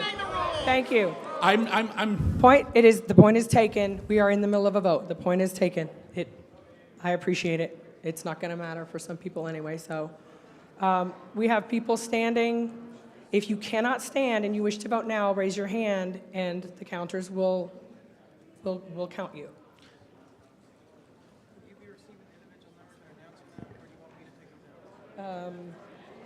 They can give them to you if that's okay. Yeah. Yes. Okay. You can begin counting. Thank you. Point of inquiry.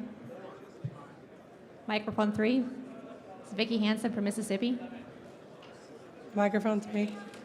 Is it appropriate, should this agenda pass, for someone to make a motion to suspend the rules to amend the adopted agenda afterwards if there's something they didn't like in the adopted agenda?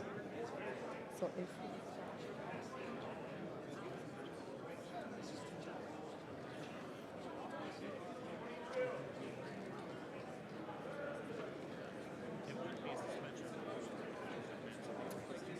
it would require a 2/3 vote to amend it at that time. Thank you, Madam Chair.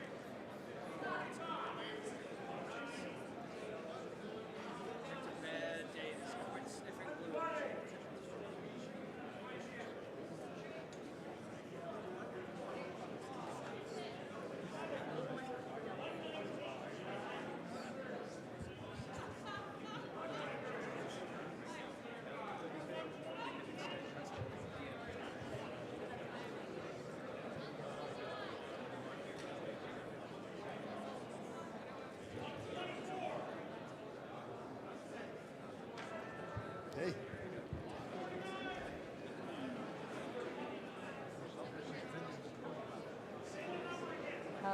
Those.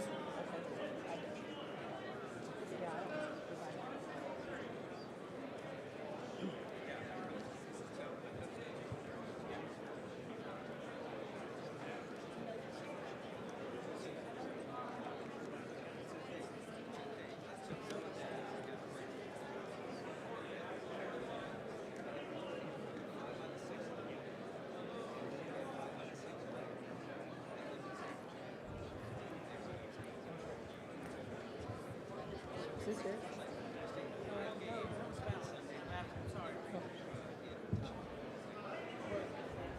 So I should announce it. Yeah, it's less than that. Like, I don't know.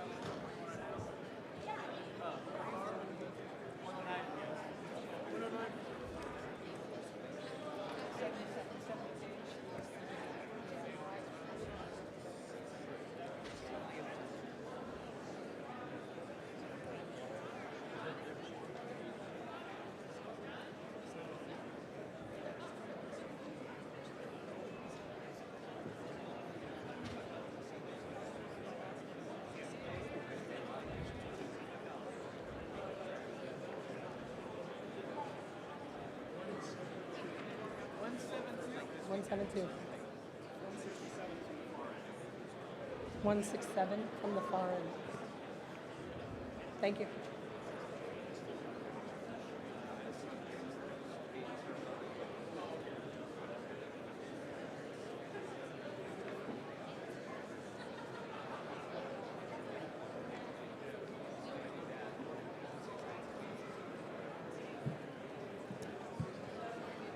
Madam Chair, point of parliamentary inquiry.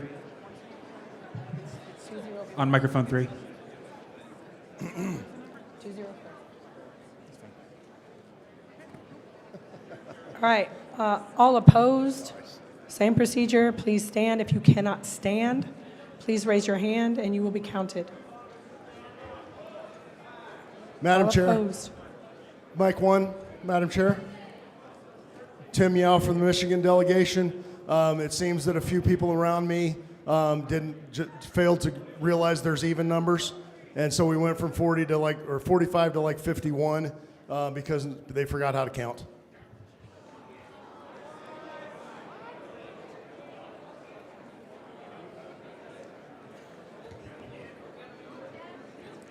Then I guess we're doing it again. What? Madam Which Chair? section? It's not going to matter because, the FAR section? Raise your hand for the section that was affected by this.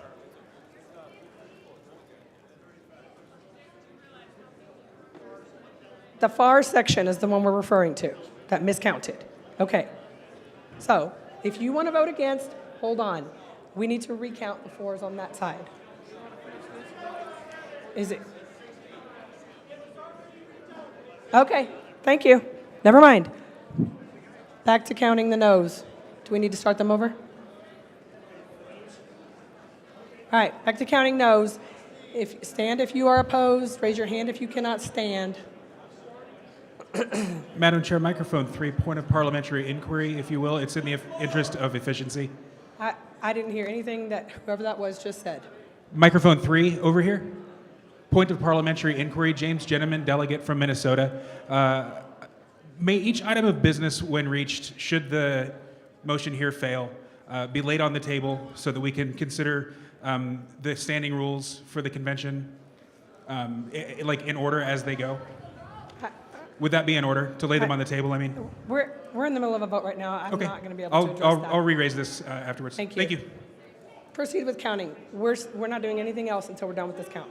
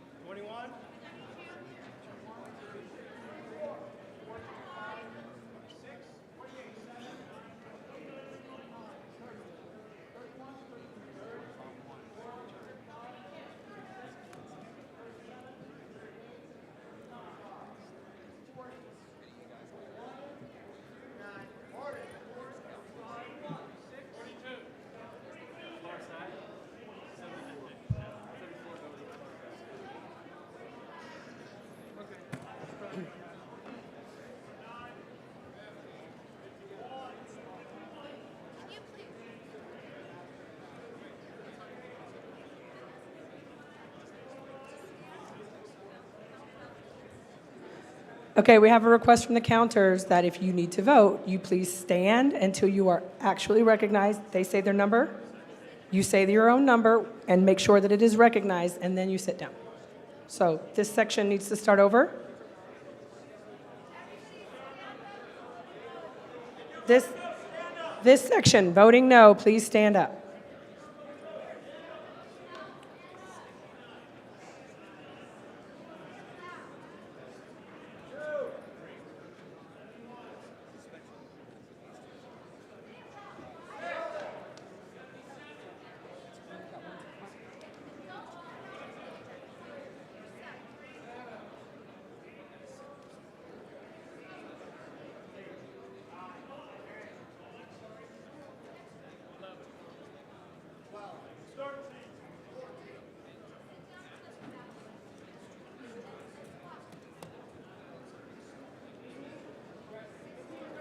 Mic 3. Huh?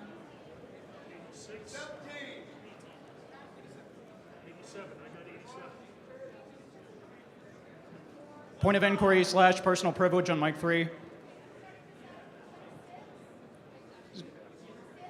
Point of, Can it wait? it's about the vote. I don't want to have to start counting again, so please hold on.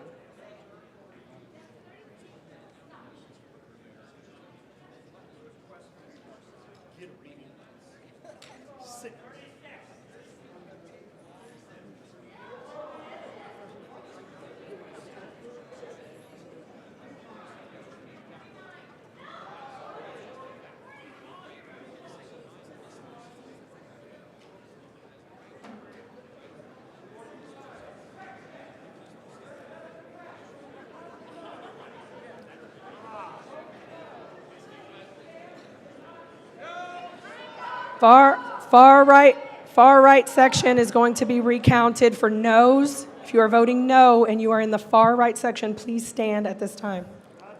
Point of order. Roger Roots, Far microphone right 3. to my right. I'm microphone 3, I believe, Roger Roots from Montana.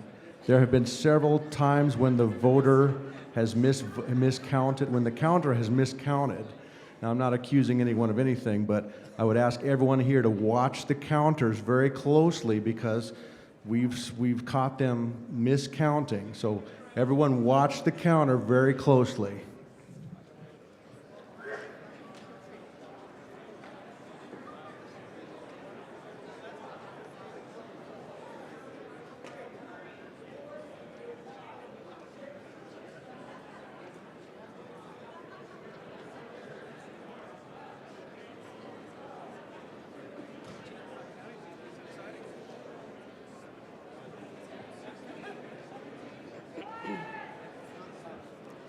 Yes, please be quiet while we are continuing to count. We do not want to have to do it again. Thank you for your patience and cooperation.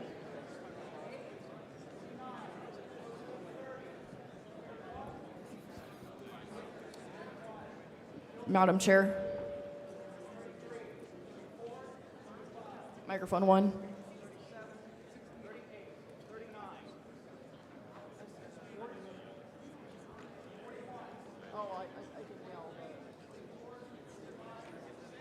She looks concerned.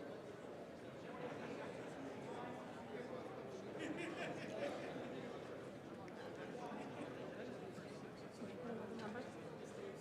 got another one?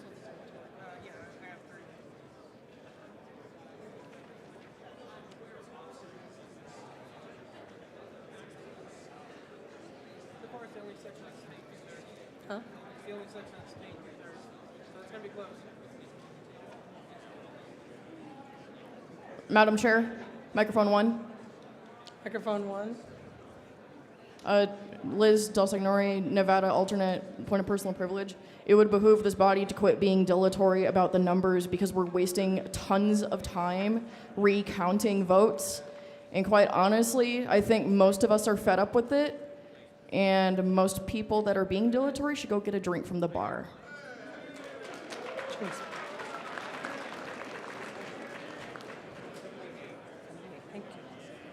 Thank you. 78.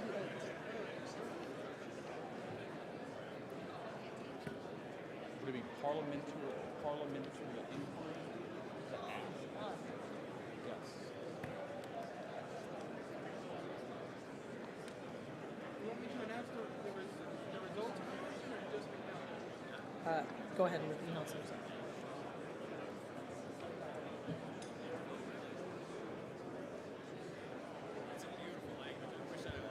All right, I have the results.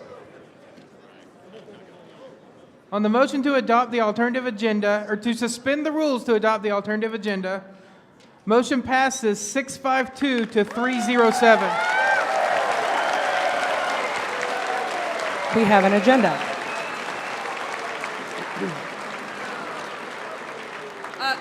Point of inquiry.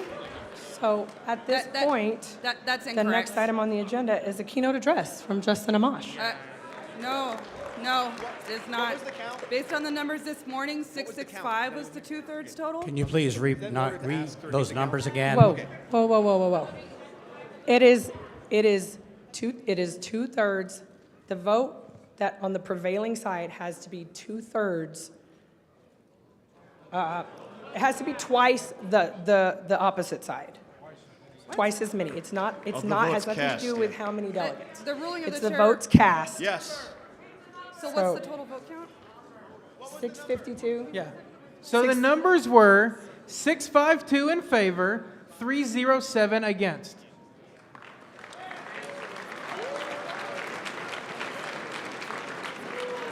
All right. So at this time, if Mr. Amash is available, it is time for him to speak. Madam Chair, point of personal privilege. Microphone 3. Microphone 3. Randy McGlynn with the Washington State Delegation.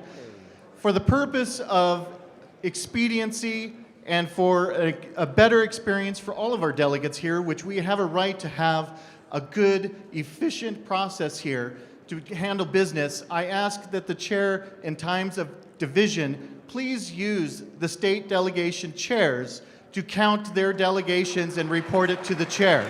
This will allow us to count simultaneously and make it efficient. I will move that the chair recognizes that as a future process for counting divisions. Thank you.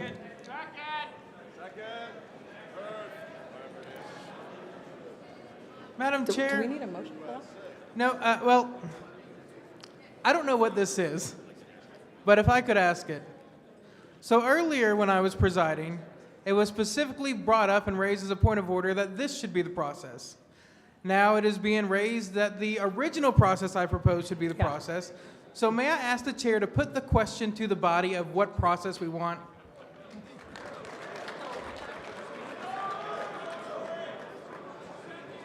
The question at this point is, and Mr. Wilford's point is that this morning when we tried to do it that way, when he tried to do it that way, there were complaints about it. And now that we tried to do it the other way, that we're supposed to actually do it, there were complaints about it, and they want it to go back the other way. So, what I heard just now was a motion that was seconded. So from now on, when we need to do counted votes, to do it by delegation and have the delegation chairs report in. That was the motion, and it was seconded. Is there any objection to that motion? Objection. Okay. Madam Chair. Microphone 3. If you are taking this as a motion instead of the chair putting a question to the body, I will need to know the delegate and their state of who made the motion. There's a gentleman from Washington, I think. Also, It's Randy I've been McGlynn from advised that it would Washington. also require a 2/3 vote because it contradicts what the bylaws say. I didn't hear what you said. I was asking for the delegate and their state.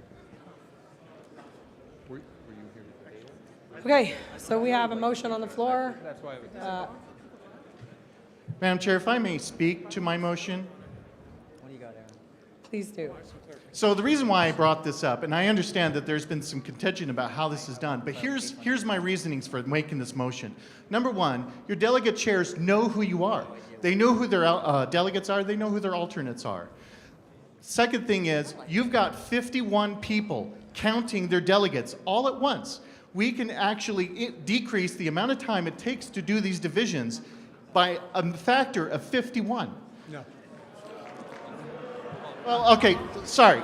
So, but it will decrease the amount of time. The other thing is that then that way you have each of these 51 delegation chairs reporting the numbers to you. You're able to tabulate those right away. That will definitely make this process a lot more efficient, and it'll help uphold the integrity. That's the reason why we're delegation chairs. That's why I asked for this motion. Thank you. Microphone 2, Mr. Starr. Madam Chair, I believe that the motion is well-intended, but is not taking into account that there'll be 51 sets of numbers that'll be brought up. They're going to have to be input into a spreadsheet, and there's going to be all sorts of debates as to how many there are per state, and it's just going to be an even bigger mess. So I would suggest that we not do something that's going to make it even harder. Thank you.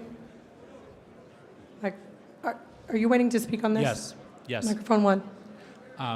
Tyler Danke, Wisconsin delegation. I speak opposed to this motion because I do not believe that we need to actually have a motion for changing this method of voting. I believe that we can use the method that makes sense as long as there's not an objection to it or someone doesn't call for a different method. What I'm suggesting here is that the problem that was happening with the original method was that the delegates were being counted on a piece of paper with tick marks instead of being counted out loud by a standing counted, out loud and publicly counted. And that's the important distinction. It's not about whether it's states, it's about whether it's standing and verbal out loud counted. So thank you. Microphone 3. Nicholas Sarwark, delegate from Ohio. And as a point of information, this is my 11th national convention. I have chaired 3 of them, including 2 presidential ones where we do roll call votes.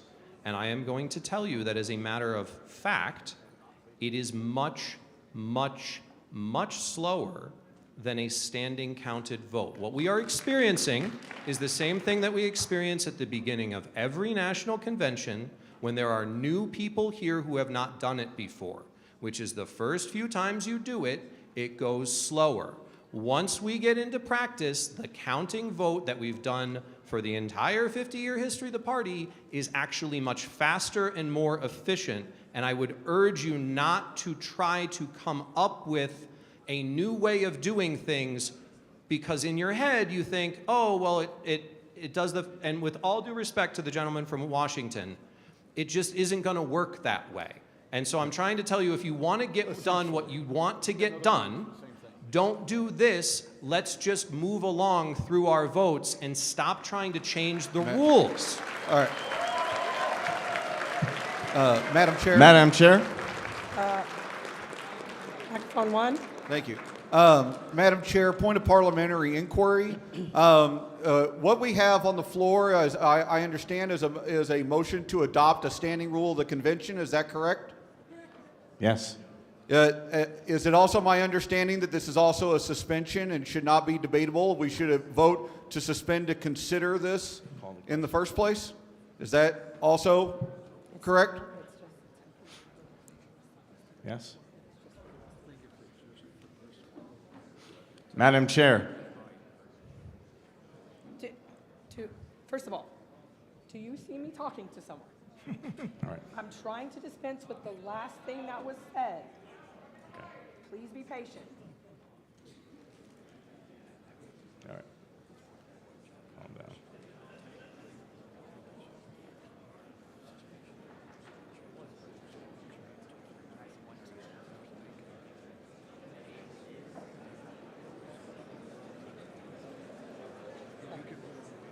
Okay. So your point is well taken. It would be a suspension of the rules, and it would require a 2/3 vote. And it is not debatable. Is that It is not also my debatable. understanding? Then please, Yes. let's call the Thank question you. and vote. Thank you. All right. Call the the question question. has been called. Did I hear a second? Okay. Is there objection to calling the question?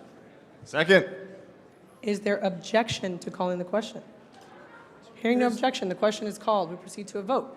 The motion is, for the remainder of this convention, to, when we do counted votes, to do it by delegation, with delegation chairs reporting in the numbers. All in favor, raise your hands. All opposed? The motion fails. All right. Orders of the day have us with a speaker. Our keynote address should be starting right now. So, can this wait until after the speaker? I don't think so, because there is an issue, a practical problem for the alternates who are now seated and allowed to vote, but have not gotten their tickets yet for the races that have been moved up to this afternoon. They need an opportunity, and the Credentials Committee has to give them an opportunity to get their tickets so they can vote for the offices and for the LNC. That may be delayed, but I would rather we address it now. Okay, she'll address that.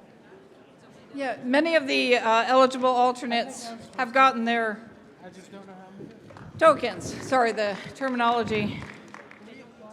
If you're a state chair and you have alternates eligible to receive tokens as voting alternates, let us know.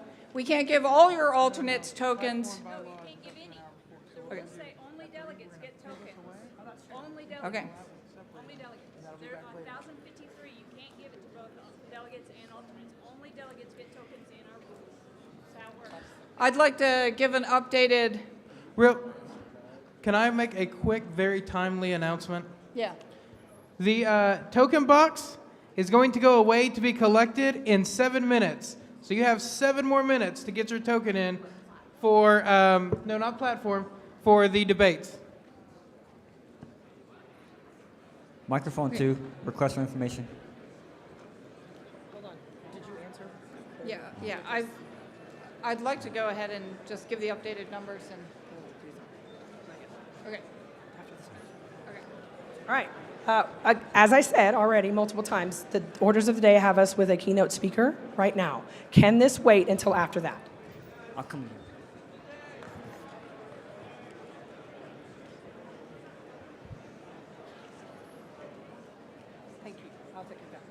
Mr. Secretary, can you please get the newly adopted agenda somewhere where everyone can see it? Up on screen? Or are you talking like post it to a website? Can it go in the app? Because I mean, there's a Or tiny there's- URL where. There are some copies up here. We will work on that. For now, we've got 30 minutes of keynote speaking that we can work on that. Madam Chair, request for information. I understand that the tokens are due in 6 minutes. 6 minutes. Will those be counted by the time the 30-minute speech is over so that we actually know who is and is not in the chair debate that immediately follows? I don't know. I can't predict the future.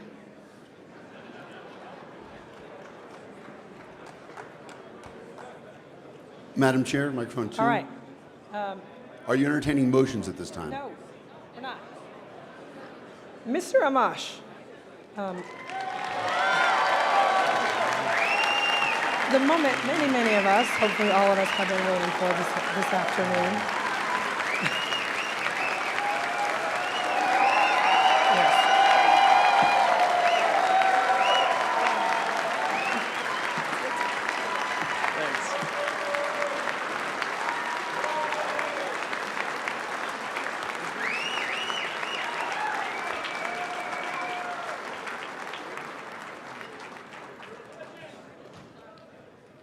All right. That's good. All right. Here I am.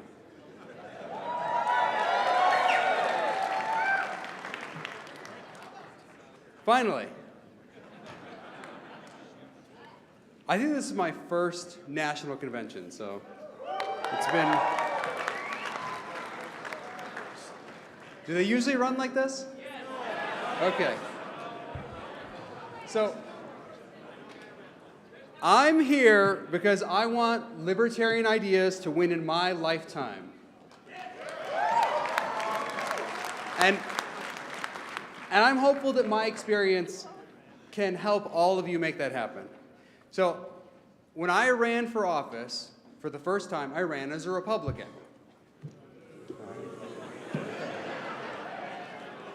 I thought that that's what you had to do to get into office, okay? And I served in Michigan as a state legislator. And I served there for 2 years. And in those 2 years, 1/15 of all the votes were 109 to 1. So we would vote about 20 times a day, usually at least once a day on average. I was the lone no vote. It was so common that they called it 109 to Amash. They knew who the one no vote was when it was coming. So when I decided to run for Congress, a lot of people in the political establishment thought that was crazy. They were like, nobody's going to vote for this guy. He's voted no on everything. They even did a hit piece on me in the newspaper where all of my opponents came in there and a whole bunch of other people, and they said, yeah, this guy votes no on everything. And they cited some of the things that I vote no on. And I remember walking door to door that same week, and I went to these doors and knocked on them, and people would say, oh, there's this great newspaper article about you, about how you vote no when you stand up for us. So obviously it didn't work. I got elected to Congress. They didn't stop me. Now, in Congress, I was the lone no vote 56 times during my 10 years. All other members combined were 76 times. So if you added up all of the members I served with, which was hundreds, it's more than the 434 other members because there are people coming and going over 10 years. All of them combined, they had lone no votes 76 times. I was 56 times. So I was 42% of all lone no votes in Congress. In 2011, when I served with Ron Paul, I was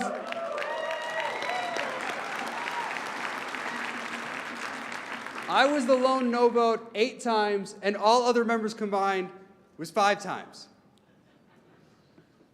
Over those 10 years, I was the most fiscally conservative member of Congress during that 10-year period.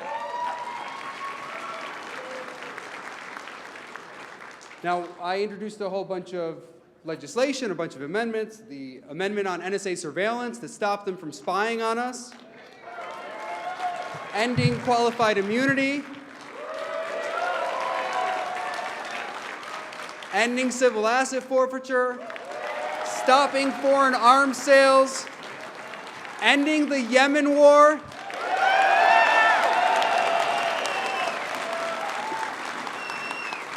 reining in FISA, ending the no-fly list, protecting whistleblowers, balancing the budget, repealing the Jones Act. There's got to be someone who cares about that. Limiting emergency powers and decriminalizing cannabis. Now, I'm telling you these things not to brag, but to let you in on a little secret. People kept electing me. In other words, they knew I was a libertarian. They knew what I was doing. I might have been serving in the Republican Party for much of that time, but they knew exactly what I was up to. I wasn't shy about it. Whenever hold on a second. All right, had to turn that phone off.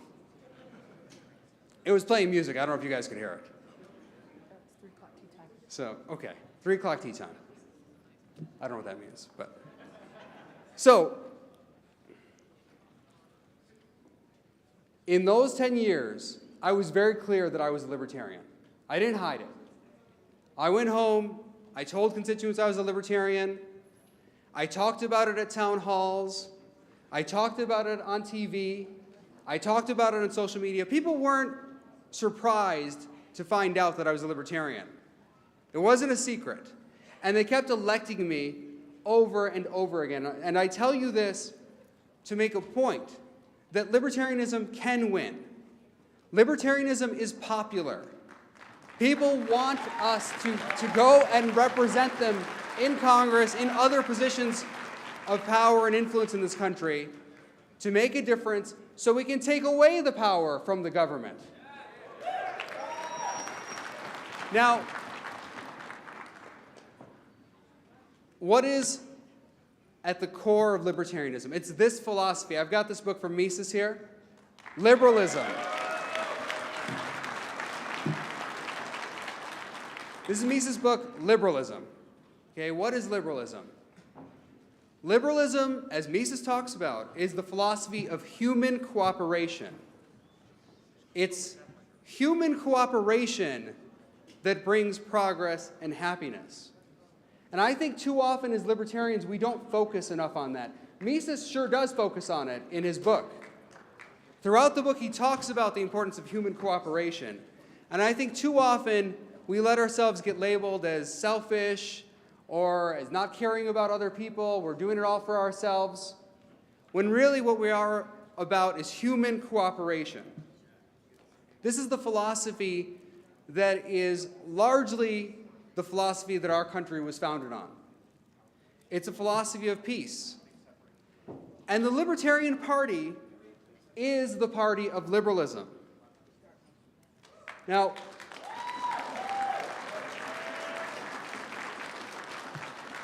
what is the point of a political party? The point of a political party is to win elections. We organize people to win elections. And some of you may have heard me say this at other events. It's not about activism. I think activism is very important. A lot of us are involved in activism in various ways. And we want those activist activities to translate into our work here in the Libertarian Party. We want this party to grow. We want people who have been brought into the Libertarian movement to come here to the Libertarian Party to organize together so we can win elections.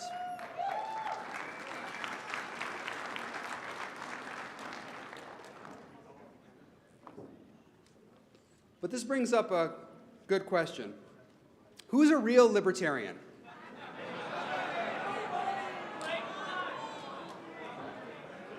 So, Who's a real libertarian? So I'm going to quote from some fellow libertarians, and I'll let you decide.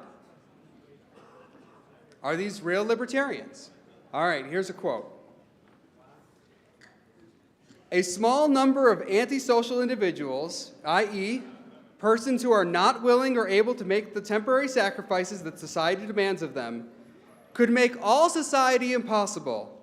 Without the application of compulsion and coercion against the enemies of society, there could not be any life in society. Here's another quote. Anarchism misunderstands the real nature of man. It would be practicable only in a world of angels and saints. Libertarianism is not anarchism, nor has it anything whatsoever to do with anarchism. All right, I'll read you some more quotes. One must be in a position to compel the person who will not respect the lives, health, personal freedom, or private property of others to acquiesce in the rules of life and society. For the libertarian, you're going to like this one. For the libertarian, the state is an absolute necessity, since the most important tasks are incumbent upon it. This one's a great one. It is not at all shameful for a man to allow himself to be ruled by others. You like that one? Libertarianism's thinking is cosmopolitan and ecumenical. It takes in all men and the whole world. It would be really preposterous to suppose that the nations turn to imperialistic policies as a favor to the ordnance manufacturers. That's an interesting one. The libertarian demands that every person have the right to live wherever he wants. Here's another one. The narrow-mindedness which sees nothing beyond one's own nation and which has no conception of the importance of international cooperation must be replaced by a cosmopolitan outlook. All right? It is manifestly absurd to break up the ever-increasing unity of world economy into a number of small national territories, each as autarkic as possible.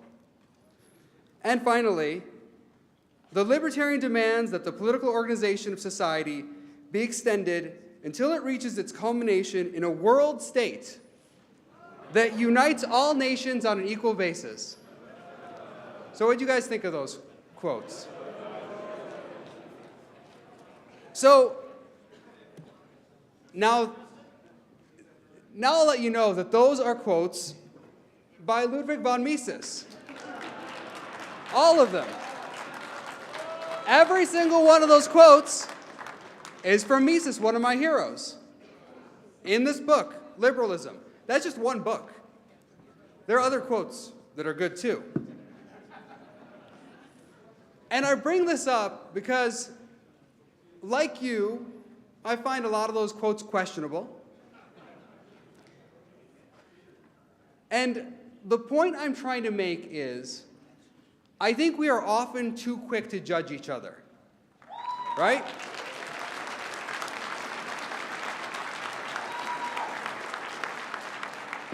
Those quotes all come from this book. Now, those quotes, I didn't present you any context. You don't have any context for those quotes, but kind of like tweets, they're out there.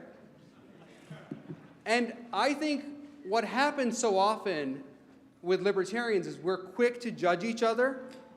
We're quick to say someone else is not a real libertarian. I think if someone had tweeted a lot of these quotes, we would say, or many people would say, that's not a real libertarian. But it's von Mises. Mises said those things. If we're going to be a real political party, forget about being a real libertarian. If we're going to be a real political party, we need to win over a third of the country.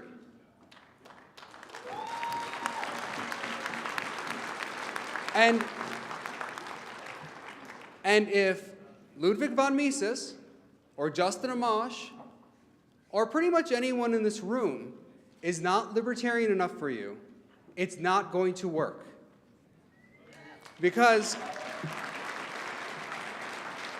I can assure you, I'll just use myself as an example. If you say Justin Amash isn't libertarian enough for you, then I've got news for you about the rest of the country, okay? As I explained in the beginning, as I talked about in the beginning, I was in Congress, and I was by far the most libertarian person over that period of time. By far. If I'm not a real libertarian, or if Mises is not a real libertarian, we've got problems. Okay? We're not going to reach the numbers we need to affect change. We need to be a group, an organization here, that accepts people who don't agree on everything.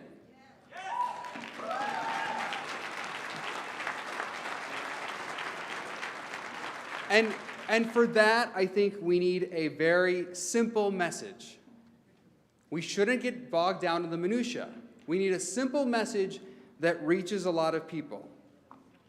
And for me, one of the things I think we should talk about as a message is this idea of decentralization.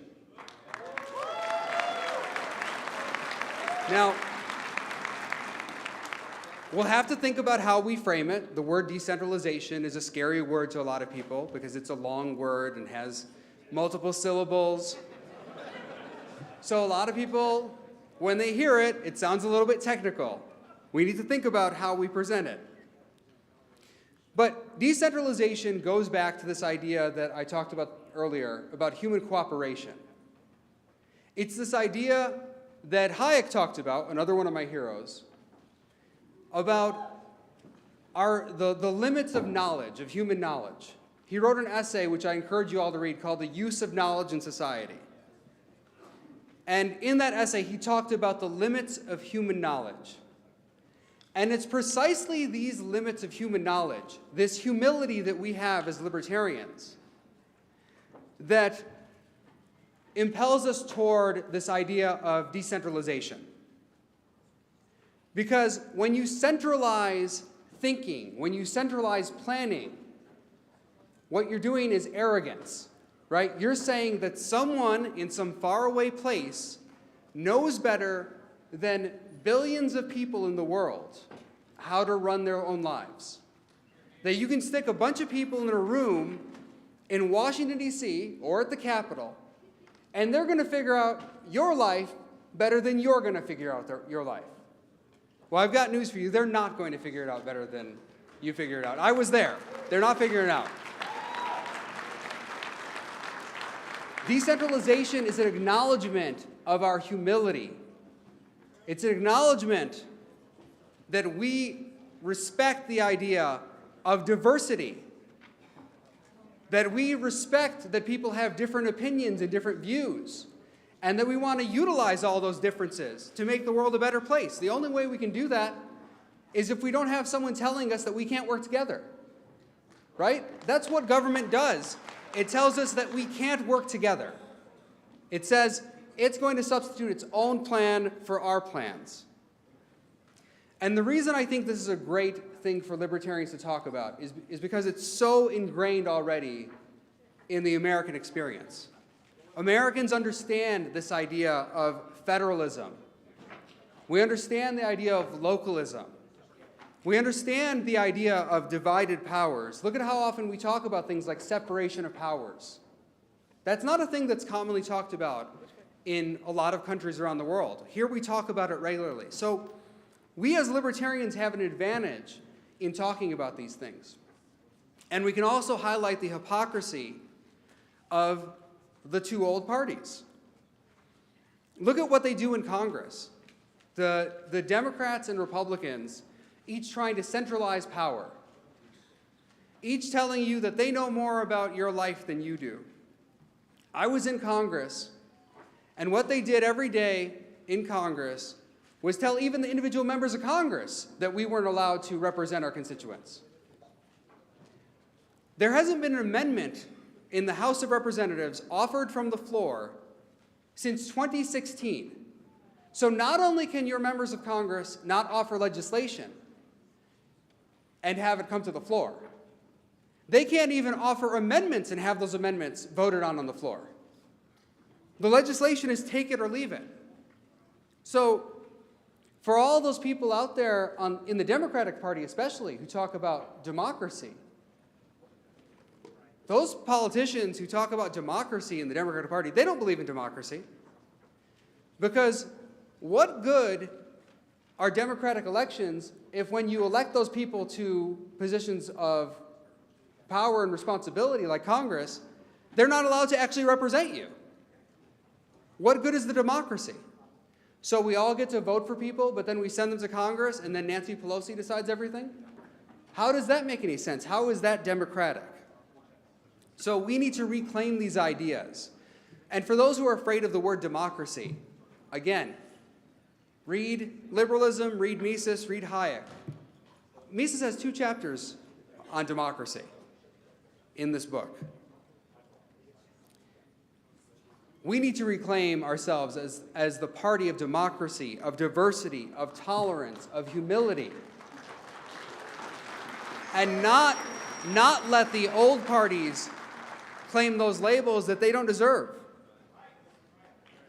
The other thing we can talk about as libertarians is the rule of law. And when I talk about the rule of law, I don't mean what President Trump might have said, like law and order, right? It's not about beating up bad guys.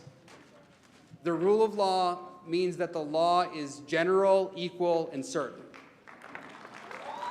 It means that we have, and that's to paraphrase Hayek, it means we have equality before the law. Another concept that Hayek and Mises talk about. Equality before the law. In this book here, Liberalism, Mises talks about this concept and talks about how libertarians, although he calls them liberals in the book, we're the ones who don't believe in special privileges. We're against all special privileges. We believe in equality before the law. We know the Democrats don't agree with us on this because they keep talking about equity. Now, equity sounds like equality, but it's not the same thing. Equity is just another way of saying the government is going to decide who deserves what. Equality before the law means the government is not deciding those things. The government is staying out of that. We have equal rules that are generally enforceable against everyone. No one gets any special favors, special privileges. That doesn't mean the government can't do wrong and that we don't address those things. In fact, that it can't do wrong to specific people, as it has historically. Like blacks who were enslaved in this country. Like American Indians who faced persecution. There are wrongs that the government does, and the government can correct those wrongs. But the general principle must be equality before the law, not the government deciding who wins and who loses. Now, Republicans, they also don't believe in equality before the law. They also believe in special privileges for people. Look at the Farm Bill. Look at the kind of subsidies that are out there, depending on which industry you work in. Look at the way Republicans treat policing, where a police officer can do the same thing you do and get away with it because that police officer has qualified immunity or is treated differently under the law, has some kind of special protection. So Republicans also don't believe in this principle of equality before the law. So I think this is another principle that is fundamental to libertarianism that we should be talking about. And finally, what we need to focus on is protection of rights. Everyone's rights, all their rights. When you look at the Republicans and the Democrats, they talk about some of the rights.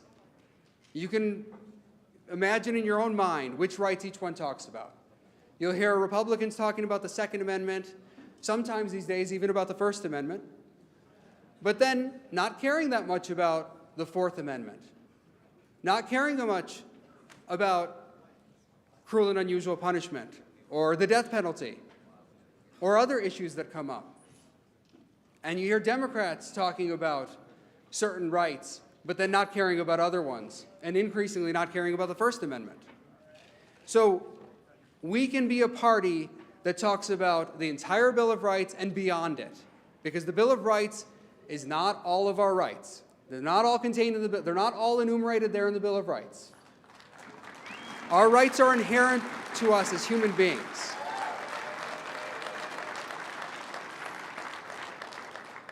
So we need to be out there talking about these issues, trying to find common ground with people who already agree with us on so many things. That's what I think we need to do as a party. So now let's go out and make libertarian ideas win. Thank you for having me here.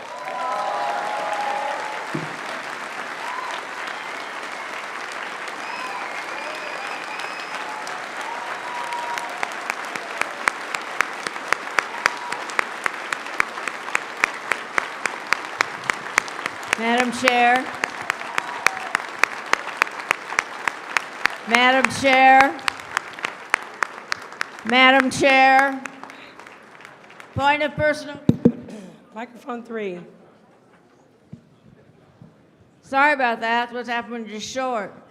I'm appalled at what went on while Mr. Amash was speaking. I don't know why. I know we're in a rush, but that is the height of rudeness and extremely unlibertarian to be crawling around, especially with the pink hair and the, because it's highly visible. Not because pink hair is gone, but it's highly visible, and we should be ashamed of ourselves. Thank you. It certainly was not appropriate for this to be happening at this time.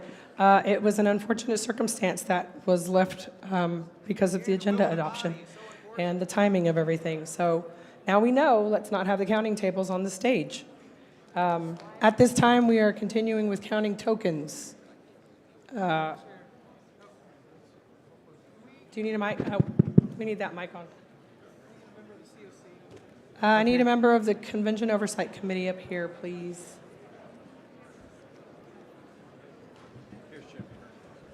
Madam Chair, microphone 1. Microphone 1. Sam Goldstein, representative delegate from Indiana. I move to amend the current agenda to suspend the rules to amend. I need order. Mr. Goldstein. I move to suspend the rules to amend the adopted agenda to insert speaking slots for 2 people who, by some inadvertent action on whoever dreamed this thing up, deleted from the agenda. Our presidential candidate from last year, Joe Jorgensen, and the best governor candidate in the history of the party, Don Rainwater from Indiana. I don't care where they're inserted, but I'd like to have their time given back to them in this agenda. Mr. Goldstein, the agenda that I'm looking at does have Joe Jorgensen for tomorrow afternoon. And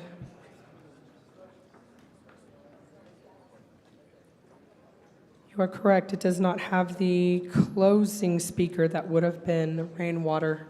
Then I move to amend Sunday to afternoon. include Don Rainwater's speaking spot as the closing speaker for the convention. Hey, before you go anywhere, I know you said it, but I need the state. Goldstein, and what state?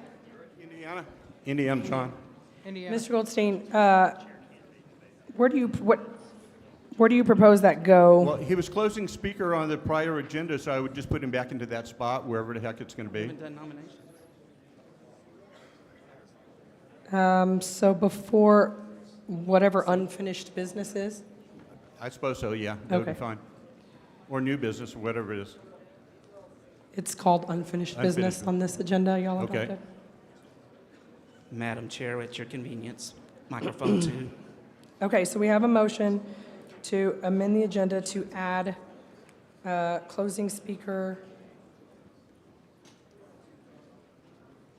For the same period of time that he was on the prior agenda.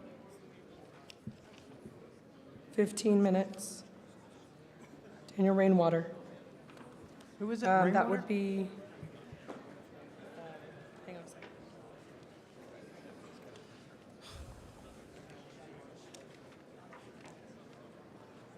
Madam Chair, microphone 1. I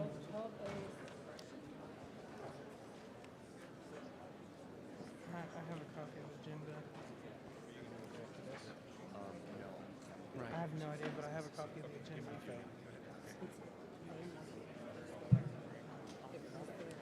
Daniel Rainwater. I know.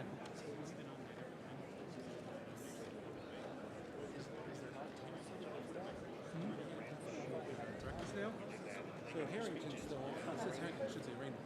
That's all. He's speaking like from the lunch. Right? I don't know. He's breakfast on Saturday. We just that's from you. That's what I'm trying to, that's what I'm asking. To open nomination. Okay. So, whoever created the agenda that was adopted today apparently was working off of an old draft of the proposed agenda and did not account for the fact that there were 4 speakers. So that is why Mr. Rainwater was left off as the closing speaker, and Ricky Dale Harrington is listed as the closing speaker for Saturday morning. They are both going to be speakers. Ricky Dale Harrington will not be closing speaker at this point, obviously, because the motion that we have now is to add Rainwater as the closing speaker, being the last speaker of the convention. And as I understood Mr. Goldstein's motion, is to put it approximately where it would have been otherwise, which would be after bylaws, after business, and before other business. In this case, it's called unfinished business. And that was seconded. Is there any objection to making that amendment to the agenda? It does require a 2/3 vote. Hearing no objection, we will add Mr. Rainwater as the speaker for Sunday afternoon. And Mr. McMahon, your concern is alleviated now? Okay. Madam Chair, point of personal privilege. Where's that? Point. Microphone 1. You are Ken Welch, Texas. You're privileged to have a copy of the agenda that we've adopted today, but most delegates in the room do not have a copy. It's extremely confusing. Now we're even mending that, and have no idea where we're going. Is it possible we get a copy of the agenda? Can I? Go ahead, Mr. Secretary. Okay, so website URLs have been provided where the agenda can be seen. About 80 copies have been printed out and distributed throughout the room. There are still some here. I do not have the ability to print a copy for every delegate. So if you can't get one on that website URL that has been distributed, or one of the copies waving around in the air behind you, I really don't.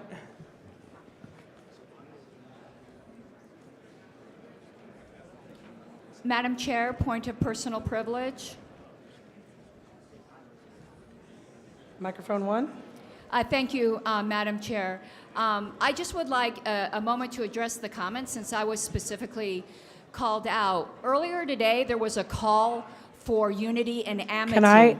Can I get quiet in the room, please? In that spirit, when I had heard that we were short on tellers and I had my own teller team, Mr. Wilford and I had a conference where we made an agreement that we would be working as a team.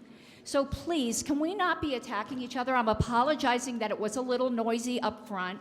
Logistical concerns made the tellers' tables up there. Sometimes that happens.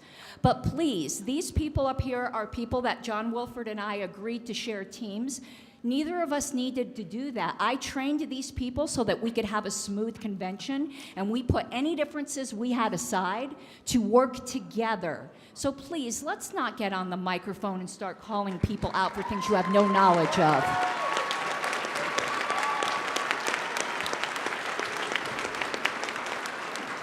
Madam Chair, microphone number 2. Microphone 2. Kevin Hale, Texas. Would it be appropriate It's to... also the rainbow shirt. It's not any one Excuse person. me. It should have been done Excuse away from the me. speaker. Microphone 3, please. I don't know who that is. Mr. Hale, you Yes, have the Kevin floor. Hale. Give Congress Hale. Would it be appropriate to open the nominations for chair, vice chair, secretary, and treasurer at this moment, please? At this time, we're preparing for the debate, Kind of not hard for to the have election. a debate without knowing who the nominees are. Um, Don't we have to You'll have floor know nominees? who they are when they debate.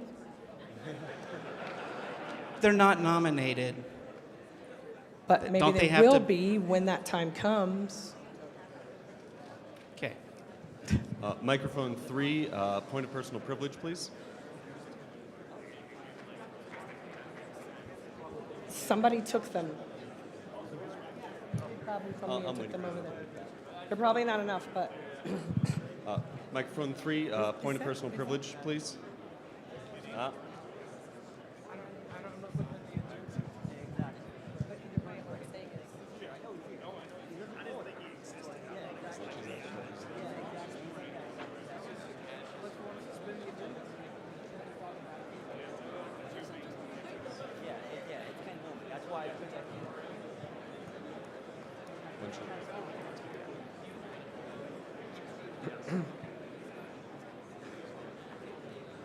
Madam Chair, microphone 3, point of personal privilege. microphone 3. Matt Losby, delegate from Idaho. Can I have quiet in the room, please? The gentleman has the floor.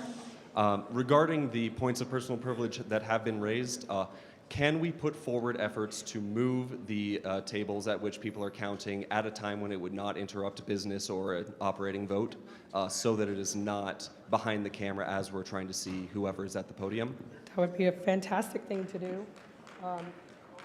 Probably not right now. Of course. Thank you. Thank you. Madam Chair, microphone 3. Microphone 3. Rex Lawhorn, Oklahoma. By the adopted agenda, we are after lunch, and orders of the day would have us somewhere around Spike Cohen speaking or the chair race itself. So I would like to call orders of the day so that we can get current on our agenda. So, The lunch recess is, as I stated earlier before this was adopted, is kind of an anomaly here because it had already occurred. So we're not There you using go. the lunch recess as a guidepost or as a milestone. We're essentially ignoring it and just going in the order of the things that are on the agenda. Okay, thank you, Madam Chair. Yes. Madam Chair, request for information. Microphone 1. It's my understanding at this time on the agenda, we are waiting on the tellers That to is determine who is going to be in the chairs debate. Is that my understanding? Yes. Then while we're all here and waiting on them, we can get some business done. So I move to suspend the rules and open nominations for chair. So this would require a suspension of the rules. It requires 2/3 because that normally would not happen until we get to the elections. Yes. Yes, I move to suspend the rules so that we can get the nominations out of the way before we get to the debate. Can the gentleman from Texas state his name? Donovan Pankey, Texas. A parliamentary inquiry. Microphone 3. Hello, Reese Smith, delegate from Pennsylvania. Parliamentary inquiry.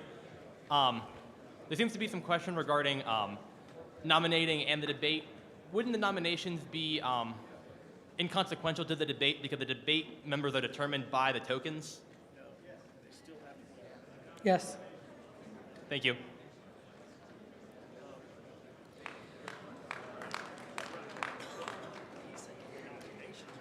Point of information.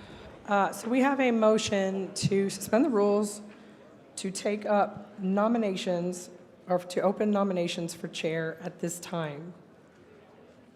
It was seconded.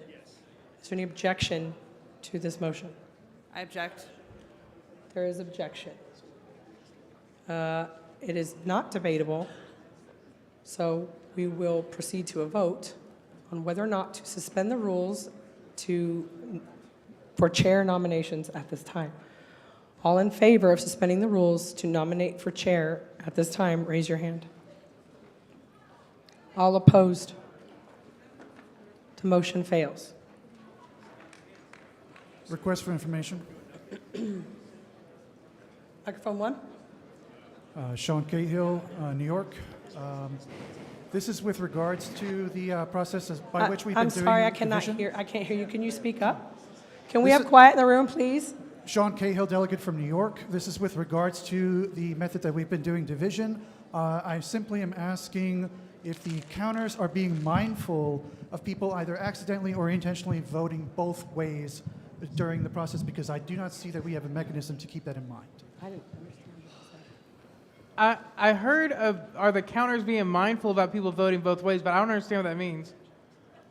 Voting both for and against these proposals that were, I'm just asking. So the way the tokens work, there is no against. You write someone's name and turn it in, so I don't know what an against would. I'm referring to the method that we've been doing division specifically.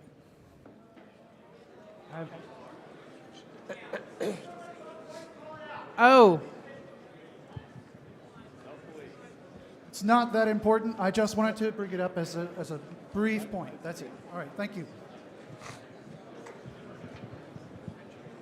Josh McCose, AK delegate. I'd like to make a motion to... Hold on. Okay. Nobody has been recognized at this time. I would like to be in the queue. Mike 3.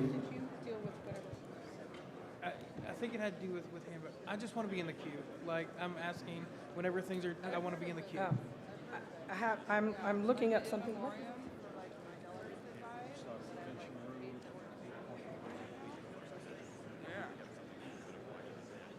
Okay, Mr. Pankey, Madam Chair, with Mike regard 3. to the motion that you just made. Point of parliamentary inquiry. Please hold on. With regard to the motion that you just made, I want to draw your attention and everyone's to the Convention Special Rules of Order, to Rule 8, Section 3, that no person shall be nominated unless at least 15 registered delegates join in the nomination submitted to the Secretary. And the nominee has submitted to the Secretary evidence of the required level of membership and a statement of willingness to accept the nomination. No delegate may join in nominating more than one candidate per seat. Nominating speeches shall be limited in duration as follows, et cetera, et cetera. So, with that in mind, we are proceeding, oh wait, we already said we weren't doing the nominations anyway, right? Yeah. Okay. So, all right, so we had, thank you, Mr. Pankey, sorry about that. Madam Chair, would now be an appropriate time to raise my point. Yes. Okay, thank you. Dustin Blankenship, West Virginia delegate. I know that there were a number of other items on the agenda that we did not get to from the morning. My question for you, for example, the treasurer's report or the audit report, would either of those be out of order for us to do during this lull in time as opposed to taking a recess? And would that require a suspension of the rules or something of the We'd have sort? to suspend the rules to move those things. Thank you for answering that question for me. Because technically they weren't supposed to happen this morning now on this new agenda. All right, thank you very much. Point of inquiry. Mr. Wilford. Thank you. So this counting is going to take quite a while, and actually every time I'm over here taking minutes, I'm not over there helping. So I wish to move a 30-minute recess. All right, we have a motion for a 30-minute recess. It has been seconded. Is there objection to a 30-minute recess? Objection. So that the secretary may continue with counting. Does this mean that my point There of is an inquiry objection. is not heard? Does this mean my point of inquiry is not heard? Your request for information? Correct. So we have skipped the in memoriam, and I know that I am here and I'm representing someone that did pass away. Not only that, I have their wife here. I'd like to know when that's actually happening. It seems that we've passed over it on both the old and new agenda. Hold on. Sorry. Holly? I'd like to address that. I'm working on the memoriam, and I want it to be nice, and I was going to stay up all night working on it, but that didn't work out. And then I was going to find time to do it today, and that's not working out so great either. I will have it, and I'll have it tomorrow. And it's my goal to make it worthy, and I appreciate your patience. Sorry. Thank you.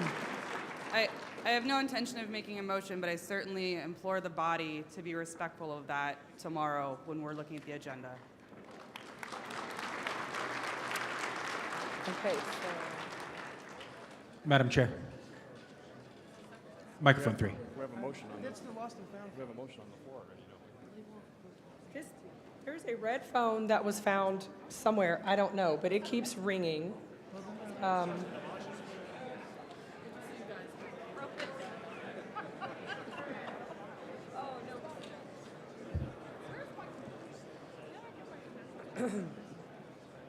Yes.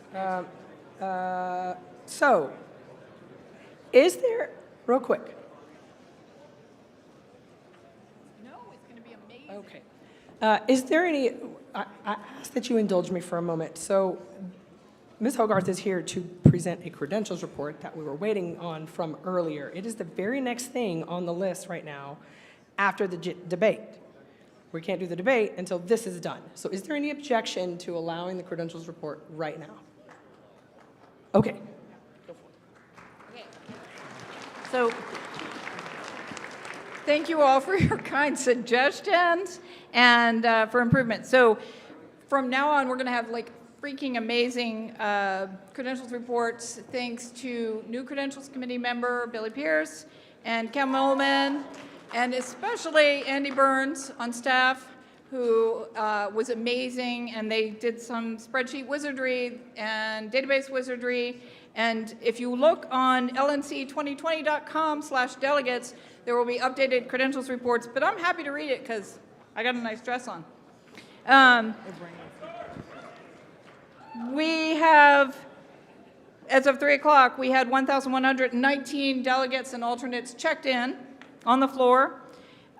We had a voting population, I guess that's right, of 1,004, which makes a quorum of 402, a majority vote 502, 2/3 670, and 7/8 879. Sorry. We had voting population of 1,004, so a maximum number of votes on the floor of 1,004. That gives us a quorum number of 402, majority number of 502, 2/3 of 670, and 7/8 of 879.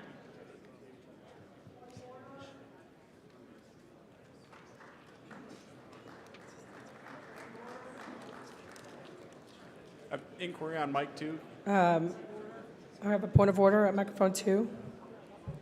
Can you look at your majority number again? I think you're off by 1. Off by what? Yeah. Off by what? Yeah, because you're at 50% is the number you gave. It should be 50. I think you had 502. It should be 503. Hold on. What is it? 1,000? Yeah. You got to add 1. Madam Chair. It's 503. Mr. Wilford. I'm mainly asking for my notes because I didn't catch it if it was. Was my motion disposed of? Which one was yours? The 30-minute recess? Well, we had an objection to it. Yes, we had an objection to it. So I was going to...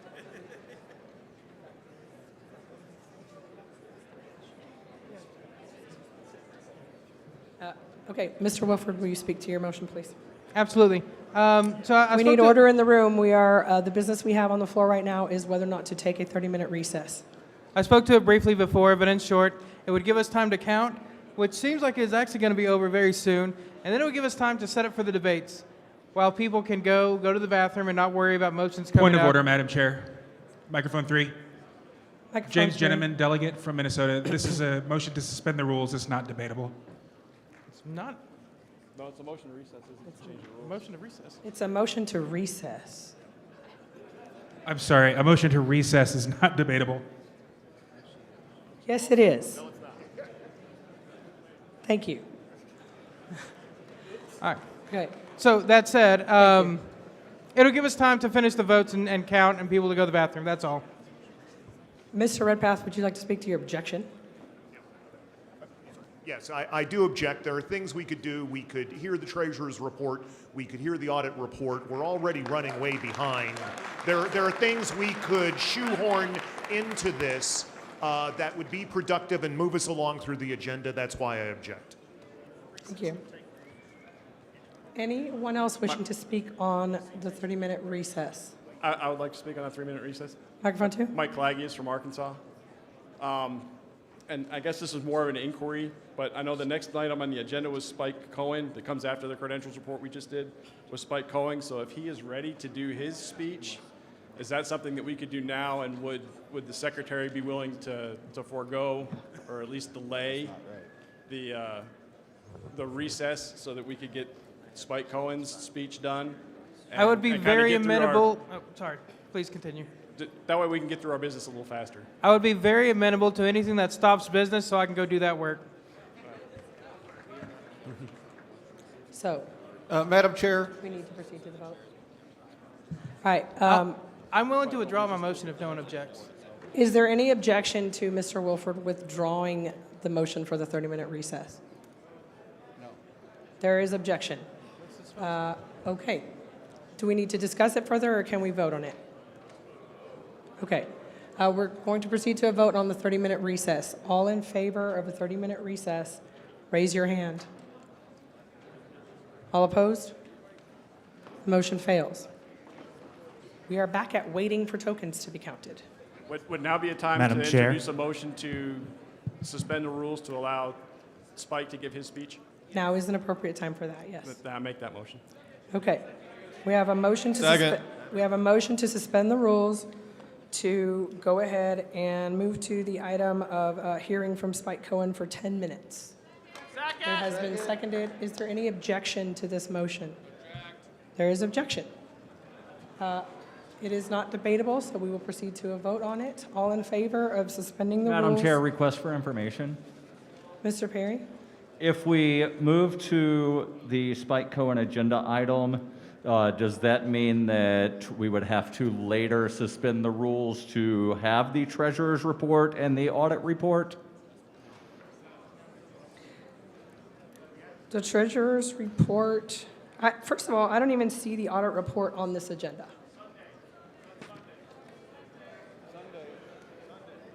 So you may not be looking at the right agenda. I'm looking at the agenda that I got a copy from the front during lunch. Oh, I'm being told that's on Sunday, it's not today. Okay. But the question still stands of will there need to be a suspension of the rules to have the treasurer's report? I show the treasurer's report later on today. Okay, thank you. So I don't believe we're looking at the same agenda. Point of information, please. Yes. It's Carolyn Wade from Oregon. Is Spike available to speak now? I don't know. I didn't make this agenda. Maybe we should check that first. Well, whoever made this agenda, check and see if Spike Cohen is available. Chair, Vice Chair, threshold is 10%. This is the total number for both. Those are the three Vice Chair and the two chairs that met the So 10% criteria. these two are in the debate for chair. and Chair, these two. these three Vice Chair. Okay. We're actually in the middle of something, but we have results now. So.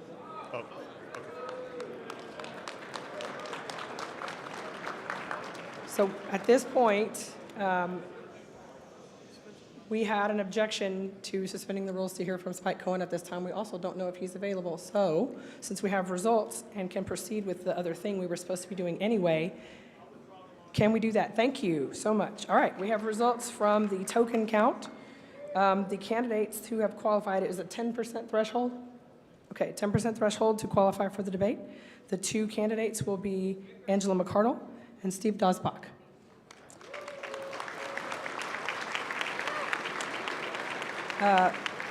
The token count for those, McCardle 544, Dosbach 101. Vice Chair, since those were also done. Smith 350, Rodsep 214, Hauptmann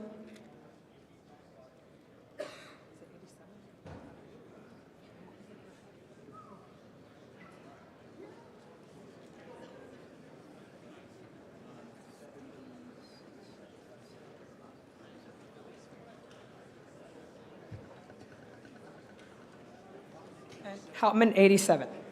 Thank you. Okay, so at this time, we will proceed to the chair candidate debate for 60 minutes. Madam Chair, point of personal privilege. Madam Chair, Where's it I coming have a from? question. Madam Chair, point of personal privilege. Microphone one. Can we ensure that the stage remains clear for the debate? Thank you. We should not have anything else being counted up here during that time. So let me double check the agenda. Okay, yes. So everybody please just keep the stage clear. Madam Chair, I do have a question. What were the vote totals for Tony DeRazio and Chris Emling for chair?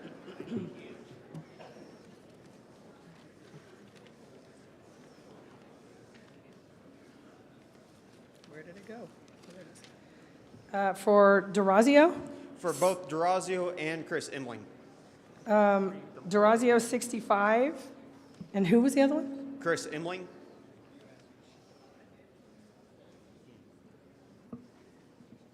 I don't see that name on here. Was that for chair? Yes, yes, ma'am. Say the name again? Chris Emling. Oh, Emling. 8. Okay, thank you. Thank you. That's okay.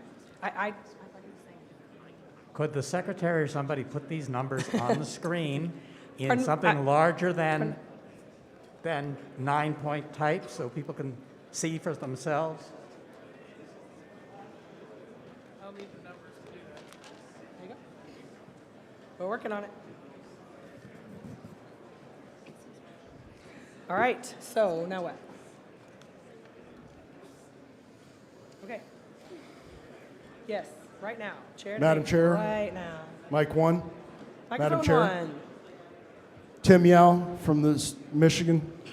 I moved to suspend the rules since this is now part of the business agenda to allow for Tony DeRazio to be in the debates. Say the name again. Your name? Say your Tim name again. Yao from Michigan.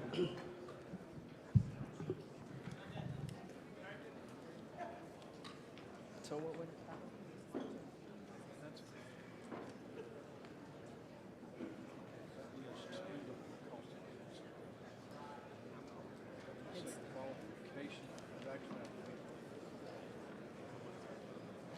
Madam Chair.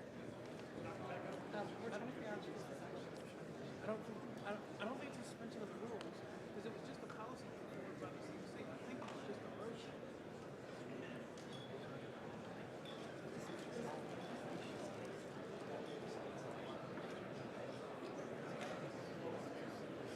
Yeah, I mean, this was just something that came up with the committee. This wasn't.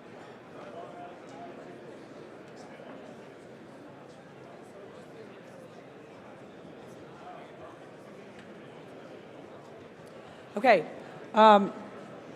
So we have a motion to suspend the rules, which actually is not necessary in this case. We have a motion to allow Tony DeRazio to be included in the debate, and it would just require a simple majority.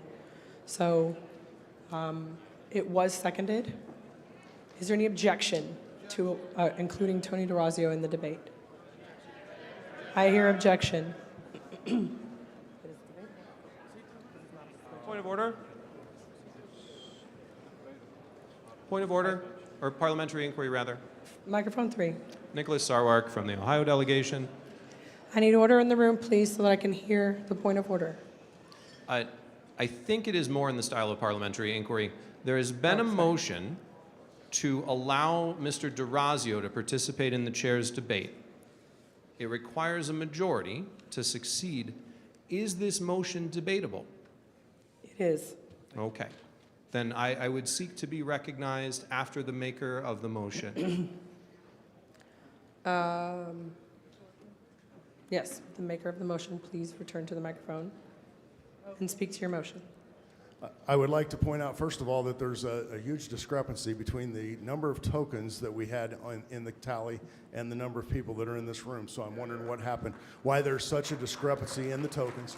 Not to mention the fact that there's a lot more than just 2 people that worked very hard to be a part of this, to be a candidate in this race, and it would be unfair to exclude people especially when it's apparent that a lot of tokens were not turned in.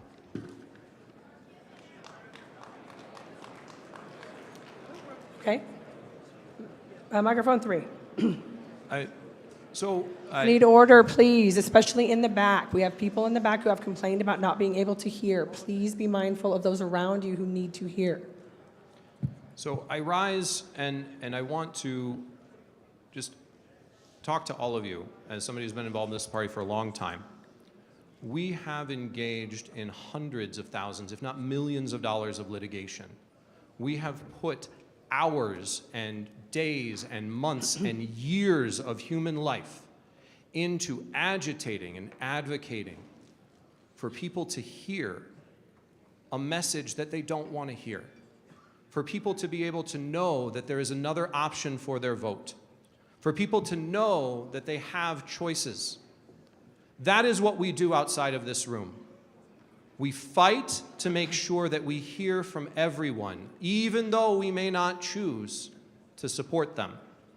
And I know that there were people who put my name in for the chair's debate, and I obviously didn't get the tokens because the rules were changed. The rules were changed with an organized block. The deadlines were moved up. Shenanigans occurred, as they do outside all the time, to our candidates. And what I see happening in this room is that we are not following our own values, that we are trying to silence voices because we disagree with them, that we are not content to let the votes be the votes, but we need to trick, we need to ambush, we need to hide our plans, we need to organize in order to stop competition, to stop the marketplace of ideas. And this morning, I want to say something. There were breakfasts this morning. There were options for people, and people chose what they wanted. And that friendly competition, to use the words of one of the speakers, that friendly competition increased the attendance, it increased the energy, it increased the amount of money that this party raised. And if we can do that, and we can fight outside this room for voices to be heard, then we can, by God, listen to Tony DeRazio in a debate. Madam Chair. Madam Chair. Mr. Wilford? Madam Chair. Point Madam of Chair. Point of I've personal recognized privilege. Mr. Wilford. Can whoever wrote this come up here, because I'm having trouble reading it to get the numbers on the screen. He's on his way. Okay, thank you. Madam Chair. Microphone 2. Andrew Belkovich, Colorado delegation. I would just like to point out that the primary principle of the Libertarian Party is human freedom, which has nothing to do with hearing anybody speak. People did have an opportunity to weigh in. We all just had the opportunity to cast tokens. I think if there was an appetite for one of these candidates, it would have been shown already. I move the previous question. Yeah. What was the last thing you said? I didn't catch it. The very last thing you said. Okay. Okay. So you're calling the question, I think, is what you're trying to do. Madam Chair, number 3. Microphone 3. My name is D. Frank Robinson, delegate from Oklahoma, co-founder of this party. Who called the question? I'd like to point out to all the delegates that none of the above and write-in voting is legitimate in this party. It doesn't matter who speaks and who doesn't speak. When the time comes to decide, you individually have the right to decide. Thank you. Point of order. Point of order. It actually wasn't called. What you said was I moved the previous question. Point of parliamentary inquiry? What? Parliamentary inquiry? Point of order. So the question has been called. Is there point objection? of order. The question cannot be called by someone who's just engaged in debate. Yes. Yes, it can. It can. Happens a lot. A lot of people in here do it, unfortunately. Madam Chair. Madam Chair. Who Mr. called the Wolford. question? I was trying to get the spreadsheet together. I didn't catch it. We're currently in debate over whether or not to to allow Mr. DeRazio to So speak. nobody called the question. That did not happen. He did call the question. Okay, Madam so I Chair, need to Tony know DeRazio, I'd like to name be and recognized for a delegation. moment. Hold on. Yes, he needs your name. He was tied up doing something else. No. Colorado? Colorado. The question has been called. Is it seconded? Is there objection to calling the question? There is objection.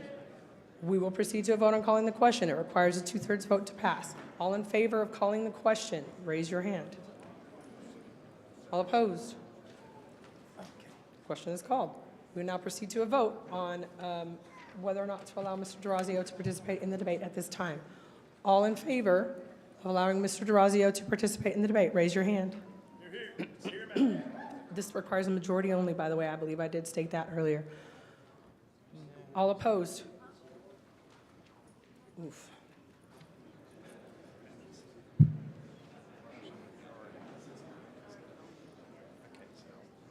All right, let's do that again. All in favor of hearing from Mr. DeRazio during this debate, raise your hand. Opposed? Motion fails. Motion fails. Okay, so it's all yours. Madam Chair. Okay, let's go back to this. Okay, in-star work. Or maybe we'll just have them stand up. Do we have those names? All right, so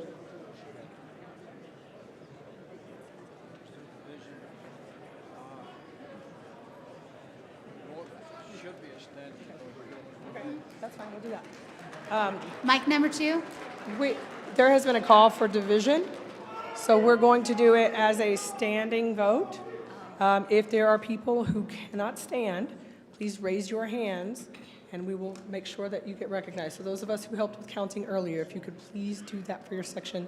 We're not counting right now, but if you could just please help recognize those who may not be able to stand. All in favor of hearing from Tony DeRazio in the debate at this time, please stand.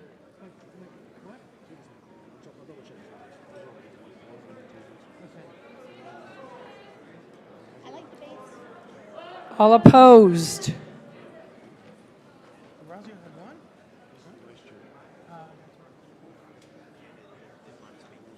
The motion fails. Madam Chair, Andrew Kennedy, elected Libertarian from New Mexico. I would also like to include Chris Emling in the debate for chair. I gotta stop and take this motion now. Say the name and Chris state again. Emling. We have a motion to include Chris Emling. Second. In the debate. It has been seconded. Is there any objection to including Chris Emling in the debate? There is objection. Would you like to speak to your motion? Yes. Yes, I did. I would just like to speak for Mr. Emling on his behalf. He has. Right, there currently is a discussion on it. Yeah. Ms. Chair, is there currently a discussion on the matter? Yes, you are speaking to your Yes, motion. ma'am. That's what I thought the situation was. I just wanted to clarify. Mr. Emling is the campaign manager for the only Libertarian who has ever won a contested election in New Mexico. And I would love for him to come up here and speak for what he's about. Mr. Emling, are you there somewhere? Point of order. Is there anyone wishing to speak against? Before we start that, what was your name, Madam sir? Chair, Point of order. What was your name, sir? Your name and state. Andrew Kennedy.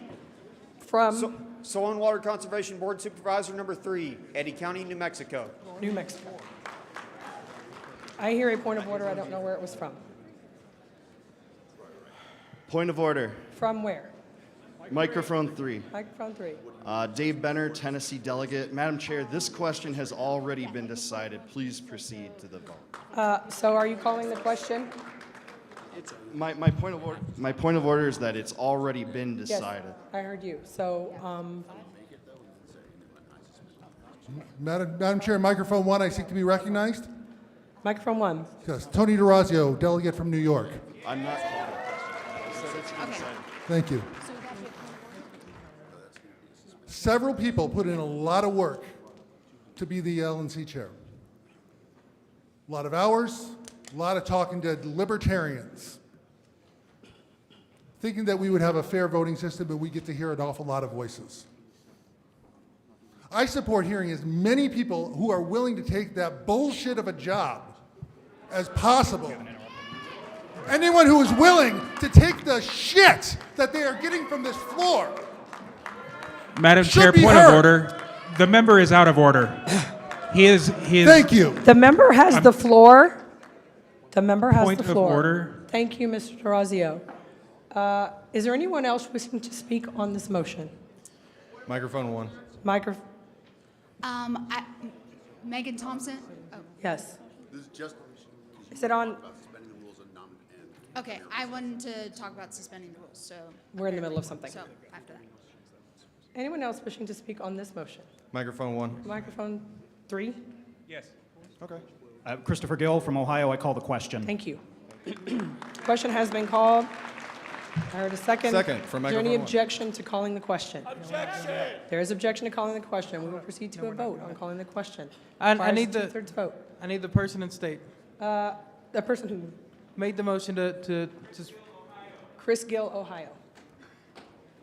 All in favor of calling the question, raise your hand. All opposed? Question has been called. We will proceed to a vote on the motion, which is to hear from Chris Emling during the debate. All in favor, raise your hand. All opposed? The motion fails. All right. Having a debate. Mic number 2. Yes? Megan Thompson, Texas delegate. I wanted to move for a suspension of the rules. To do what? To add 15 minutes to the time limit for a 15-minute recess. To add 15 minutes to what time limit? To our orders of the day, which would have us adjourn at 5 o'clock. Can we just do a 15-minute recess? So where would the recess go? Right now. Okay, so we have a motion to suspend the rules. To allow people some more time to set things up, since it seems like all the speakers aren't quite ready. Thank you. To allow 15 minutes, a 15-minute recess at this time and extend the day by 15 minutes so that we can set up for the debate and people can take a break as necessary at this time in the afternoon. It has been seconded. Is there any objection?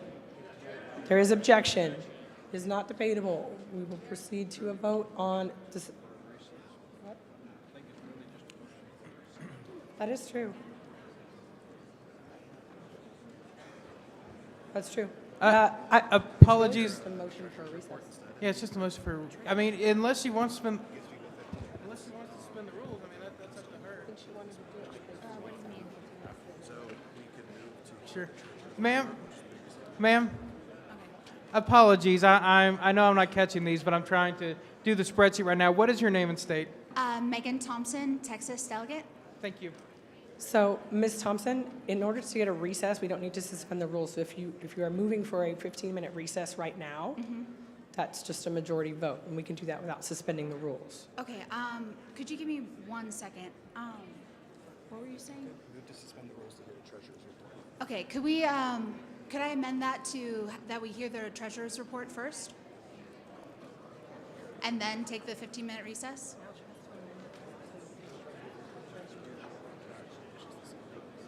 Okay. That will require suspension of the rules. Okay. So,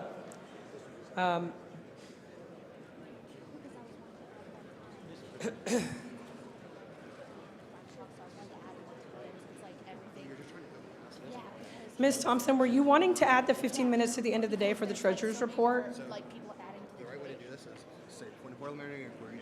Okay. So point of parliamentary inquiry. Yeah, Sorry. we can. Point of parliamentary inquiry. I need order in the room. I cannot hear the speaker. Point of parliamentary inquiry. what do I need to do so that we don't shut down at 5 o'clock, basically? So we can continue business past 5. I believe that the way you were doing it the first time, because you were trying to add that 15 minutes back on at the end, that would require the 2/3. That would require suspension of the rules to do that. Okay. So we can proceed with that when we're already in the middle of it. So we can do that. Cool. I just want to make sure that Awesome. was your Then intention. that is my intention. Yes, Okay. ma'am. All right, so there was objection. We'll proceed to a vote on suspending the rules to have a 15-minute recess now and adding that 15 minutes to the end of the agenda today. All in favor of suspending the rules to do that, recess now, 15 minutes at the end of the day, raise your hand. All opposed? The motion fails. Thank you for trying. Madam Chair, I seek recognition at mic 1. At mic 1. This is Pietro Geraci from New York. I move to suspend the rules to push the chair's debate to 6:30 p.m. tonight and to allow tokens to be submitted until 6 p.m. Point of information.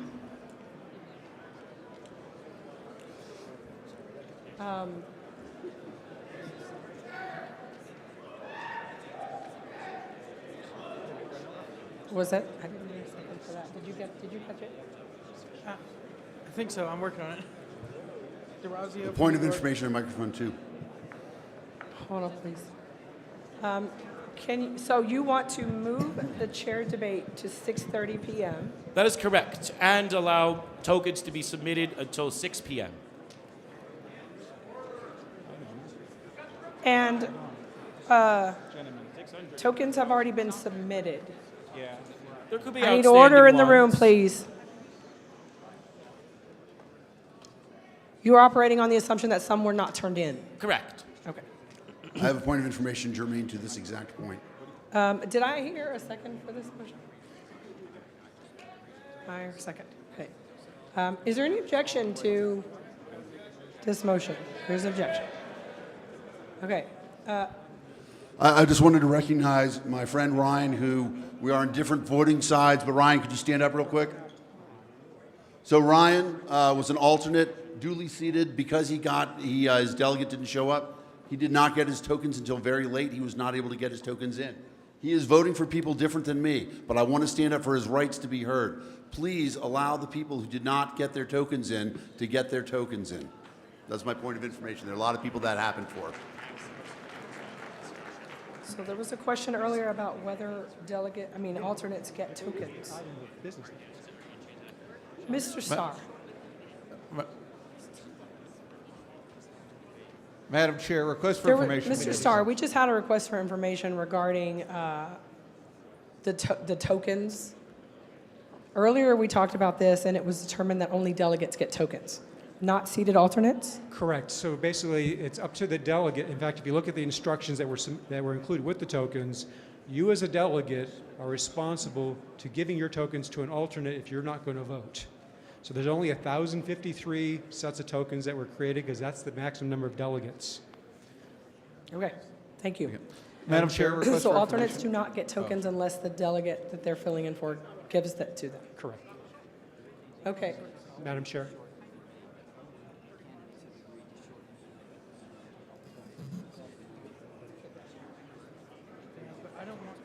I can't hear you. I'm not sure that's the issue. Madam Chair. Okay, hold on. Just so everybody understands where we are, we have a motion to. Can only give these to delegates. And there was a point where it was determined that state chairs came in and said, I'm not seating these delegates, I'm seating these alternates, and we issued tokens. That's not. I'm telling you what happened. You have to give it to delegates only.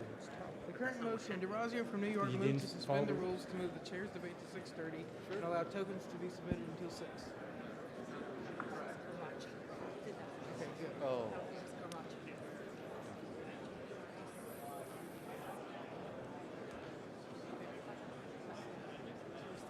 It may have, we're trying to do like 3 things. Okay, so I believe we are in, it's not debatable. It is not. This is just request. Yeah, it is not debatable. There's no motion on the floor, right? There is a motion on the floor. Mr. Garachi made a motion to suspend the rules to move the chair debate to 6:30 tonight and continue accepting tokens until 6 o'clock. Madam Chair, request for information on this motion. Microphone one. Given the nature of the agenda and how the regional caucuses are set, is it the correct understanding that if we adopt this motion, that would mean that we would not be able to adjourn because we would still have items of business at 6:30, and therefore the regional caucuses could not meet until after that item and the adjournment subsequent to it? Since the agenda specifies that it's after today's adjournment that the regional caucuses meet? That is correct. Okay, thank you. Point of parliamentary I also want to add that the candidates have also agreed apparently to shorten the debate so that it can fit into the agenda where it is. The candidates have agreed to shorten the debate so that it will fit into the agenda where it is. Parliamentary inquiry. Microphone three. Nicholas Sarwark from the Ohio delegation. Leaving the business that's out there at 6:30, I'm trying to make a motion. would it be in order for the chair to interpret the suspension of the rules to essentially make a recess between the islands of business from here until there? And during that recess, the regional caucuses could be formed? Or is that something that the bylaws would not allow? A recess between now and 6:30, the proposed time for the chair's debate. Could the regional caucuses happen in between leaving this room and then coming back for, quote, business, unquote, at 6:30 for the chair's debate? Do the bylaws require us to finish this day's business before regional caucuses can be done? Or can we do it during an interim, a recess period of this business? I don't understand. Point of information. What's the question? Mr. Sarwark, will you please repeat your question? I just need somebody else to hear this. So the question was, if we do this suspension of the rules, can the time in between now and that 6:30 chair debate where it would be moved to be considered a recess so that we can do the regional caucuses, or could we recess to do them? Can we do the regional caucuses with this suspension of the rules? That's the question. But then we're skipping all of these other things. I would say that agenda does not bind the regions and they want their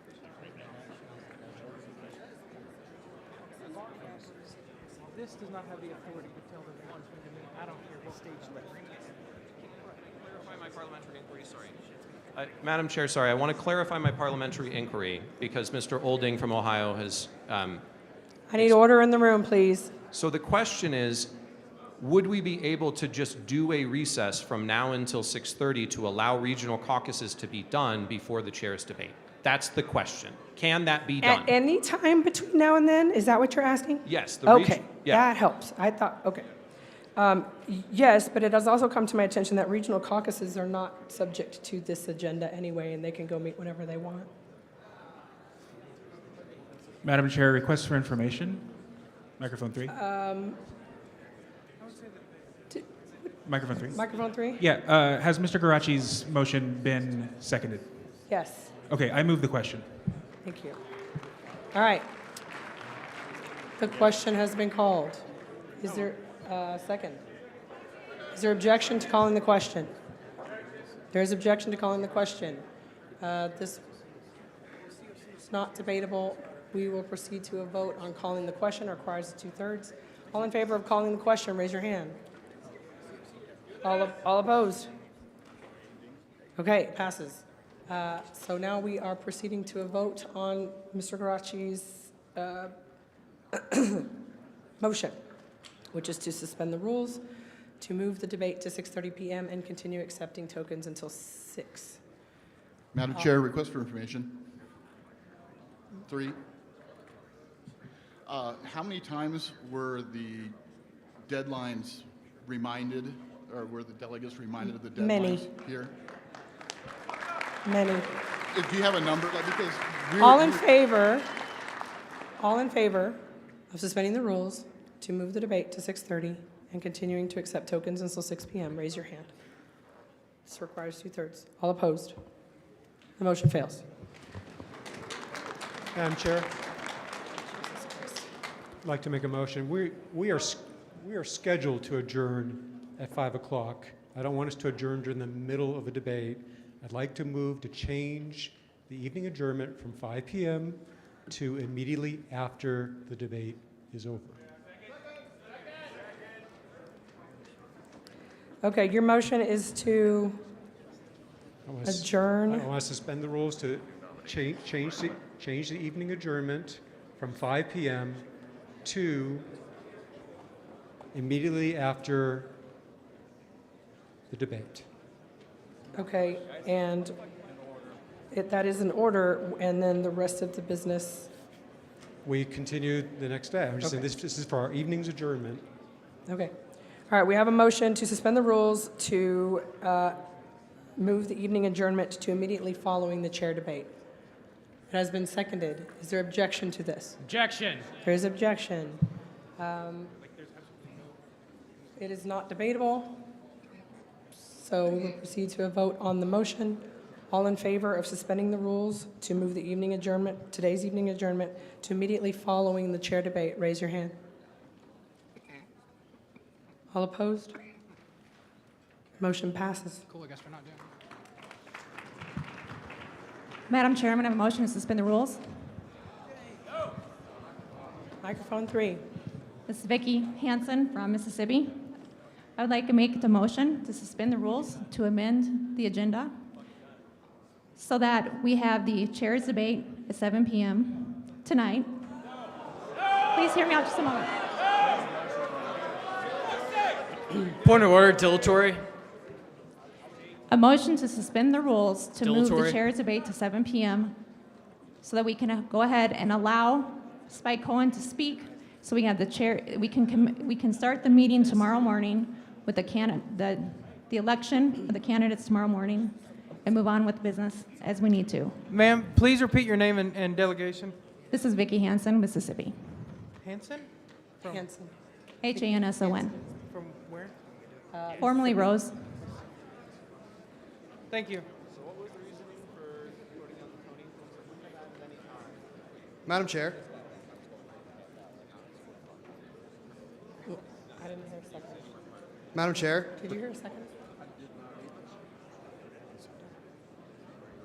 Was this motion seconded?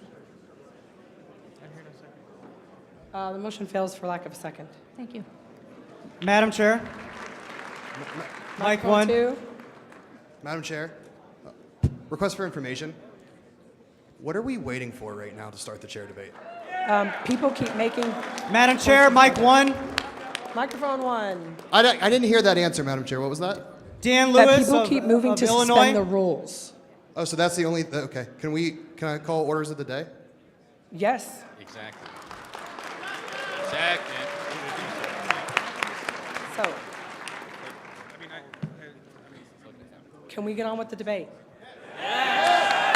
Objection. I have a motion from Mike 1. No. No, you can't.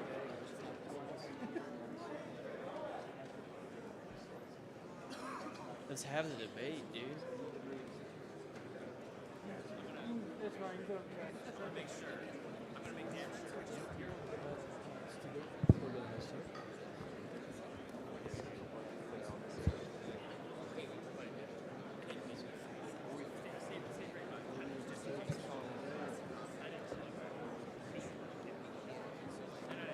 My name is Jim Turney.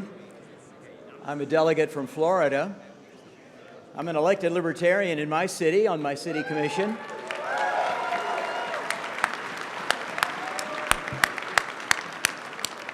Been reelected twice as well. And it's an honor to stand before you here today as in this role as the chairman of the Convention Organizing Committee of this convention. And it's an honor to stand here again because I've been the past chair and was reelected national chair back in the 1980s. So I'm re-elect Jim. Remember that. Anyway, I'm up here now because I'm going to be chairing this chair debate. and would like to bring up the candidates, Angela McCardle and Steve Dasbach. We're going to start with 5 minutes of opening comments. And then we're going to open the floor to questions. That includes questions from each of the candidates to each other, as well as from you. But I'll be calling on folks out there in order of the microphone. So 1, 2, 3, and then back again. We'll have a short period of for answers to the questions. So the first thing is the 5-minute opening statement from each candidate before we get into any questions. So without further ado, do either of you have an option to go first, or should I select one of you? Okay. Well, I'll go alphabetically. Steve Dasbach, would you please come and address the body?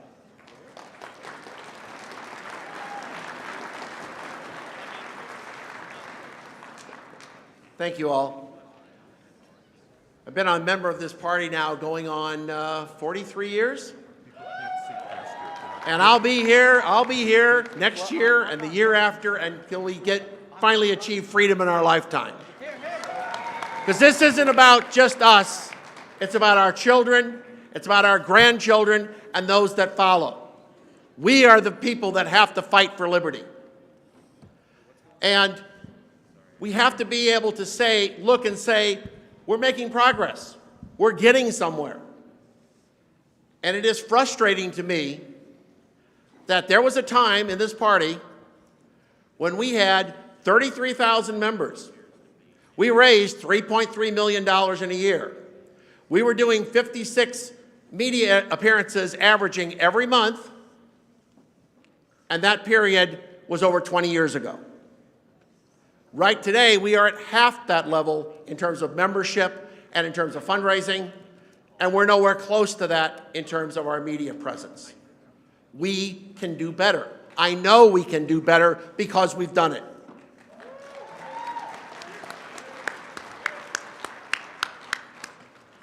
So my background is in science. I'm a numbers guy. So my goal, the reason I came and ran for chair, is because I want to see that our records be in the future, not in the past.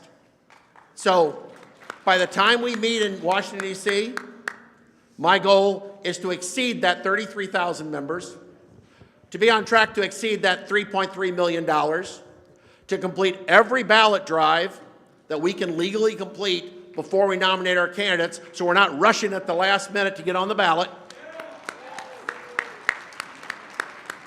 And so we've got a complete professional media team in place, getting releases out and tweets out and everything else on the timely issues of the day in hours, not days or weeks or ever.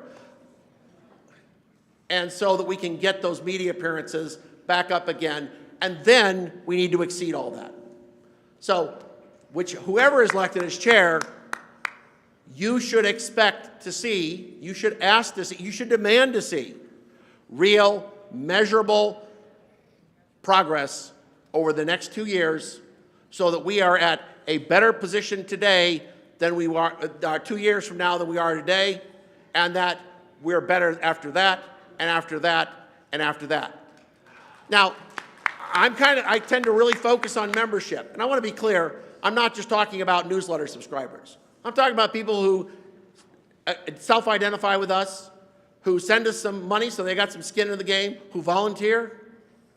The newsletter thing is not that critical. But membership matters because that's where the fundraising comes from. Not just for the national party, but for our state parties, our local parties, and our candidates. Membership is important because that's where the volunteers come from. You talk to candidates, their biggest problem is finding a campaign manager, finding somebody to work on their campaign. We need more people. We need a bigger pool to draw from.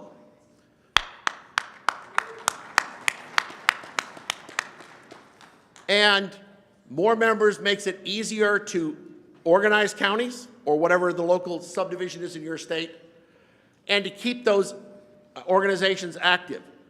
You know, I've talked to people all over the country, and one of the problems we face is having to reorganize the same counties over and over again because there aren't enough members in those counties to sustain and keep that going.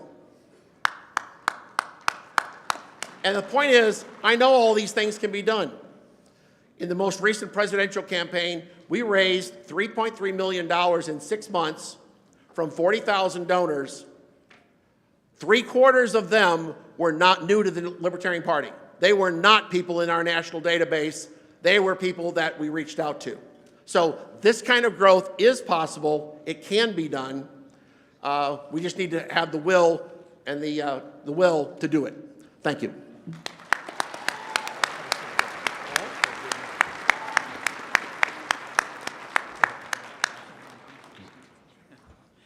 Please welcome Angela McArdle.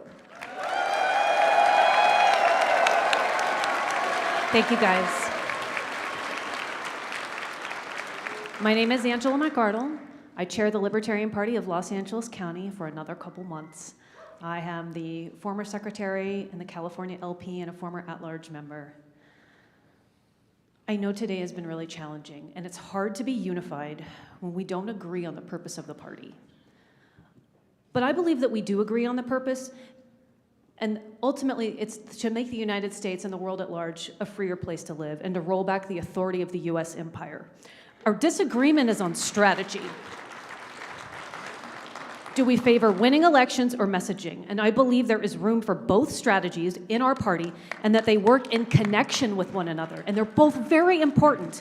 And it's important that we do both because people need to hear the message of freedom from us. Not just from podcasters, from us. And they need to see us fighting back against the jackbooted thugs like Nancy Pelosi and Dan Crenshaw. It's really important that we do that as elected officials as well. Because across the United States, like a desire for freedom has absolutely swept this country in the past couple of years. And a thirst for personal liberty has been ignited in the hearts of working class people and the urban community. We don't want to ignore them. They don't know exactly what libertarianism looks like, but they know what miserable tyranny looks like because they've lived it for the past 2 years. And people have had enough. And they look to us. They should look to us. And right now, these people have a low-resolution vision of freedom. They go to these rallies, they go to these stupid Trump things. We need to bring that vision into focus by communicating our message clearly and by supporting our candidates and affiliates and doing a much better job of what we're doing right now. So I want to share my vision for the Libertarian Party and explain how we can turn the LNC into a functional organization again that you can all be proud of and that will actually get something done for you. Here's what I would like us to do at the national level.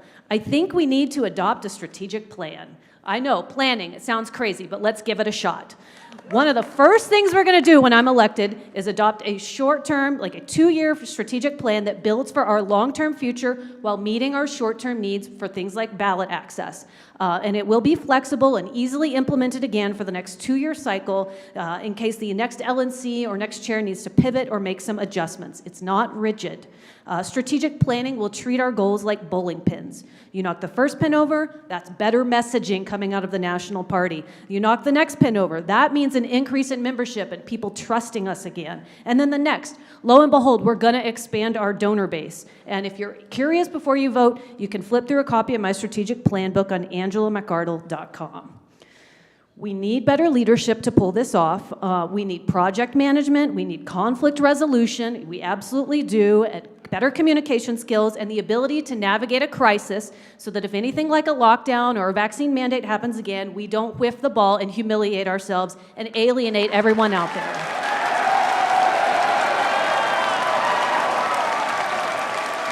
Now, I'm going to tell you that we don't talk about leadership. We don't talk about leadership very much in the Libertarian Party, and that is a shame. It's very important. Leadership is about articulating a vision, embodying a certain set of values, and creating the right environment for things to get accomplished. And as libertarians, we place an emphasis upon the importance of individualism, and it's very important, and autonomy. But all political organizations need effective leaders. This is just basic. Leadership is part of the natural hierarchy and spontaneous order that's part of the human experience. Leaders are people who are there to help us make sense of things, plot a course, and drive things forward. I'm going to do that for you, and I'm going to train and I'm going to mentor other people in the party so that they can do it, so that we can lead effective state and county affiliates. It's not just about the LNC. We're here to serve your needs and lift you up.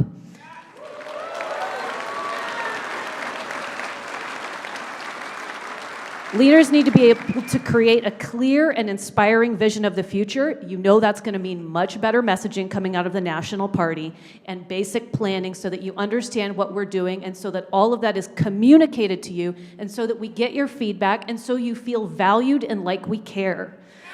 It's so important.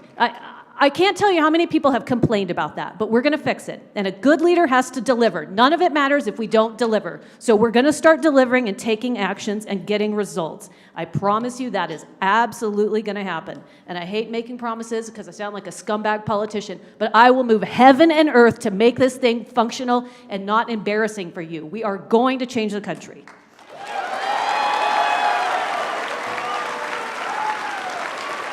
Now, we've got an incredible opportunity in front of us. We're very well positioned to become a tremendous political force in the political arena because we're surrounded by fools. So let's not repeat the mistakes of our past. Let's do better. Let's look to a bright future for our party full of opportunities. I know the country is in awful shape. It doesn't matter. We have an incredible message to offer people. And it's such a crucial point in history. We've got inflation, war, lockdowns that could happen again, mandates. Let's inspire people across the country to let go of their political paradigms and pursue liberty. Let's break their ideological shackles. So that's why I'm running for chair. Please help me make it all happen.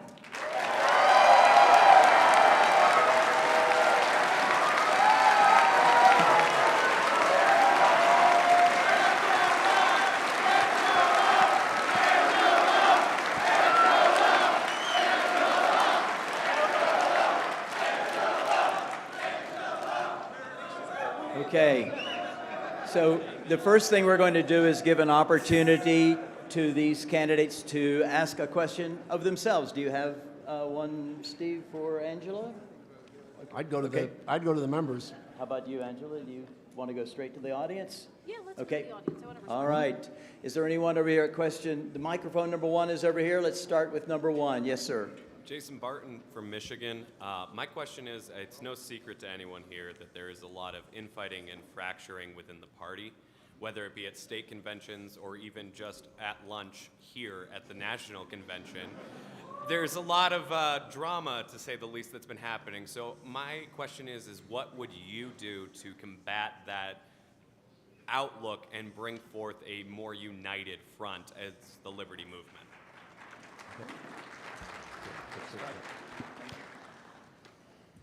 We have a lot of infighting for various reasons, but one of them is because we have a fundamental disagreement about what the party should be prioritizing, what's its strategy. And I believe there is room in the party, plenty of room, to prioritize elections and strong principled messaging. And if we back candidates who are running in bold messaging campaigns, like Shane Hazel from Georgia, he's the example I use. Spike was also a phenomenal example. If we elevate them and lift them up with their messaging, everyone is happy. You get to work on campaigns, you get to work on messaging. You can do social media. There is room. We have to make room and communicate that clearly so that people don't feel pushed out. And it's going to take probably 6 months for some of the worst infighting to die down. But when the LNC starts doing a better job and starts communicating our vision to you and supporting what you're doing, you're going to start to shift your focus from infighting about who's friends with who on Facebook, sorry, no one should care, and to putting your attention onto things that matter. It's going to take a few months, but I do believe that it's possible, and we're going to work on it really hard with an internal marketing campaign. Thank you. Steve? I had the pleasure of serving on 2 national committees that were drama-free, and the reason that we were drama-free wasn't because there weren't divisions. We had pragmatists, we had radicals, we had left-leaning, we had right-leaning, we had people involved in certain caucuses, we had people that I don't want to be involved in any caucuses. But what we did was we worked to find common ground. We looked for areas of overlap and consensus. And when we found that overlap and found that consensus, we had the entire party behind us because it wasn't seen as one group winning and somebody else losing. It was all of us working together to move the party forward. That's how we had the growth in membership. That's how we had the growth in fundraising. And, you know, it doesn't take having a national committee where everybody is in lockstep with each other.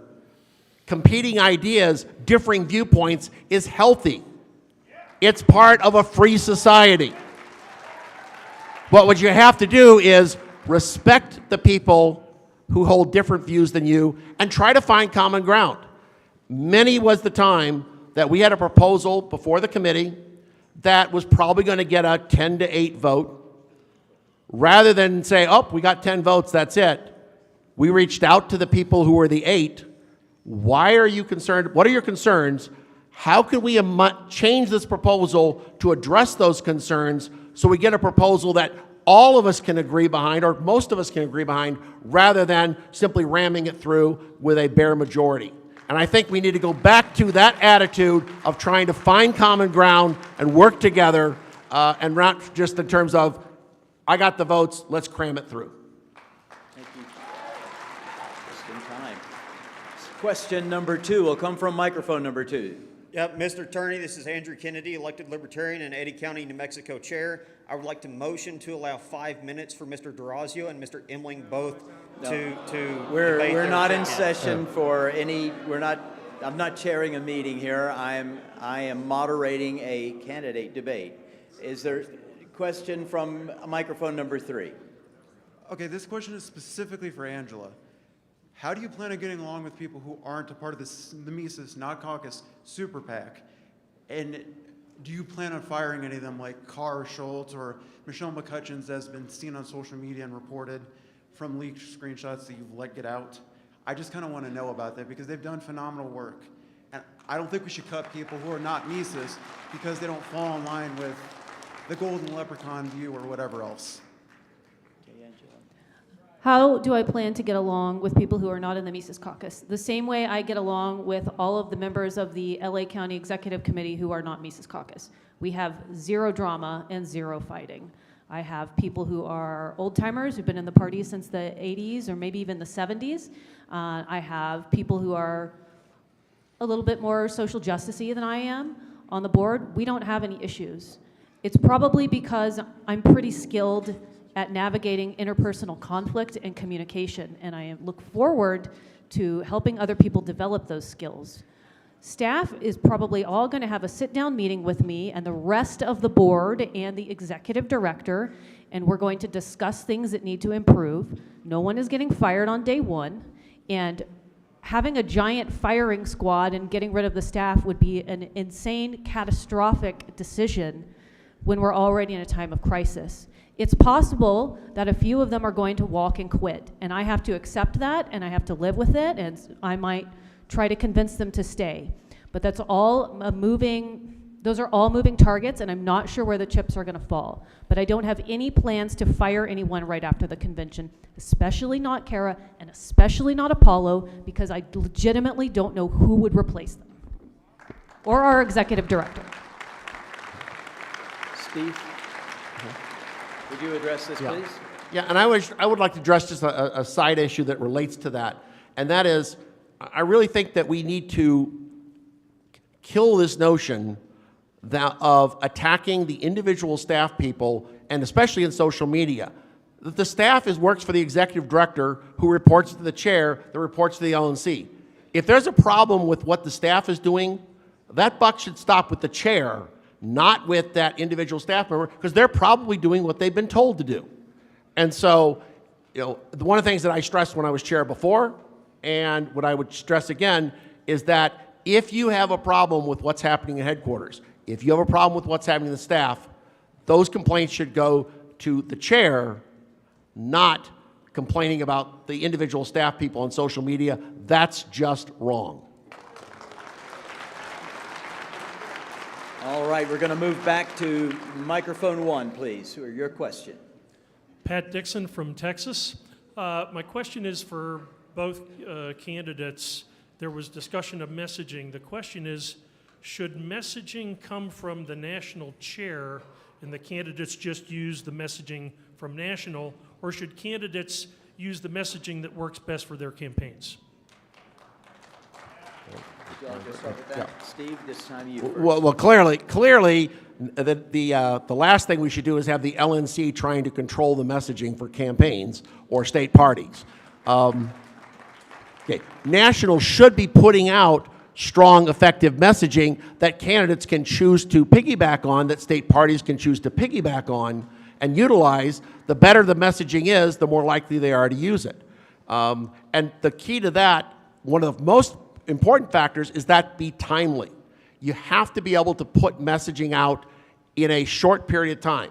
And so I really think that means drafted by somebody on the communications team, approved by the chair, out the door. And then, you know, if APRC sees an issue down the road, then they can slap hand, we'll go edit it or something. That was what the system we used before for things that were electronic, is after the fact review.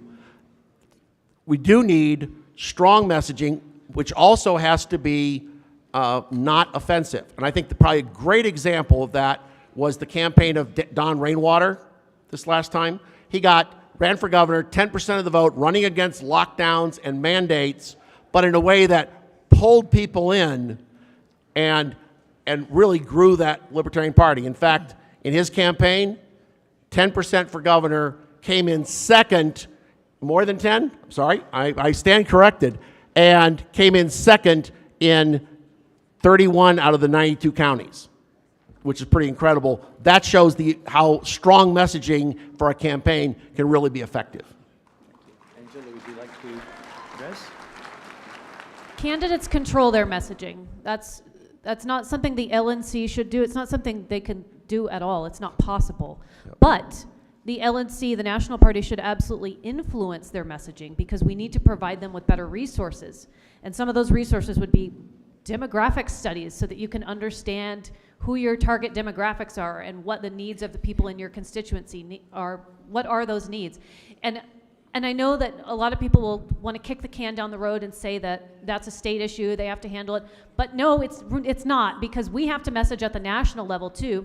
And if we're going to go out and get marketing and demographic studies, which we are, why on earth wouldn't we share them with our candidates and state affiliates? So we will be doing that. Yep. And we're also going to be providing basic things for candidates to use in messaging, like, I don't know, Canva templates, simple stuff. How about a website template, so that you can not be frustrated and spin your wheels because we have so many people who are stretched so thin? How about basic PR training through online courses? That's some of the stuff that's good that the LNC has been trying to work on. So I do think that it's important for the LNC to bolster and support candidate messaging. And obviously we can set a good example too. Thank you. Back to microphone number 2, please. Aaron Starr, California. So I'm going to ask a question actually of both of you, but different angles. I've heard criticisms of both of you, not necessarily fair criticisms, but I want to express them so you can counter them. One criticism of Mr. Dosbach is that you've got lots of experience, but you really don't have a lot of vision.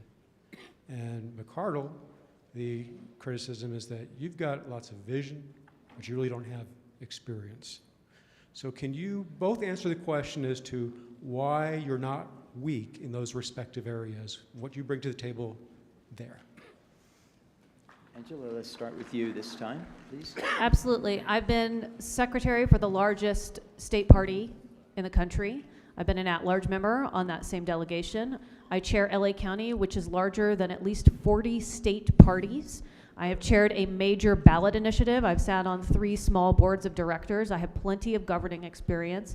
I've run mid-sized law firms where there's hundreds of millions of dollars at stake. It's not the same, but there's definitely a very heavy financial weight to that is related to this. And I'm also someone who likes to take advice and lean on people who are older and wiser and experienced. So I absolutely do think that I have enough experience to do this. And most importantly, I have the time and attention to focus on it, because this is all I'm going to be doing.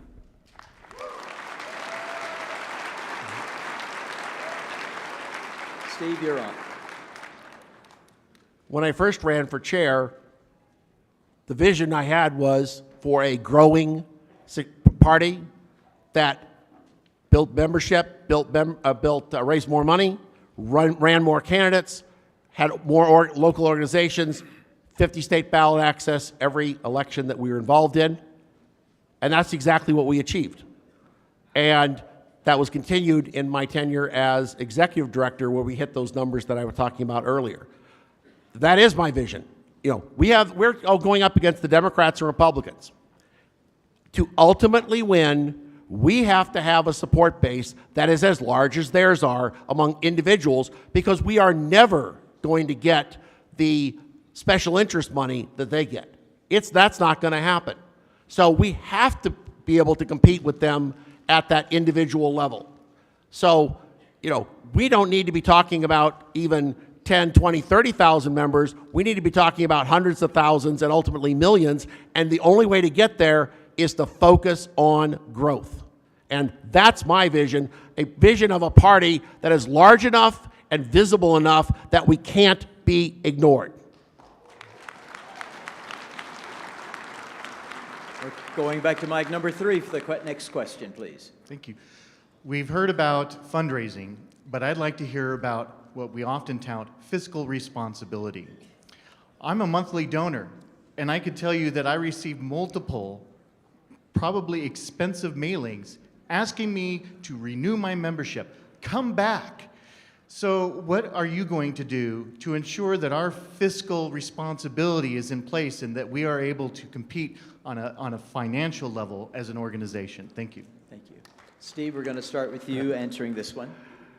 Well, ideally what you have in your databases, you have those kinds of things flagged, so you are not sending renewal notices to people who are already members. That's silly. That the types of communication are geared to the individual. Individuals who are contributing with, tend to do things electronically, you should not be spending money on expensive mailers. People that generally respond to expensive mailers should be getting the expensive mailers. But the most important thing is to make sure that you've got a clear plan for what you're trying to accomplish and budgets for that, and make sure that you are staying within those budgets, and you need to report back to people what you're accomplishing. One of the things that we did to change the culture, and so people had confidence in their donations, was to adopt what we called a plans and progress model, where when we were communicating with members, we'd laid out, here's what we're planning to do, here's what's going to cost, and you remember the things we talked about last time, here's what happened, here's where we are on those, here's what's been accomplished, do we have something still left? And there was that constant feedback cycle of the plan, the results, here's what the next steps are, and that builds donor confidence. It also makes sure that you are using your money, your funds wisely. And again, I think the biggest thing is making sure that all of our financials are very clear and project-oriented, so people can see where the money's going, what it's being used for, and you've got communication results, so you know what you're getting for that. Thank you. Angela, your answer, please. The first thing we're going to be doing, the first major project we're going to be undertaking is an audit. And it is going to be hardcore. We are going to see exactly where our money has been spent and how it has been spent poorly, and we are going to make some serious changes. Direct mail, that definitely needs to be altered. Then there are a couple of different ways to break it up. You can do it by the number of responses and people who engage with direct mail. You can also break the list up by age, so that people under 40 are receiving dramatically less direct mail because they're usually less likely to send it in and respond to it.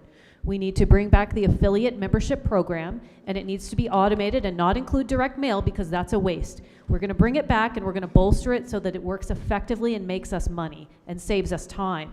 We are going to change our financial transaction service provider because it costs too much every financial transaction we make. And when we do that, we're going to save money every time someone swipes a card, and it's going to enable us to go after youth-based micro-donation campaigns. Text $5, donate $2, donate $3. We're not really able to do that right now, and it be financially feasible.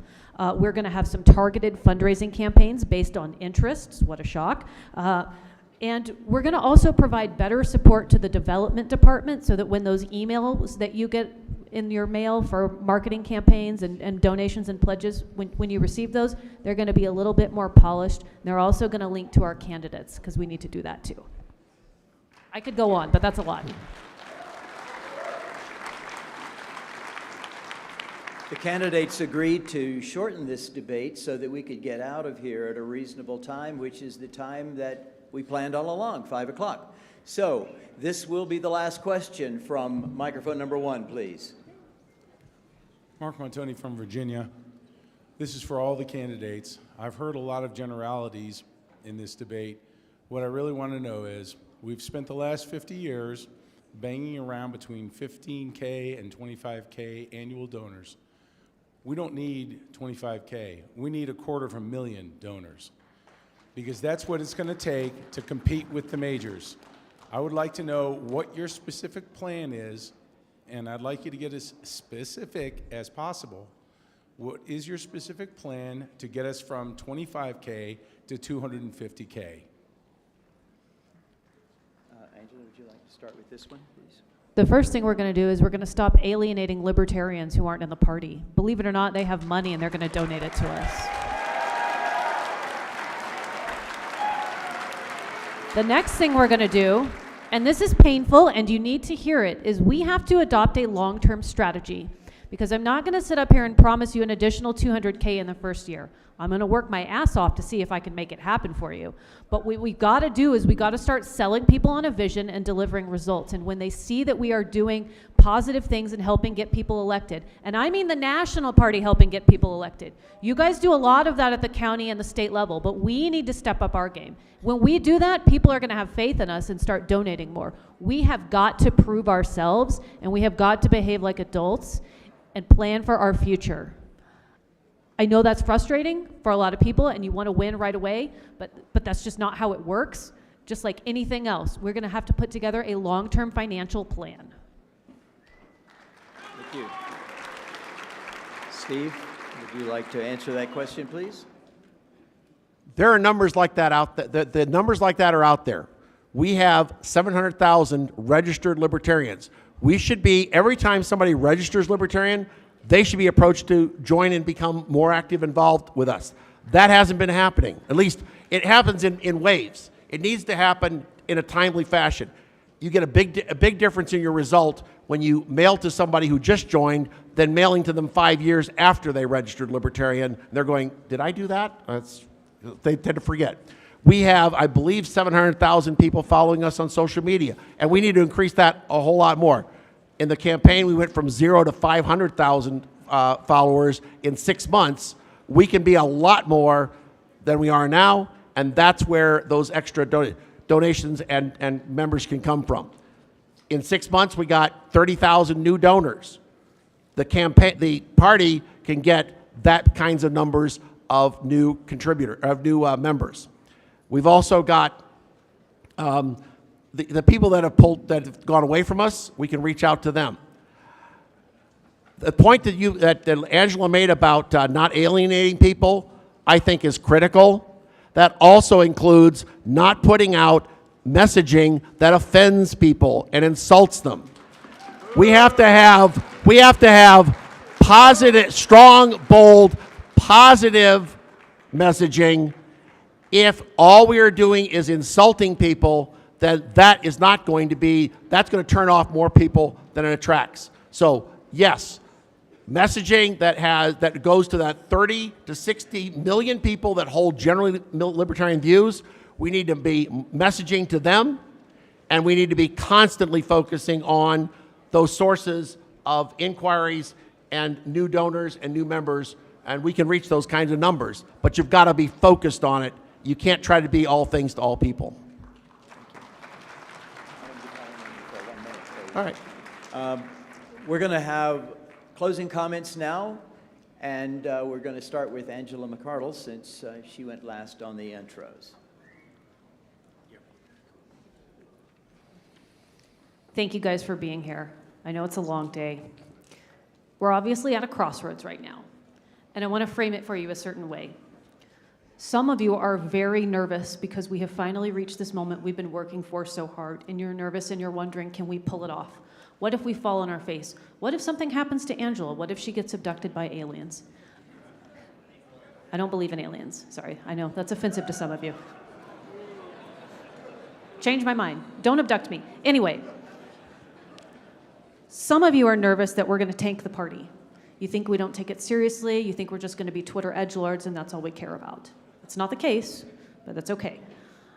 What I'm asking is that you've got to have faith, and you've got to reach out, and you've got to be willing to trust us. And trust is something that it's an act of courage. You have got to be a courageous party, because if you can't trust us to run things, how are we going to get past that little barrier to fighting like overwhelming totalitarianism at the state and global level? We've got to pull it together.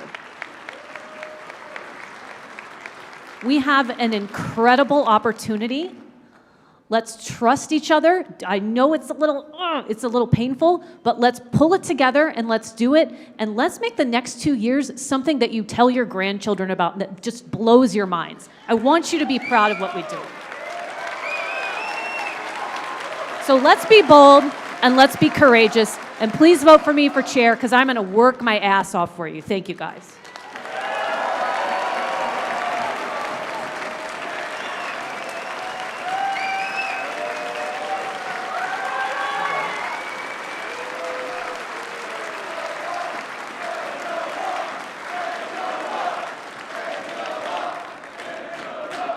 Steve Dasbach, would you like to wrap it up for us, please, sir? Sure.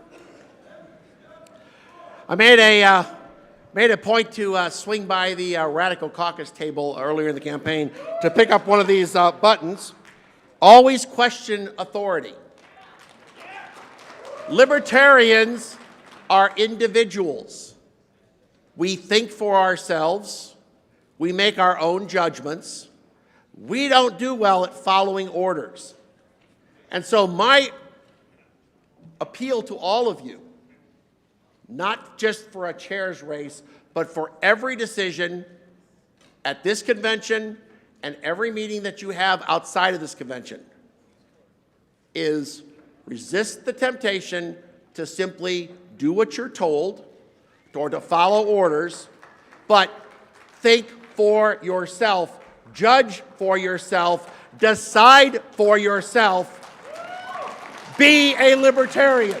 Thank you. Thank our candidates, please.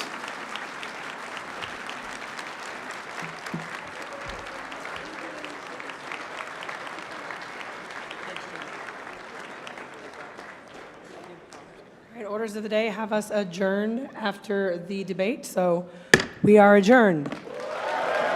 An announcement about caucuses real quick. The new Region 1 is going to be meeting in Redwood 3, Region 2 in Redwood 8. Point of personal privilege, we can't Region really hear 3 you. Could in you ask- Redwood 6, Region 5 in Redwood 7, and Region 7 in here.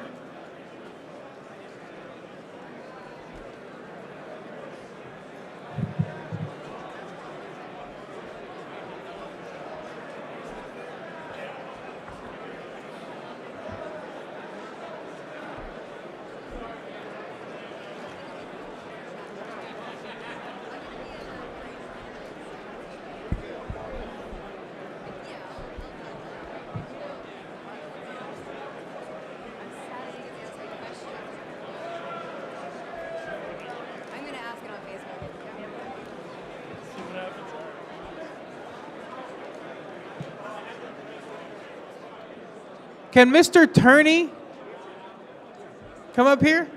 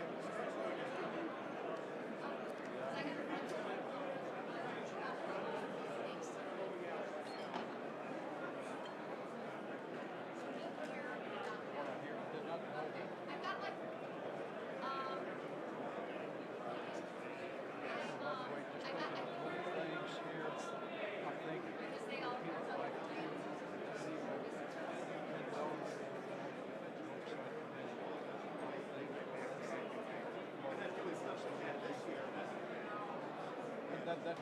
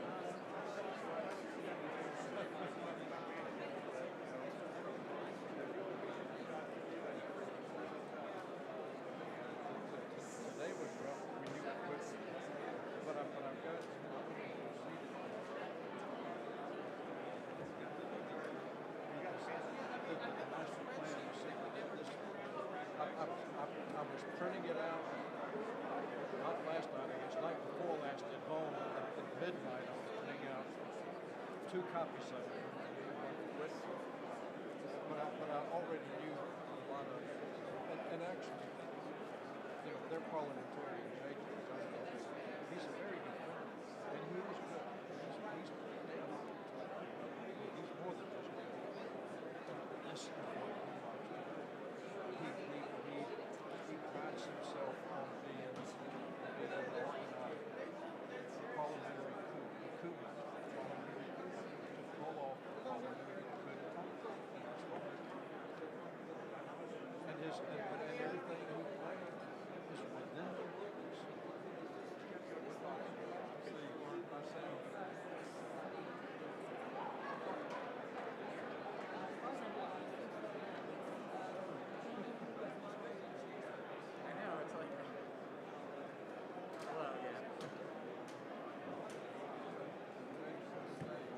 We did.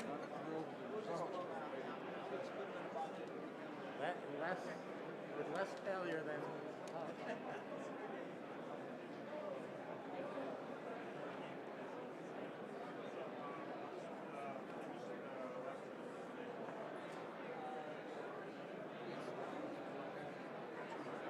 Can someone?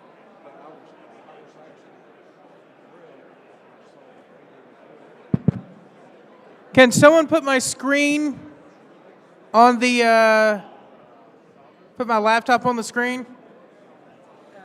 There we go. Did you get it? Did they do it? Okay.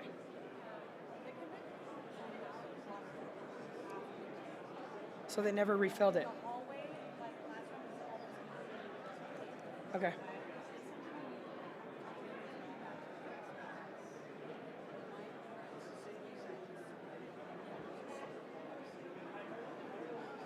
Yeah, we asked for that, but I guess they did not deliver.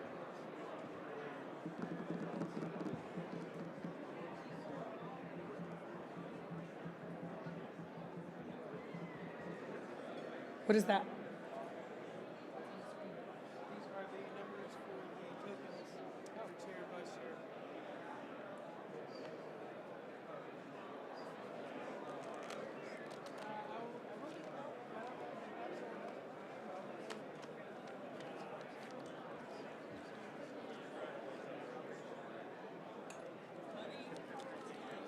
I have some.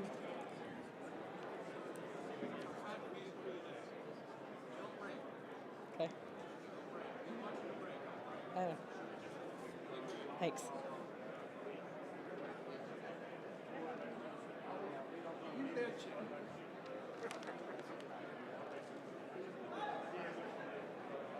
The last few minutes, I'm going to look at this picture. Hi, how you doing? Good to see you, Mr. Brown. Okay. On our next making it. I'm making the answers. Here it shows you.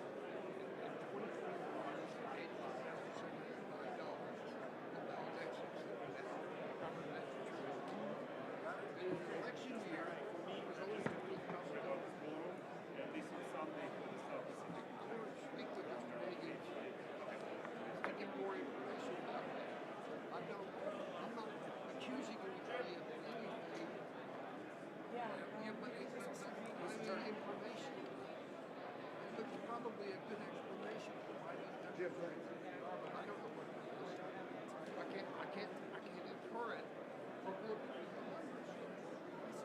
Wilford.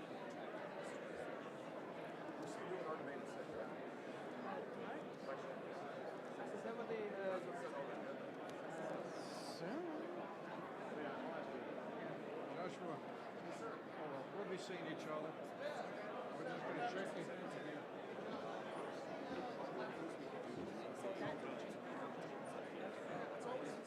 So the reason we have the tables behind is we are required to count everything in the open.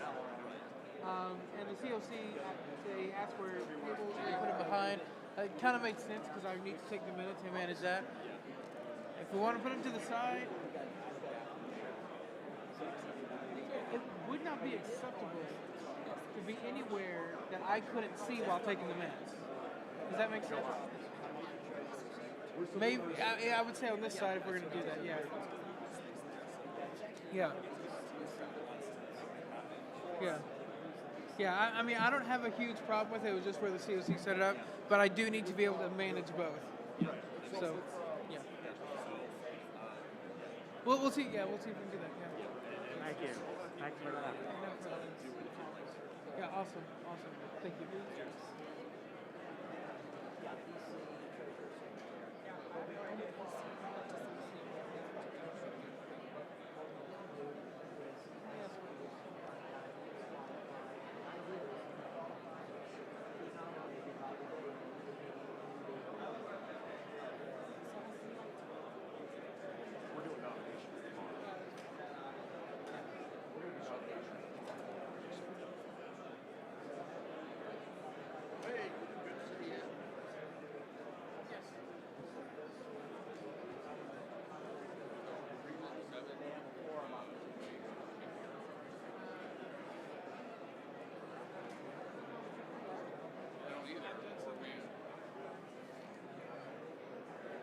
Hey. All right, so the Region 7, prospective Region 7 caucus is going to be in this room. If that is not your event, you might want to leave.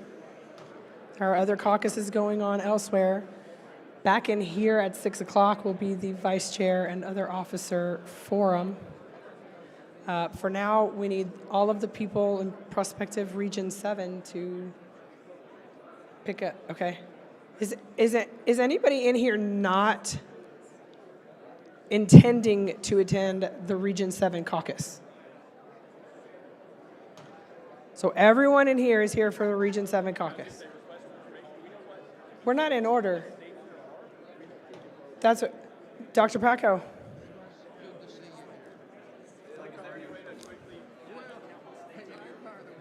I'm not running the caucus.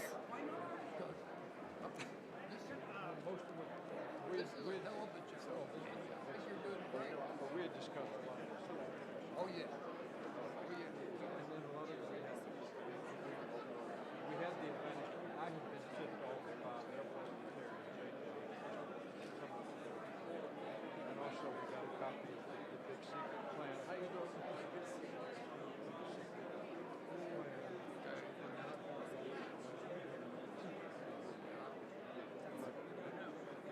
Everything they're wanting is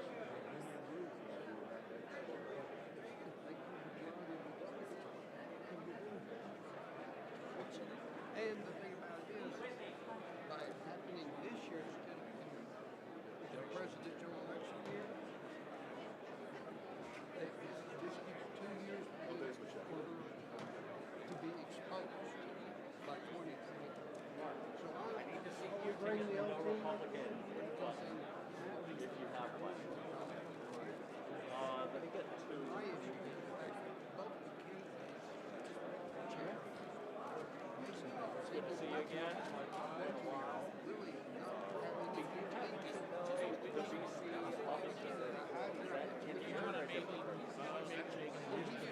Actually, there's a caucus in the Cascades behind here where the Mises event's going to be because it is wide open. The problem is there's nowhere to sit. It's all whichever one. Yeah, I don't know how long you're planning on caucusing or you're trying to ask everybody to go. We can ask everybody to, Okay. whatever you want to do. I don't know that there's another room. I guess you could go to the Sierras if you wanted to. Raise your hand if you are here for the Region 7 caucus.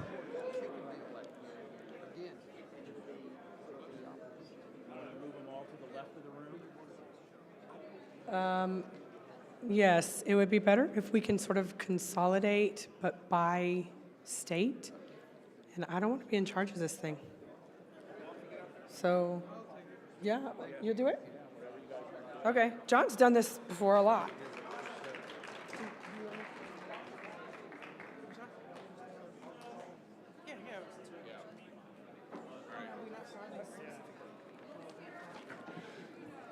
Hello, everyone. This thing is not very loud. Hello, everyone!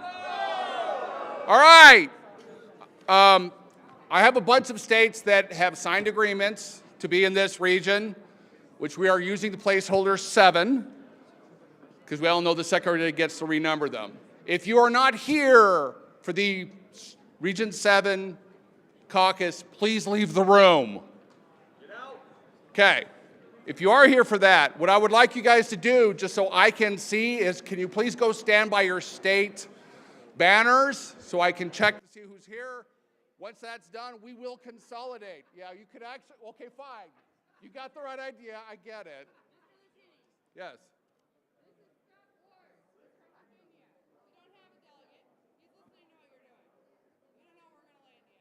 Okay.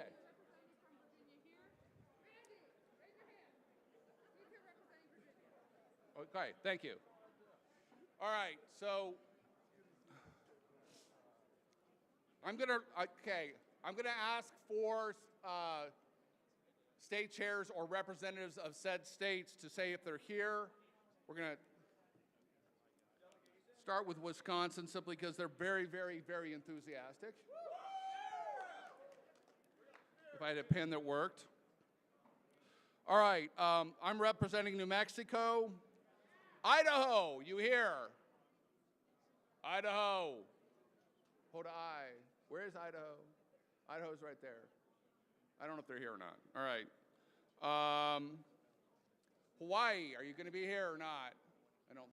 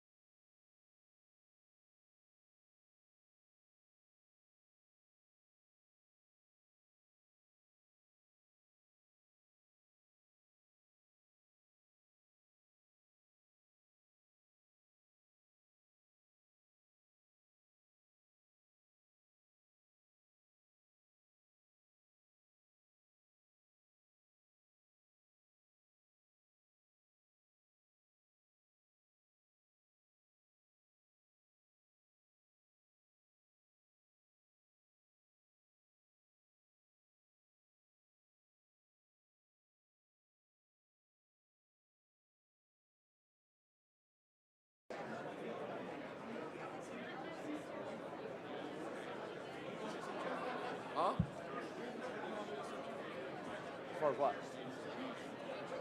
Oh, no, I just let people ask whatever. I don't give a shit, man. I know they're gonna ask some dumb questions, and I'm gonna be able to. They're gonna be softballs. You know what I mean? We'll be all right. We'll be all right.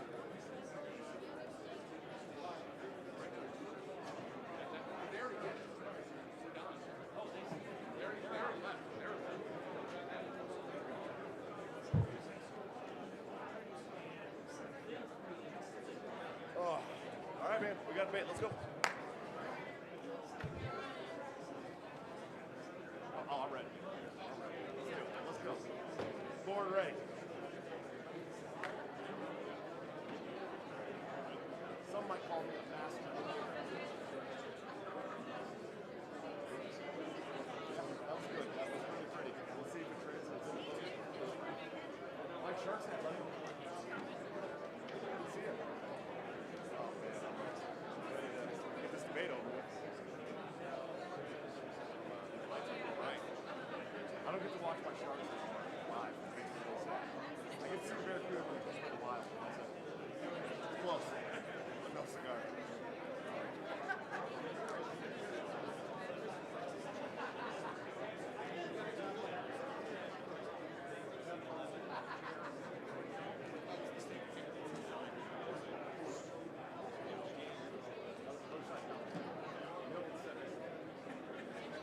You better bring some contrast, homie. Drag him into the party, maybe, with some what? He doesn't eat chicken.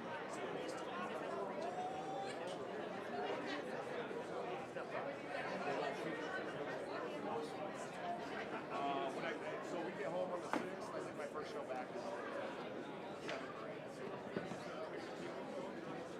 Yeah, dude, I missed that. You got me some good follows, man. It was nice. But I got some shows lined up. I got new internet the day before we left, so no more than chopping. We finally got fiber. So I got one gig. Oh yeah, I eat on streams all the time. That's how I roll.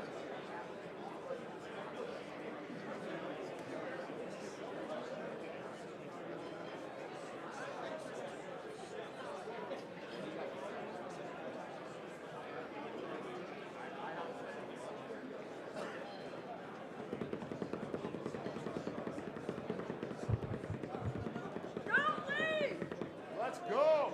I just went out and got my family also.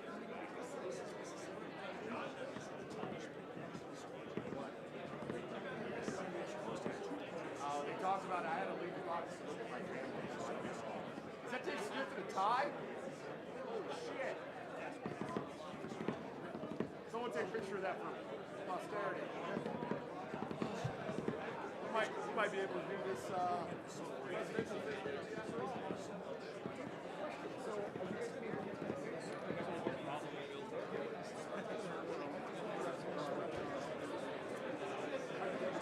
Does somebody want it? Yep. Oh, okay. I translate like a typical Texan, I'm sorry. We want hot middle. Back where we were. Me and him and hot middle. We want hot middle there. We don't want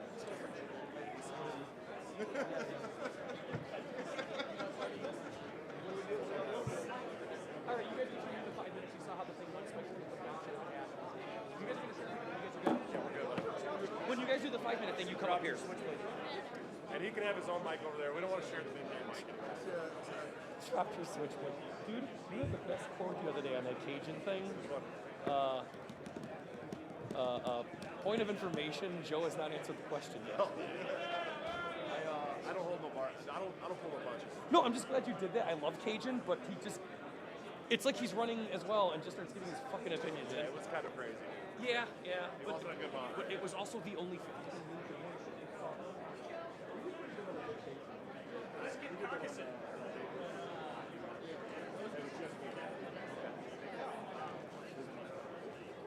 Yeah. I don't know much about Hummer, but I was on the Joe Jordan. Yeah, there's a trash can. Listen, man, my first. Need a trash can. Just throw it away.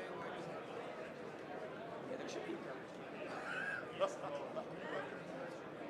was brutal.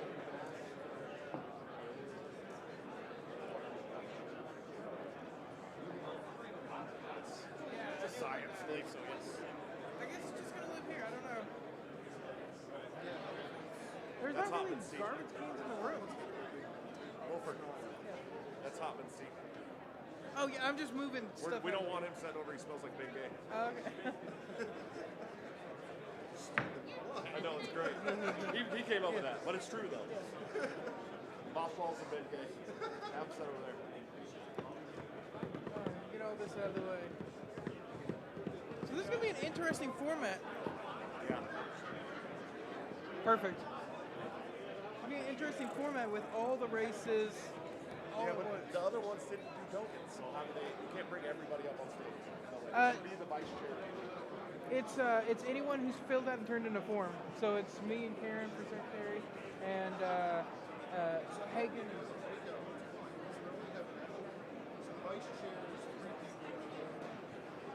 I was asking this attorney, and he said it's not going to be a mistake. It's going to be a forum where each of us get to give a speech.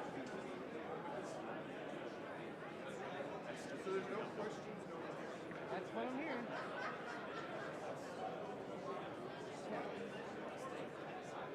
I'm gonna go ask Ms. Harlow. I'm gonna go ask Ms. Harlow if she's willing to sit out with me, and we can just have a vice chair debate. I love you guys. Yeah.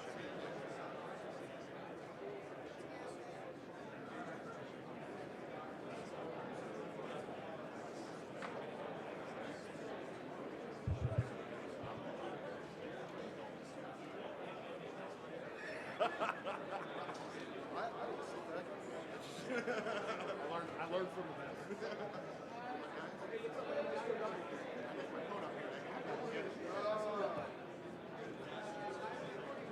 What's up, brother? Oh, my back hurts. No.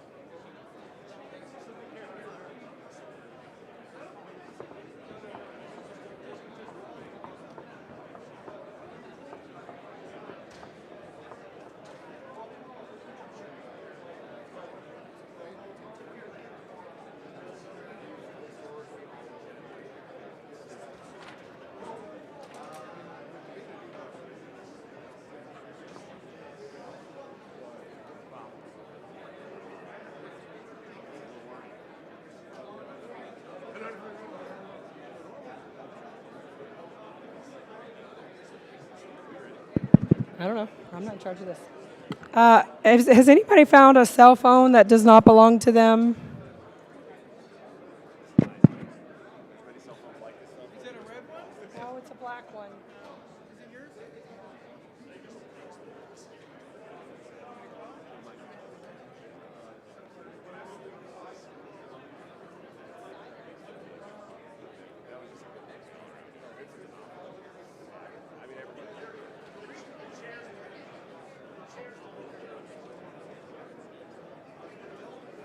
We gotta get this done so we can go to the back. Let's do it.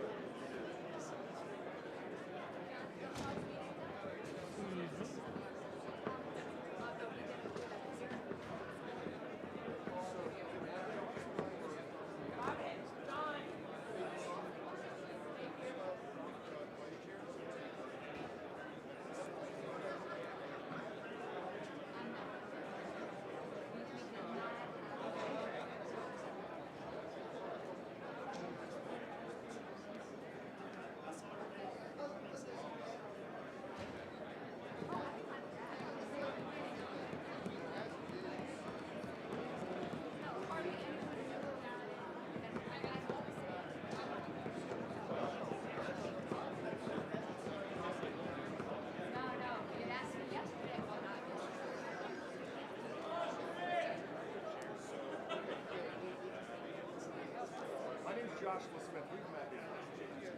I was on the California board. Yeah, I've been the chairman twice.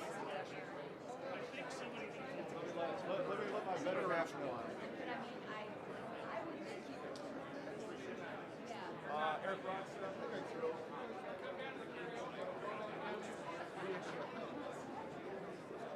I'm ready. I'm ready. What's up, man?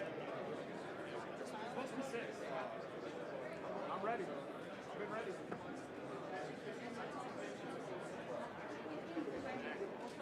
Exactly. It could have been the chair. It could have been the chair, Randy. It could have been it.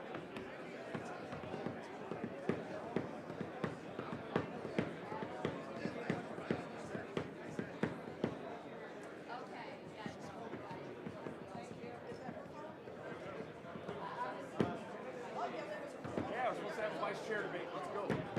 Ready.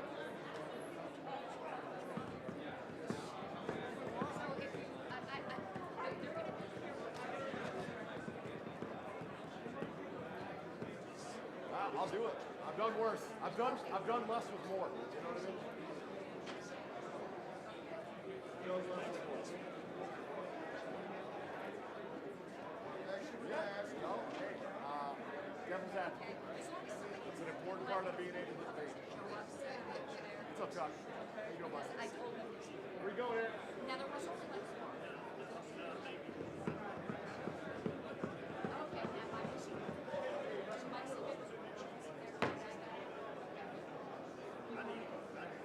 It's supposed to be just vice chair. I don't know what's going on.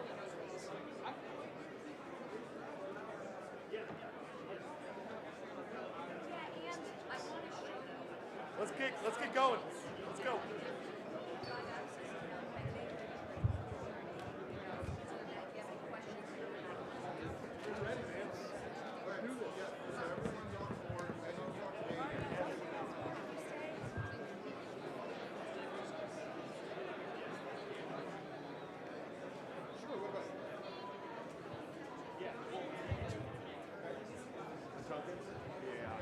I think the platform tokens you can still turn in.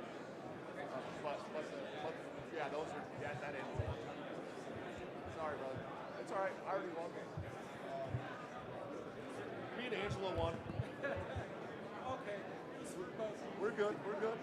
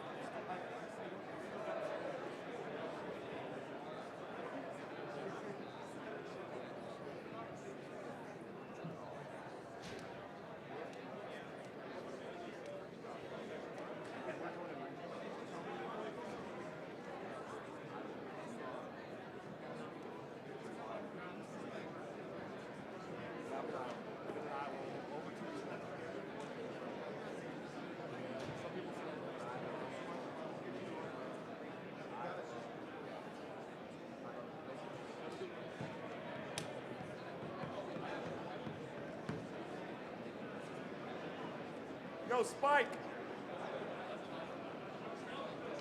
Spike! I hope so. So, yo, Spike!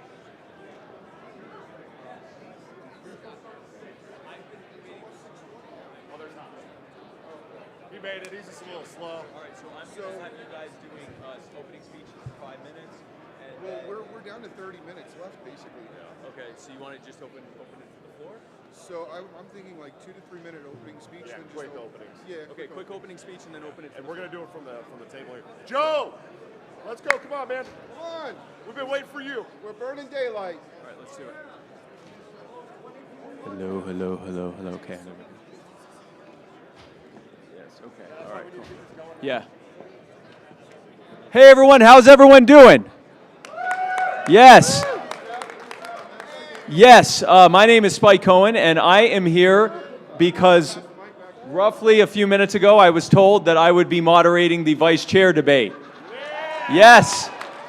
Yes. Yes.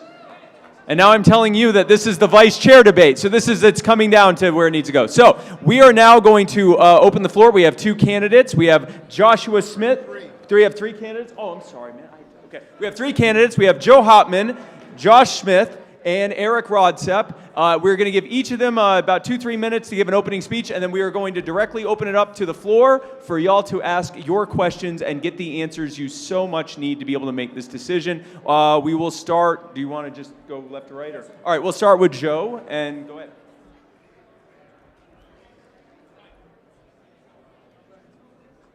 Well, I've spoken to less attentive audiences. I've taught high school for 23 years. All right, for those of you paying attention, my name's Joe Hauptman. I've been the chair of the Indiana Party 3 times. I've been active in the party since 1979.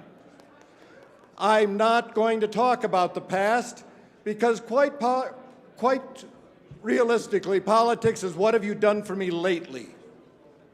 And you don't want to hear about the past. For one thing, it makes you look bad.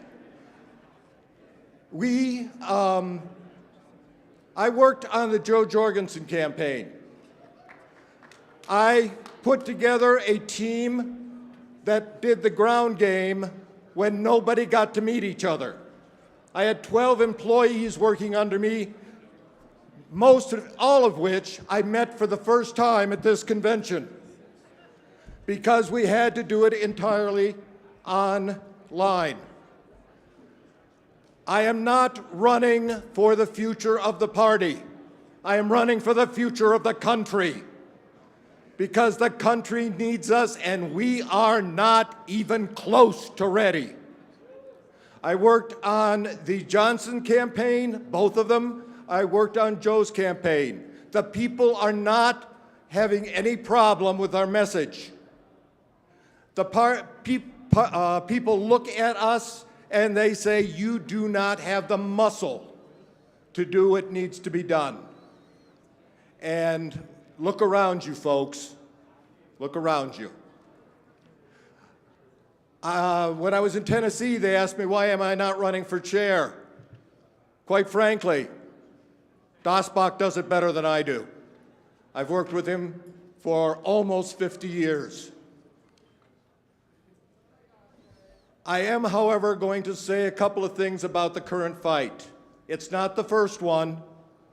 I was in New York in '83 when David Bergland became our presidential nominee by beating none of the above by 1 vote. The other side became the Cato Institute. Okay, the party will continue and the liberty movement will continue. I don't like what's happening today. I probably won't like what's happening tomorrow. But I'll tell you for a different reason. It's not going to work. This is at least the 3rd time pure economic brutalism has been tried in the Libertarian Party. And I'll be honest, at least one of the times I was on that side. It only works in our own echo chamber. When you go to people outside our echo chamber, and I'll be honest, I'm from Indiana, okay? In Indiana, this motto is, your nostalgia is our future. Okay, we are not part of the sagebrush revolution, but when you tell them taxation is theft, all they hear is, you got money, you want to keep it. And your idea of freedom is to make me work for $12 an hour. Guess what, folks? You're not going to get 34% of the voting population with that message. How do I know? We tried. We've tried more than once. So you guys do what you want, okay? I'm not worried about the party. I'm still my county's treasurer. I've been active in Indiana. They haven't gotten rid of me. They tried to bury me a couple of times, but I kept moving. You know, bring out your dead, right? Okay, I will say, if I do get elected, one thing. Well, of course, don't worry. You get to talk all you want after this.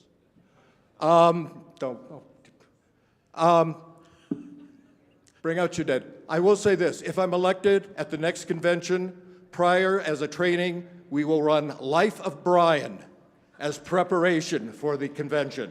I can think of no better training for a Libertarian National Convention than Life of Brian. And if you're too young, watch it.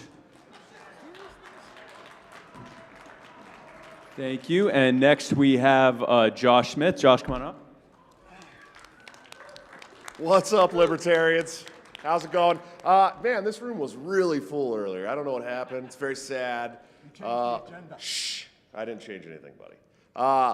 Nice to see you guys here. Thank you so much. This is my third national convention in the last 4 years. If you guys have been following me, I ran for national chairman twice. I got skunked by Nick Sarwark in 2018. I barely lost to Joe Bishop Hitchman in 2020, and now I'm running for vice chair because 4 years ago, Nicholas Sarwark told me, run for at-large first, then become vice chair, and then run for chair. I'll support you then. Well, if he doesn't support me today, he's a liar. So anyways, you guys, I have the same message I've had for the last 4 years. I want an aggressive media strategy. I think that we have been just absolutely looked over by the media. We need to be making our own media. We have wonderful people in the party like Dan Smots over here who can build media platforms for us. It's insane that we wouldn't use those resources and those tools. I put a big focus on membership. If you guys know, I was the biggest membership recruiter for 2 years running in the Libertarian National Party in the entire party.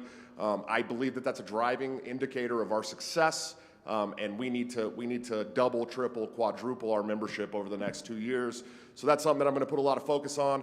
I have my own chair candidate that I think should be the chair of the party, but I'm willing to support anybody who wins. Whether I see eye to eye with them on everything, I think the vision, a combined vision for the party is super important. And I hope that whoever becomes chair will support my vision of aggressive media strategies, aggressive membership plans, and we can get this thing done, man. And that's it. You guys know me. I haven't changed over the last 4 years, maybe in little aspects here and there, but I'm ready to grow this party and make us the most successful party in the country. So thank you guys so much. I won't take up much more of your time. I'm looking forward to your questions. Thank you.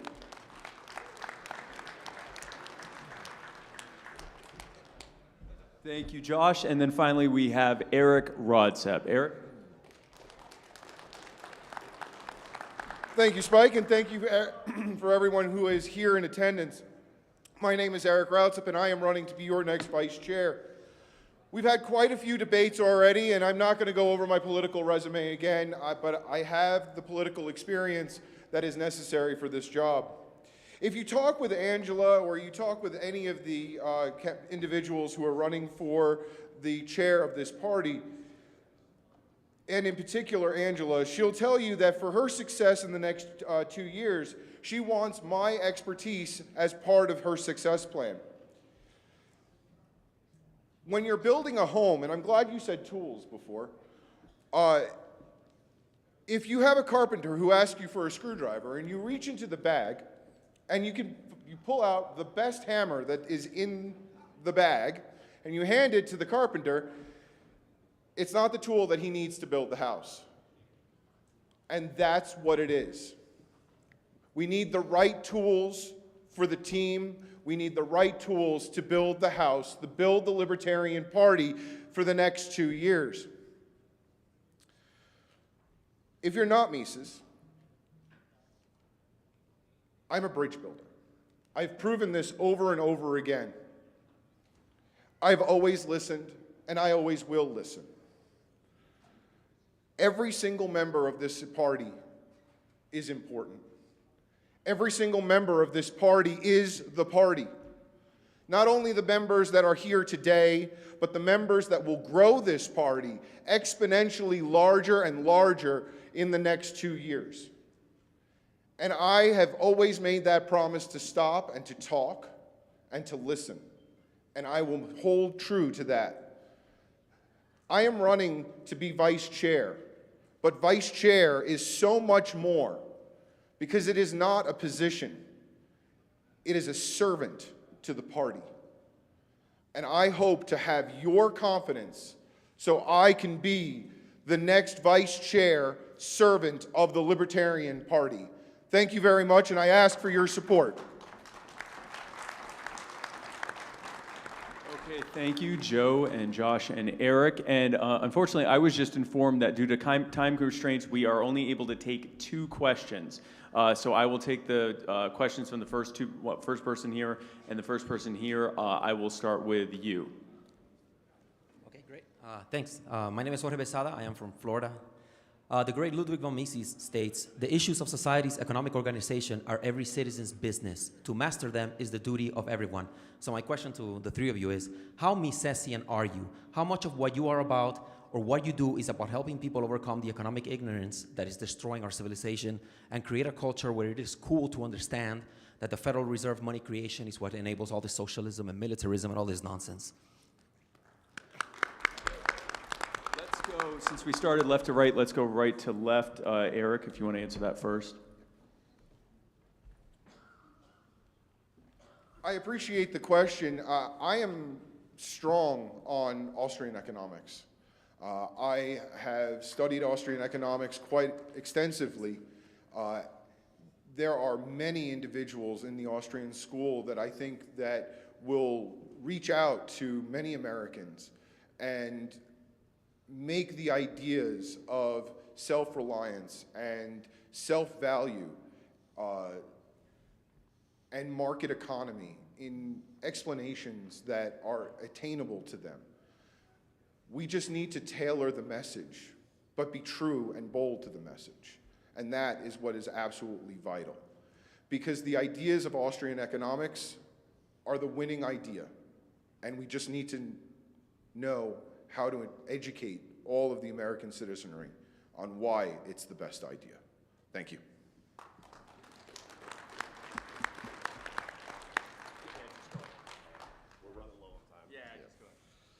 All right, guys. Look, how Mississippian are you?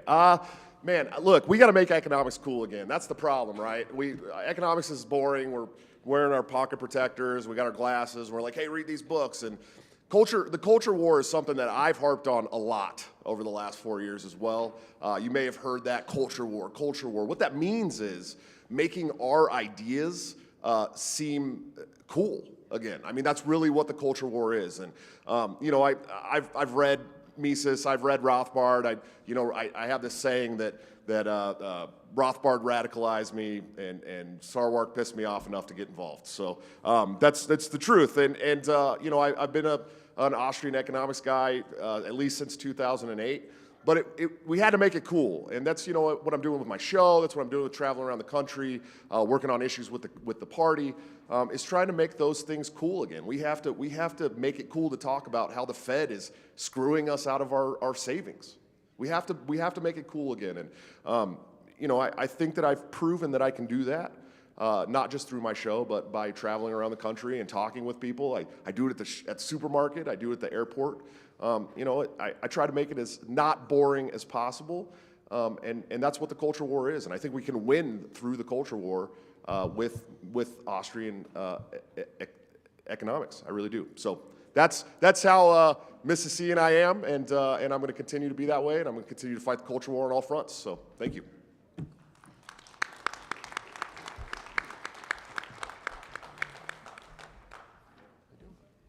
You're not going to vote for me. I'm not a Misesian. I came into it from science fiction, Robert Heinlein. Okay? He's great too. To me, libertarianism is not economics. Economics is part of freedom. Okay? Sorry, too loud. My apologies. No, I'm not a Misesian. Okay? And quite frankly, nobody outside of our echo chambers are. Okay? My son is a ABD out of Northwestern in economics, all but dissertation. Okay, what it boils down to is anywhere else in the world, nobody's heard of Mises outside of our people. Okay, he is not greatly respected. He is not even thought about. Well, then why are none of his books available other than from the Mises Institute? There is, and nobody else, yeah, of course they're free. Nobody can make money selling them. You okay? Fine. Yeah, I suggest you give them out. Give them out. I suggest you go downtown and go to the people who are trying to make a living and hand out Mies. In fact, I'll help pay the postage. Okay? Guys, we've done it. It doesn't work. And if you want to just keep talking to yourself, Fine. Keep doing it. Yeah, but Ron Paul went from university campus to university campus getting a bunch of young people to read I his was books. at DePauw University when Ron Paul said, "Don't call me a libertarian." Okay, okay. I know Ron Paul. I've known him since '88. Don't give me that bullshit. Oh, Well, thank you for that. So here is how uncharacteristic of this convention. Oh, did I say that aloud? So sorry. We'll take one more question from you, sir. Go ahead, please. Thank you.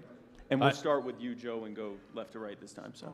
Hi there. My name is Will Hobson. I'm the Vice Chair of the Libertarian Party of Oregon. I have a very simple question for the candidates. Can you please state your current endorsements and any previous endorsements you've had in races you've done in the past?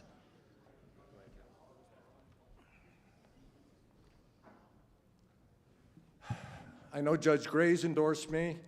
I know that the chairman of Louisiana's endorsed me. I know that, actually I haven't looked at my website to see who's endorsed me.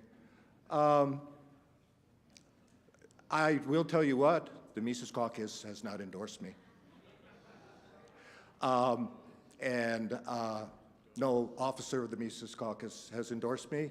And to my knowledge, no member of the Mises Caucus has endorsed me. I am the only one running who has not been associated with the Mises Caucus. So I do not think I'm going to be on the list. And do I think there's a list? Yeah, because I was in Michigan when a list was given to every Mises Caucus delegate, and they voted only for Mises Caucus delegates, and one non-Mises Caucus delegate was elected, and that was getting rid of people who had run as candidates, who sat on school boards, who were mayors, who had been county chairs, and replaced them with good Austrian economics, okay, who had been in the party for a year. So, I told you. Oh, I'm so sorry. I went off topic. What a thing to do at a libertarian convention. I'll get this thing rolling. Okay, so first of all, I'd like to say that maybe Ron Paul told people not to call him a libertarian because of people like you. I actually got endorsed by Ron Paul in 2020. I was the first intra-party candidate in the Libertarian Party to be endorsed by Ron Paul since 1988. Thank you very much. I appreciate it. It seemed like he wanted to be around then, and he's here this weekend as well. So, maybe the party becoming what he wanted it to be is bringing him back. I don't know. But I've been endorsed by Dave Smith, Tom Woods, Walter Block, Jeff Deist. The list goes on and on and on. It would take me a long time, but I have a lot of endorsements over the last 4 years that I appreciate and cherish with every fiber of my being. And if anybody else wants to give me endorsements, let me know, man. Just hit me up on Twitter. But thank you. No Angela this year. She's endorsed this gentleman, I believe. So, but we'll see. It'll be an interesting day tomorrow. Thank you guys so much. Honestly. Thank you.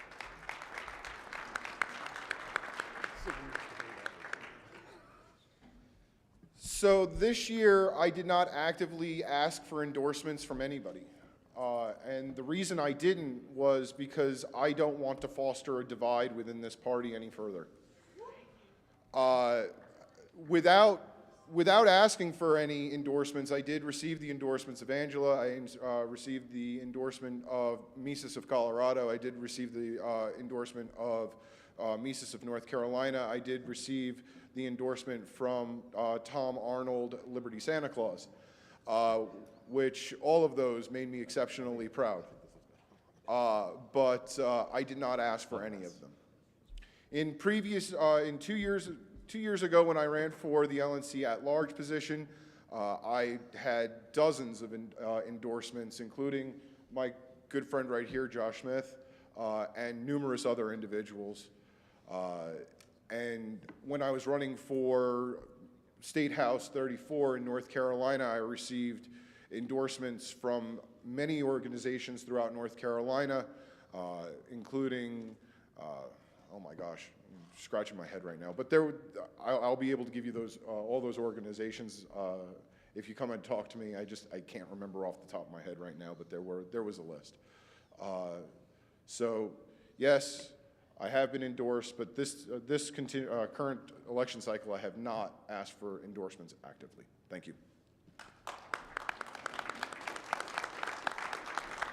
Thank you again, Joe and Josh and Eric. Well, folks, what a fantastic event this has been. Some would argue the best put together. Anyway, great to see you all. Thank you for being a part. What's that? Best moderator, hands down. Oh, best moderator. Oh, I wouldn't say that, but you can if you want. Oh, no, please, no standing ovation. That would be awkward. But thank you. Thank you so much for being a part of this, and I will see you, we will all see you here, and I know all three of these candidates would be happy to talk with you. I know we didn't have the time to do more questions, but I'm certain that all three of them would be more than happy to answer any questions you have in person. I have unilaterally decided that on their behalf. And again, thank you for being a part of this. Let's keep fighting for liberty, guys. Thank you.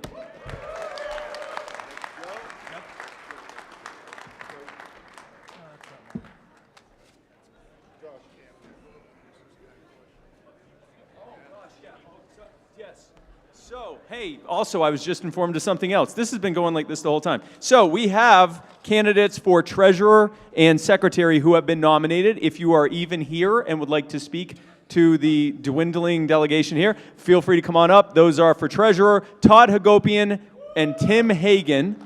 And for secretary, Karen Ann Harlos and John Wilford. If any of you are even here and would like to come up and speak, speak now. I see Todd Hagopian.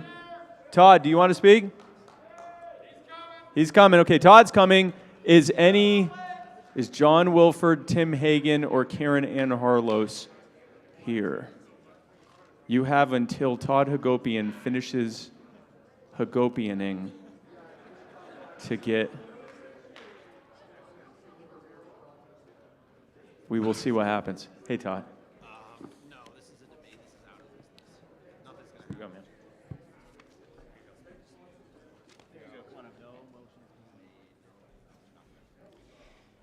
Hey, folks. I was not told I was going to make a speech, so I'll try and keep this pretty quick. I wasn't told that. So, thanks, Mike. My name's Todd Hagopian. I am the state treasurer for Oklahoma, and I am running for LNC treasurer. My background is in business. I have a MBA in marketing and finance. I've been in the Fortune 500 for about 12 years before I started my own company. I've run businesses for Illinois Tool Works. I ran a business for Berkshire Hathaway. I now own 3 companies that gross about $5 million. I have quite a bit of business experience. Inside of the Libertarian Party, I've got kind of 2 legs of experience. One, I've been a candidate. I've run locally for school board, and I've run statewide. I set an Oklahoma record for third-party votes with 345,000 votes, securing ballot access for Oklahoma for the next 4 years. From a state party perspective, I was the Tulsa regional chair and now am the Oklahoma state treasurer. Under the treasurer, we have doubled our budget and we have funded candidates for the first time, including funding another one-on-one race, which will get us another 4 years of ballot access. My vision for the LNC treasurer race is really simple. Tim is a great guy. I love Tim. He's the nicest guy in the party. You've got a good treasurer no matter who you elect, okay? Right now, you have a choice. We either continue to have an accountant or we bring in a CFO. An accountant takes the numbers, puts them into a spreadsheet, presents the numbers, and lets the LNC make a decision. A CFO takes the numbers, analyzes it, presents recommendations, and helps the LNC guide the LNC on what decision is best for the party. That's what I'm going to bring to the role, is strategy, financial acumen, having run businesses with long-term goals, finding ways to hit those goals, and I think that's the difference that I'm offering. It is a difference in perspective on how you look at the role So you need to decide if you want an accountant or if you want more of a strategic financial planner in that role. And either of those is okay, because you have two great candidates. Thank you. Are you accepting questions? Todd, are you accepting questions? Kate, right here in the middle. Sure, we will take a yes. Yes, one question for Todd Agopian. Thank you. As a treasurer, and as a re-elected treasurer, I know very, very well how hard it is to transition the financial everything of an organization over to another individual. It is painstaking, it is confusing, and one of the things I want to know is, would you, if you were elected, have you already talked with Tim about having a smooth transition? Because that can halt the momentum of an entire organization while you're waiting for that transition. Yeah. It did us in Texas. I got us past it. We re-elected. And because of that, we have built on the momentum, and we don't have to worry about that this next term. But obviously, I'm not going to be around forever. Not as much as Texas wants me to be. No, guys, not happening. But that's my question: is have you and Tim talked to where if you do get elected, is that going to be a smooth transition for the organization? It's a great question. No, we have not talked. Tim and I have emailed back and forth strictly about party stuff, Oklahoma questions, and him answering. But we have not talked about a transition. The one advantage of a national treasurer over a state treasurer is there is outsourced accounting folks that they're using, and there's outsourced FEC folks. So most of the systems are in place already. But as you all know, Tim, I'm sure you know that he will be available for questions. I can't imagine a world where Tim won't take my call if I'm asking for help in the party. We all know he's a great guy, nicest guy in the party. I just can't imagine a world where he doesn't take that phone call. Not to mention, one of my first actions, I think, is to try to find a great deputy treasurer, which, Kate, I'm looking for. So I'm looking for a great deputy treasurer who will also help me through any bumps in the road. So thank you for the question. We'll talk later. No, you won't. Thank you. Thank you, Todd. Were any of the other people I named, Tim Hagan, John Wilford, or Karen Anna Harlos, among us and wishing to? That's Brian Lambrecht, so that's definitely not. Brian Lambrecht is here to do his best. Karen Ann, no? Okay, all right. No worries. And Tim, I suppose, isn't here? Yeah. Oh, John. Yes. Ladies and gentlemen, do you want to do it? Oh, well. I'm here to get my computer. Oh, okay. Well, folks, thank you so much. John, will you answer a question? Do you want to answer a question? Yeah. Yes? Yes. John will be answering. I will be. You got to use this one. Yes. Yes. Here is your question for John. Thank you. I will be very happy to answer the question in private, whatever it is. But me and Karen Ann talked beforehand and both agreed not to participate in this so we could have a proper vice chair's debate. I don't think it'd be right at this point for me to answer a question on stage. So thank you. I will still ask the question. You can relay it to Karen Ann if you want to. 2 years ago, a man in Minneapolis was murdered by police. His name was George Floyd. Do Black Lives Matter?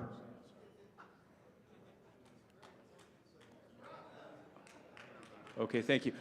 So, folks, with that, this is now officially the end of whatever the hell they have called this thing that we have done. Yes, the Spike Cohen Show featuring the VC candidates. Yes. This has been a Muddied Waters Media production. No, folks, thank you so much for being a part of this. God bless you. Keep fighting for liberty. Love y'all.